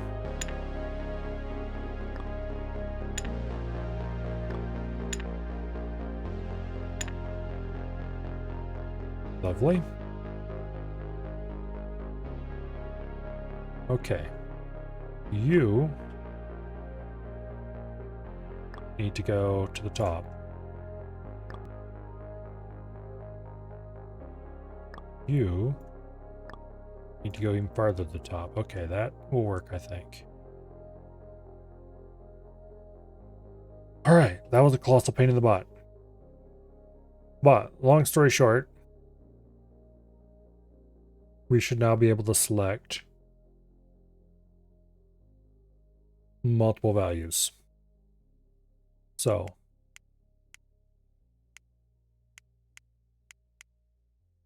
this is not showing the instructions, which is kind of a pain.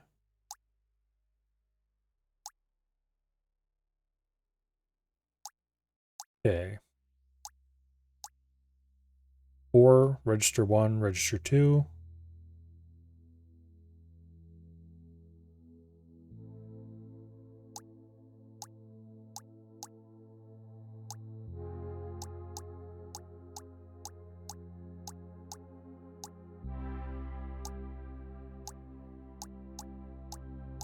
Okay. We want the calculate bit set.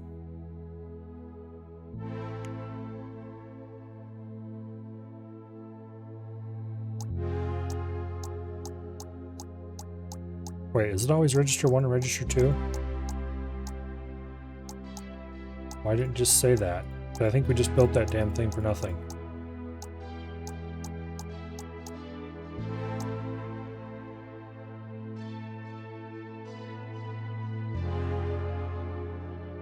Wait.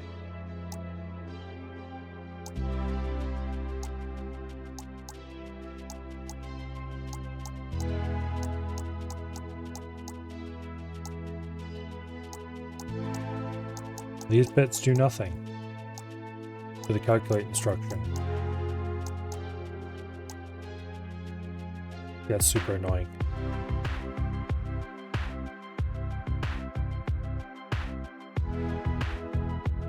Okay, let's not delete this just yet, just in case I read this wrong.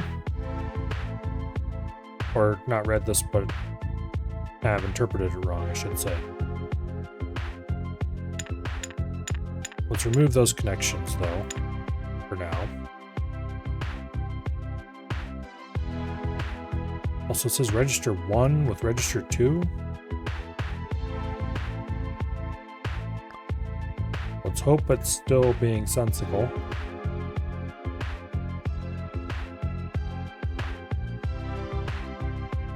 Let's bring the instruction across the top. There's the output. Where do we write the output, though?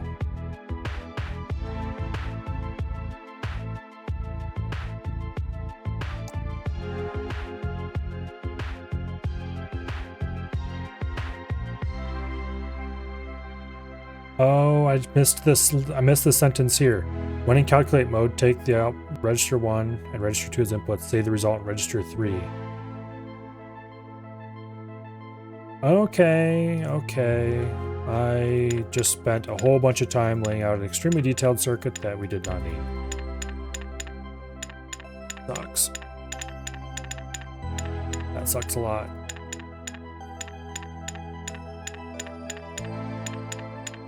Darn you, game. We could have had beautiful any register to any other register calculation.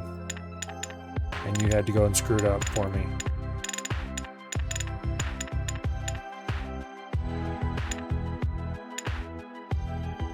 Okay. We're deleting a few more things than we have to delete here, I'm pretty sure. Now...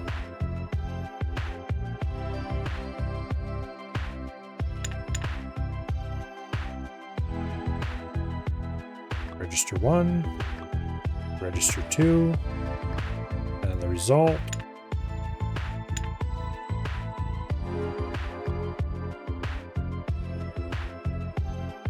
We only want to send this through if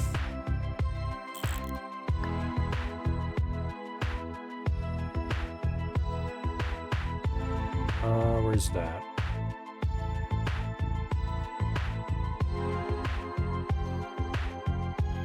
If the decoder says we should be in calculate mode.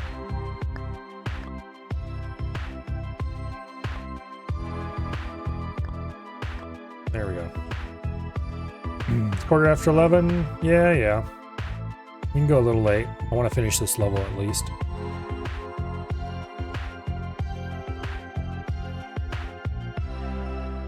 I do have to say, I am having great fun. I don't know about you guys, but I certainly am. We will definitely be finishing this game. I just need to decide when we're going to do more of it. No more this week, but there'll be at least 1 week next, or 1 day next week where we will play more of this. Or maybe we'll play some on the weekend. I don't know. Depends on how much time I think it's going to take.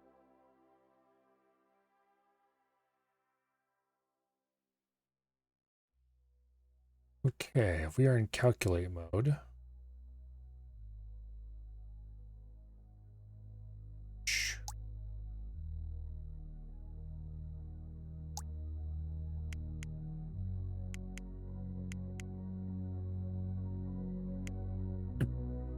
Oh, I forgot. This is...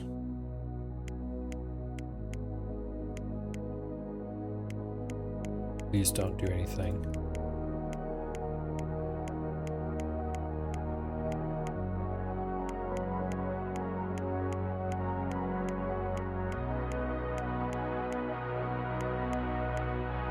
What the hell?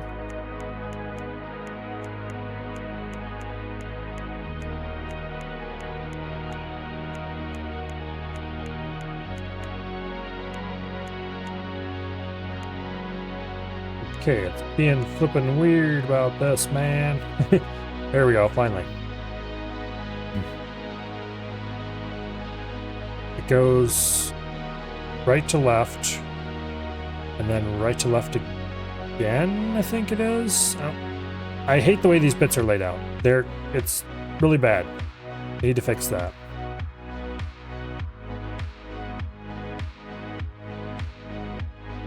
So far, that is my number one complaint, and probably my number 2, 3, 4, and maybe 5, 5th complaint as well.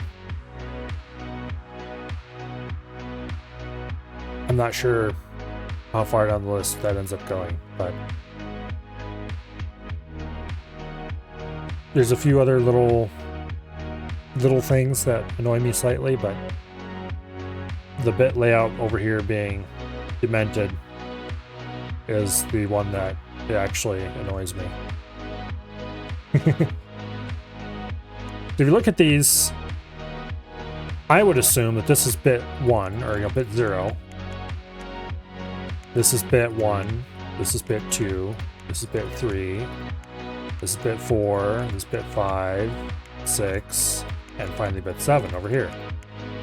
But in reality, this is bit 0. This is bit 2. There we go. Bit 1. 2, or the 4th place. 8th place. 16th place.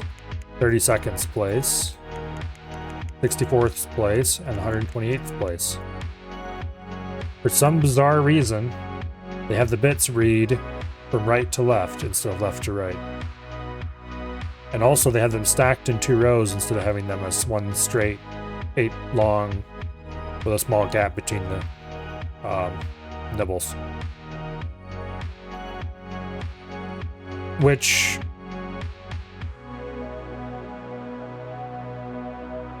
is not completely insane, I guess. There are reasons to have it laid out in that order. It's just that if it was laid out in that order, I'd be fine with it. If it wasn't also for the fact that it is stacked in 2 layers, and that those 2 things make my poor brain hurt.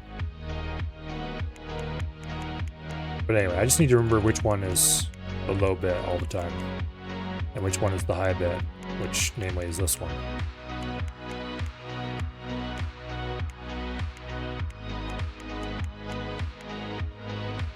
So this is calculate, and this is copy. I want to turn on calculate mode, basically. Because I wanted to mess around with something. And now I don't even remember what I was trying to mess around with. Oh yes, I need to write enable this register in this mode.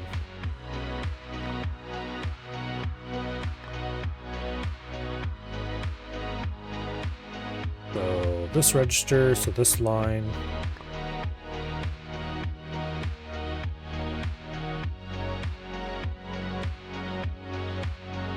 Wrong line.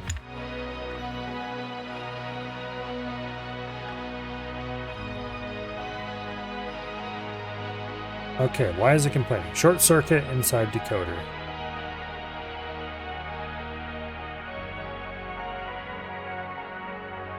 Okay.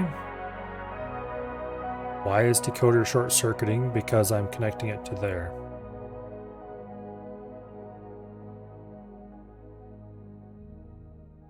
Oh, because I have 2 outputs on one line. Even though this one's output is disabled, it's not actually disabled, if that makes sense.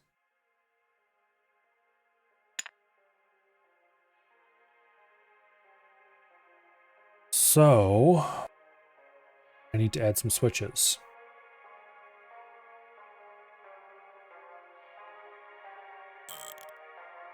And the problem is, if I add a switch here,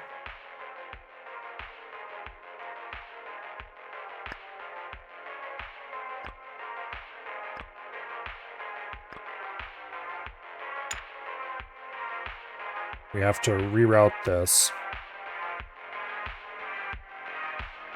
And then we can run the enable pin across. And then for the next one,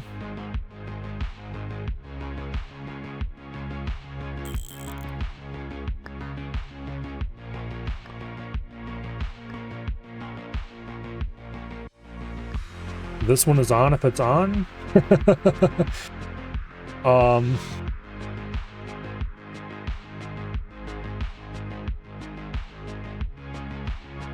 Okay.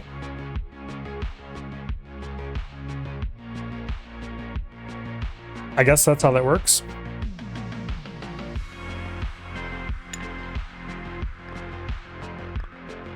A bit silly, but that's what we need. That's what we need. And the output,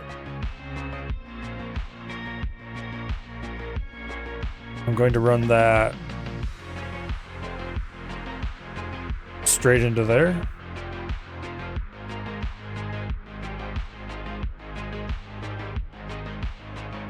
So that should store enable this line.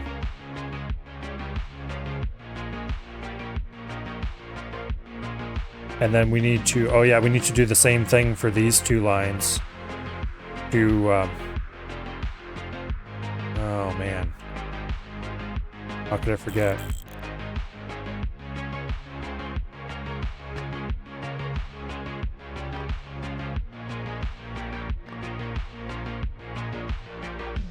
Wait, why am I... Okay. This needs to store enable those two circuits. However, once again, we need to cut this side out. And that's going to be a pain in the butt, because where am I going to run these circuits? That won't look incredibly nasty. I guess we can run them up this way. But then how are we going to run them back? Yeah, we can't do that.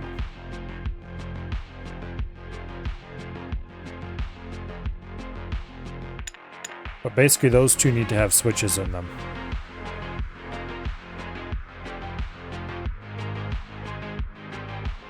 We could...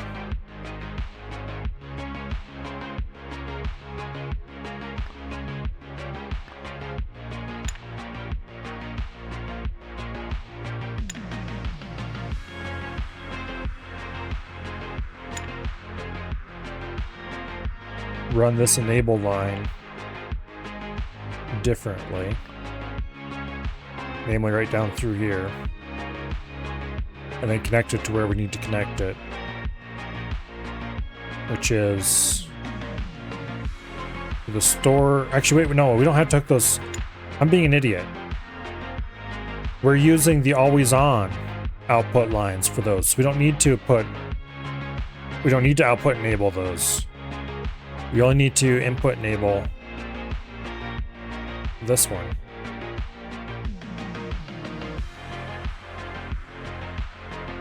Okay, I'm being an idiot. Short circuit.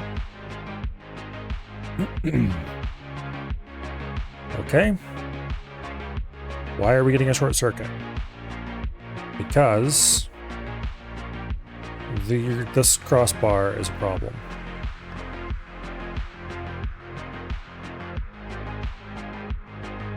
We can't enable this wire at the same time as this is enabled. So what we need to do is copy this mess, move it down a couple paces,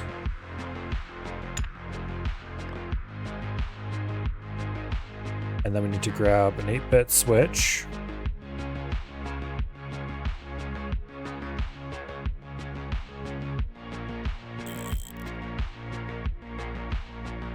Put it there.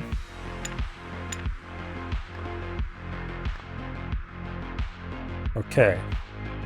This needs to be enabled when the copy is enabled. But the enable signal for copy is not readily available in this sector.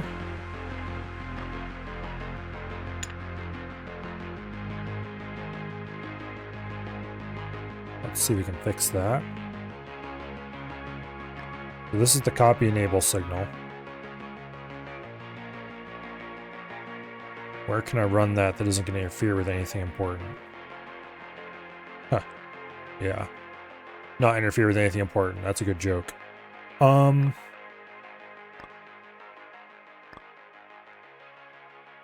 Copy enable signal right here.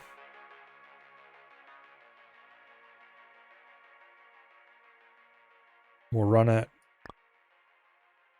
Not there.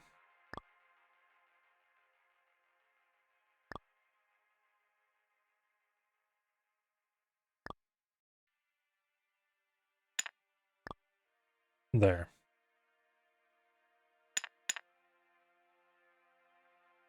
Okay, copy enable signal. Boom. This is turned on when copy is enabled, otherwise it's turned off. Run the test again. Short circuit. Why? How?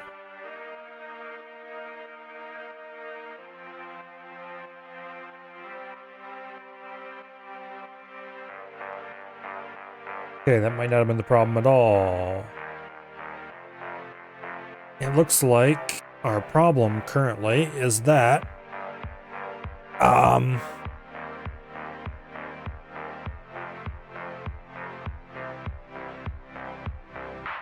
why is store enabled?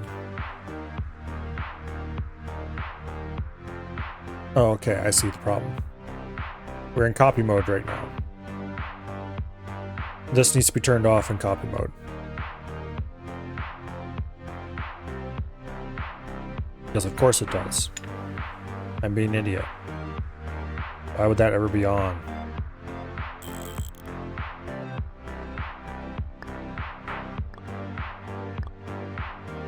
Okay.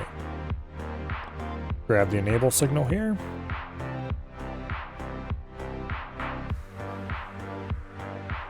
No. Okay. We're in copy mode.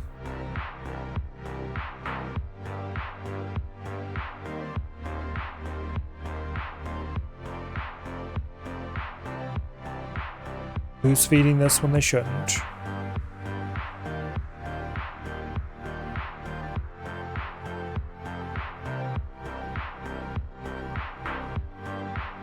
Okay, this logic here for the switch I think needs to be more complicated actually.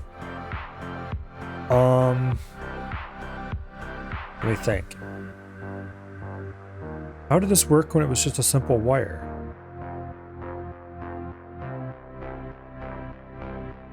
Oh, that's how it worked when it was a simple wire.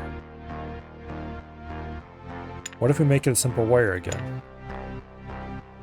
That's not going to work.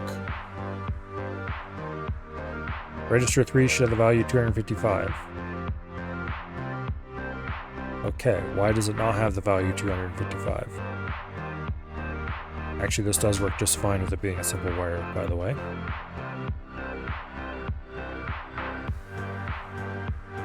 Register 3 save enable is set.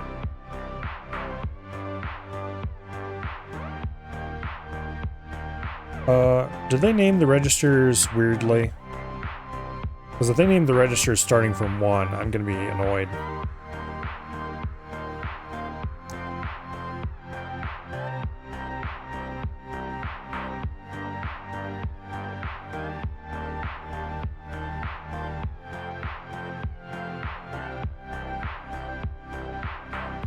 I bet you they named the registers starting from 1.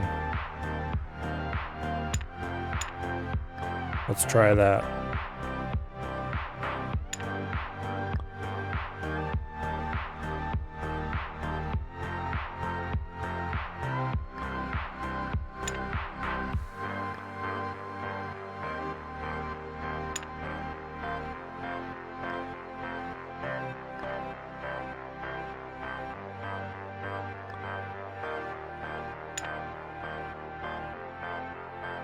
Okay.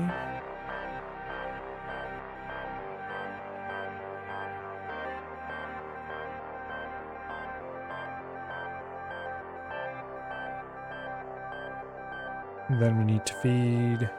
No, that should work. Register 1 and 2, ready 3 for result. Okay, yeah, that was right.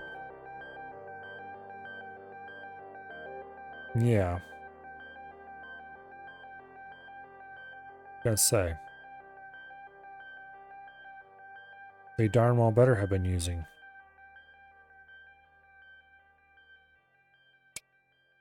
Okay, Reg 3 should have the value 255.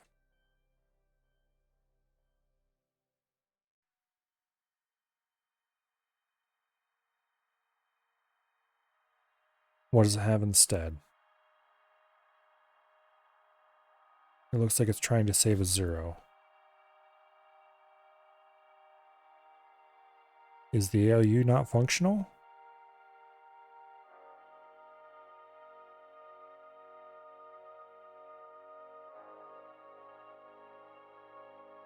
No, the code.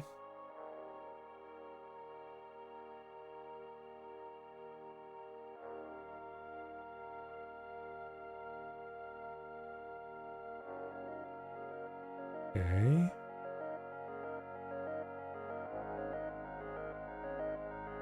Yeah.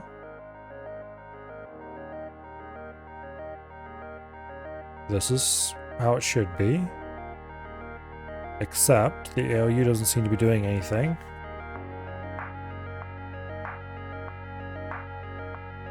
Interesting.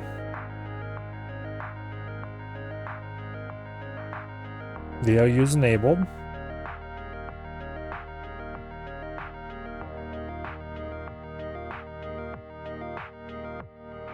Okay. Go to the component factory and take a look at the ALU.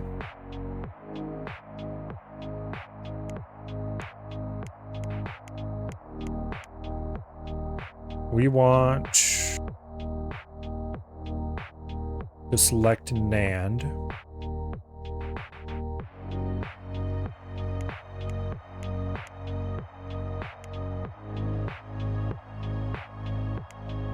So let's see, which one is that?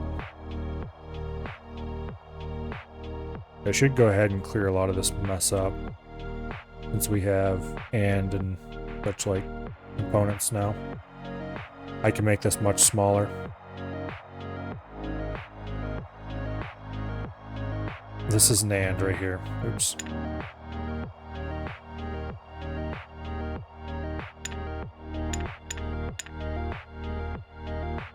Eight-bit logic, 8-bit NAND.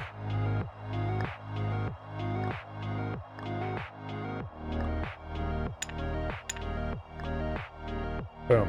That's outputting 255, exactly like it should. Oh. It's not selected though. Okay, this is NOR. Oops. 8-bit logic. NOR. This is AND. 8-bit logic and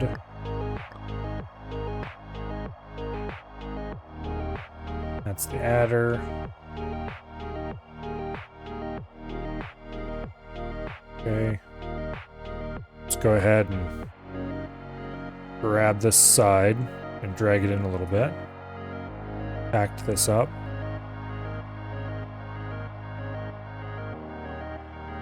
Make it a little more sane. Put the output over there.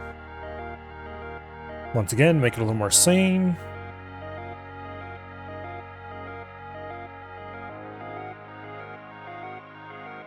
Okay.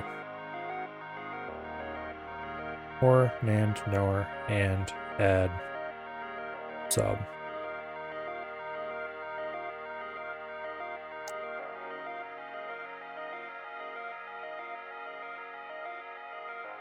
Okay.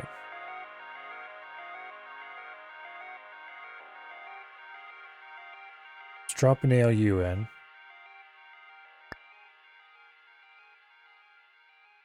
Eight-bit maker. Feed that in the instructions.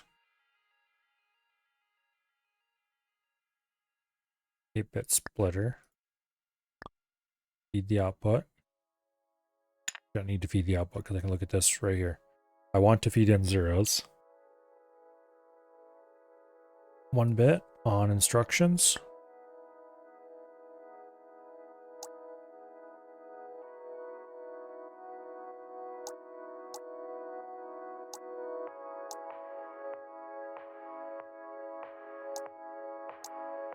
Okay.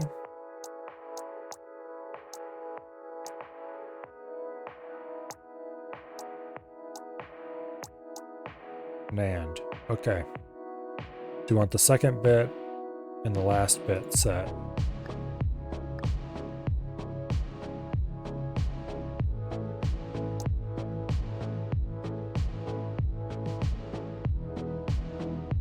That is not doing anything.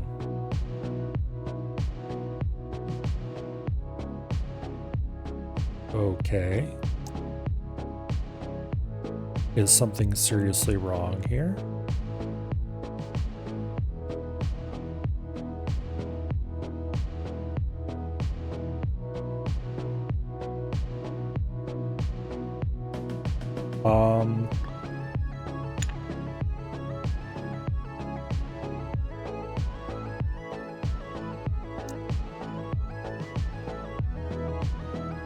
Look at those instructions again.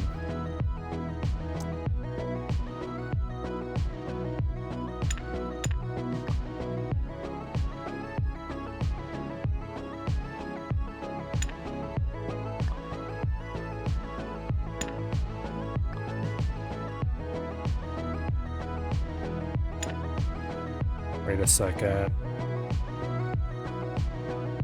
Something screwy with the instruction.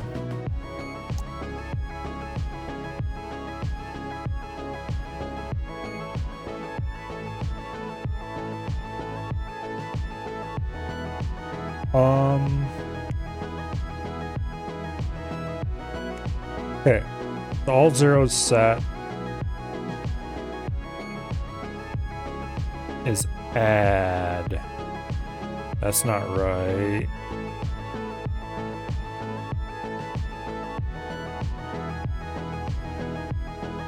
Is it? I wish I could view the instructions in here.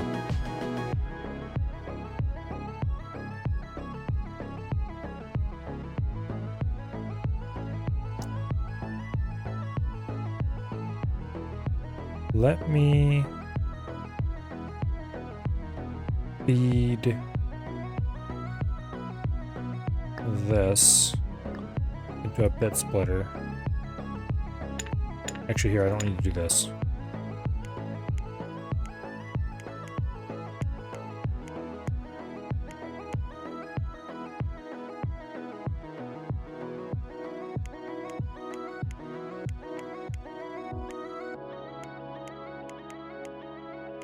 No, I think this is set up correctly.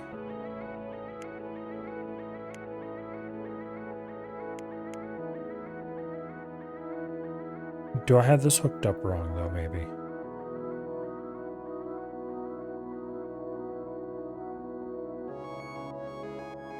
Immediate calculation, copy, addition.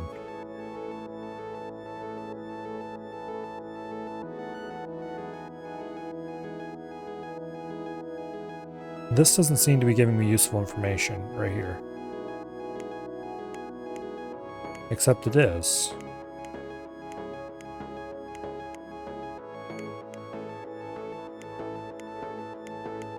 Okay, there. Now we have a NAND instruction.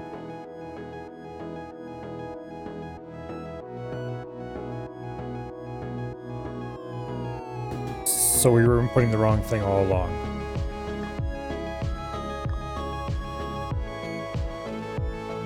Okay, so we need to input 65. Go to the component factory. Now it's input 65. This should enable NAND. It is not. It is enabling add, which is completely wrong.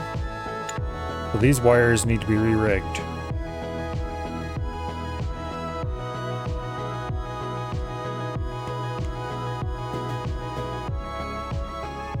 Okay.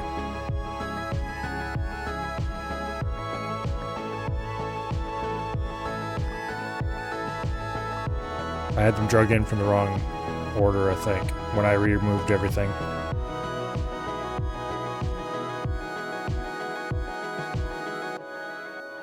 Okay, let's return now. Now we're getting the right result out of the ALU. Okay, so when I rebuilt the ALU, I did it wrong. Oops. And if I hadn't screwed that up, we would have completed this a long time ago. So now we have program and conditions as our next step. And then we have immediate values, which I'm guessing those are probably constants. Like a value stored in the instructions. The instruction stream, maybe?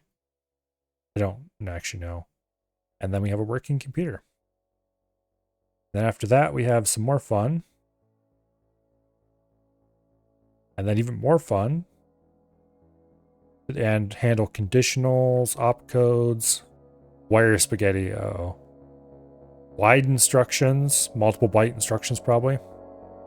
Signed less, unsigned less. Quality.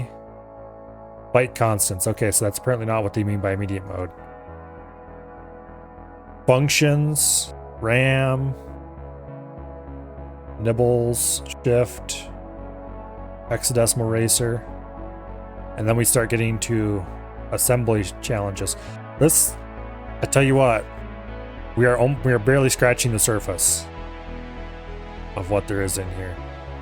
And I can't wait. It is 11:45. It is high time to stop stream. But I don't want to. But we will anyway.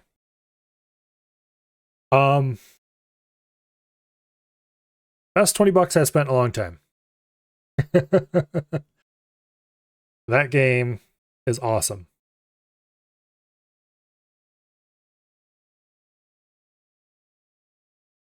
Yeah, it's just awesome. We'll leave it at that. For somebody who has always had a strong interest in 8-bit microprocessors, 16-bit microprocessors, low-level programming, hardware design, that kind of stuff, but never actually found the time to dabble in it, this is really cool. For example, I bought a Raspberry Pi years ago, fully intending to spend it learning use it to learn ARM assembly. I ended up using it to run I had some kind of server program I need to run. And I didn't want to run it on my computer because I wanted to reboot that for some reason. And so I ran it on the Raspberry Pi. And next thing you know, that was where that lived. And the Raspberry Pi wasn't available to tinker with, and that was the end of that. Things like that have been happening ever since day one, basically. And I just somehow never ever get around to tinkering with the low-level stuff like that. I know how it works. In theory. But this is an amazing chance to exercise that theory in a somewhat simplified manner. But anyway. Who's doing what tonight? Wasted's playing DayZ. There does not appear to be any Af or Avi around. Let's raid Wasted. That seems like a reasonable thing to do.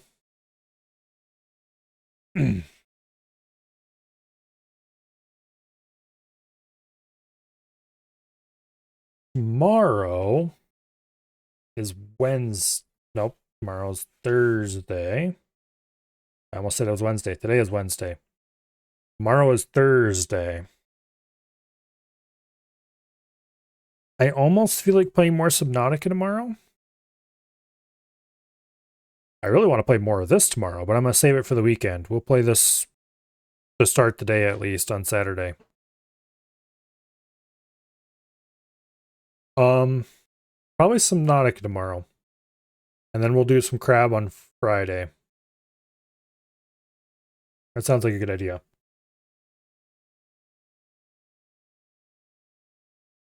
But for today, let's head over to Wasted and see what he is doing. It looks like he's sitting in a building talking to chat. Okay. I hope you all have an awesome night.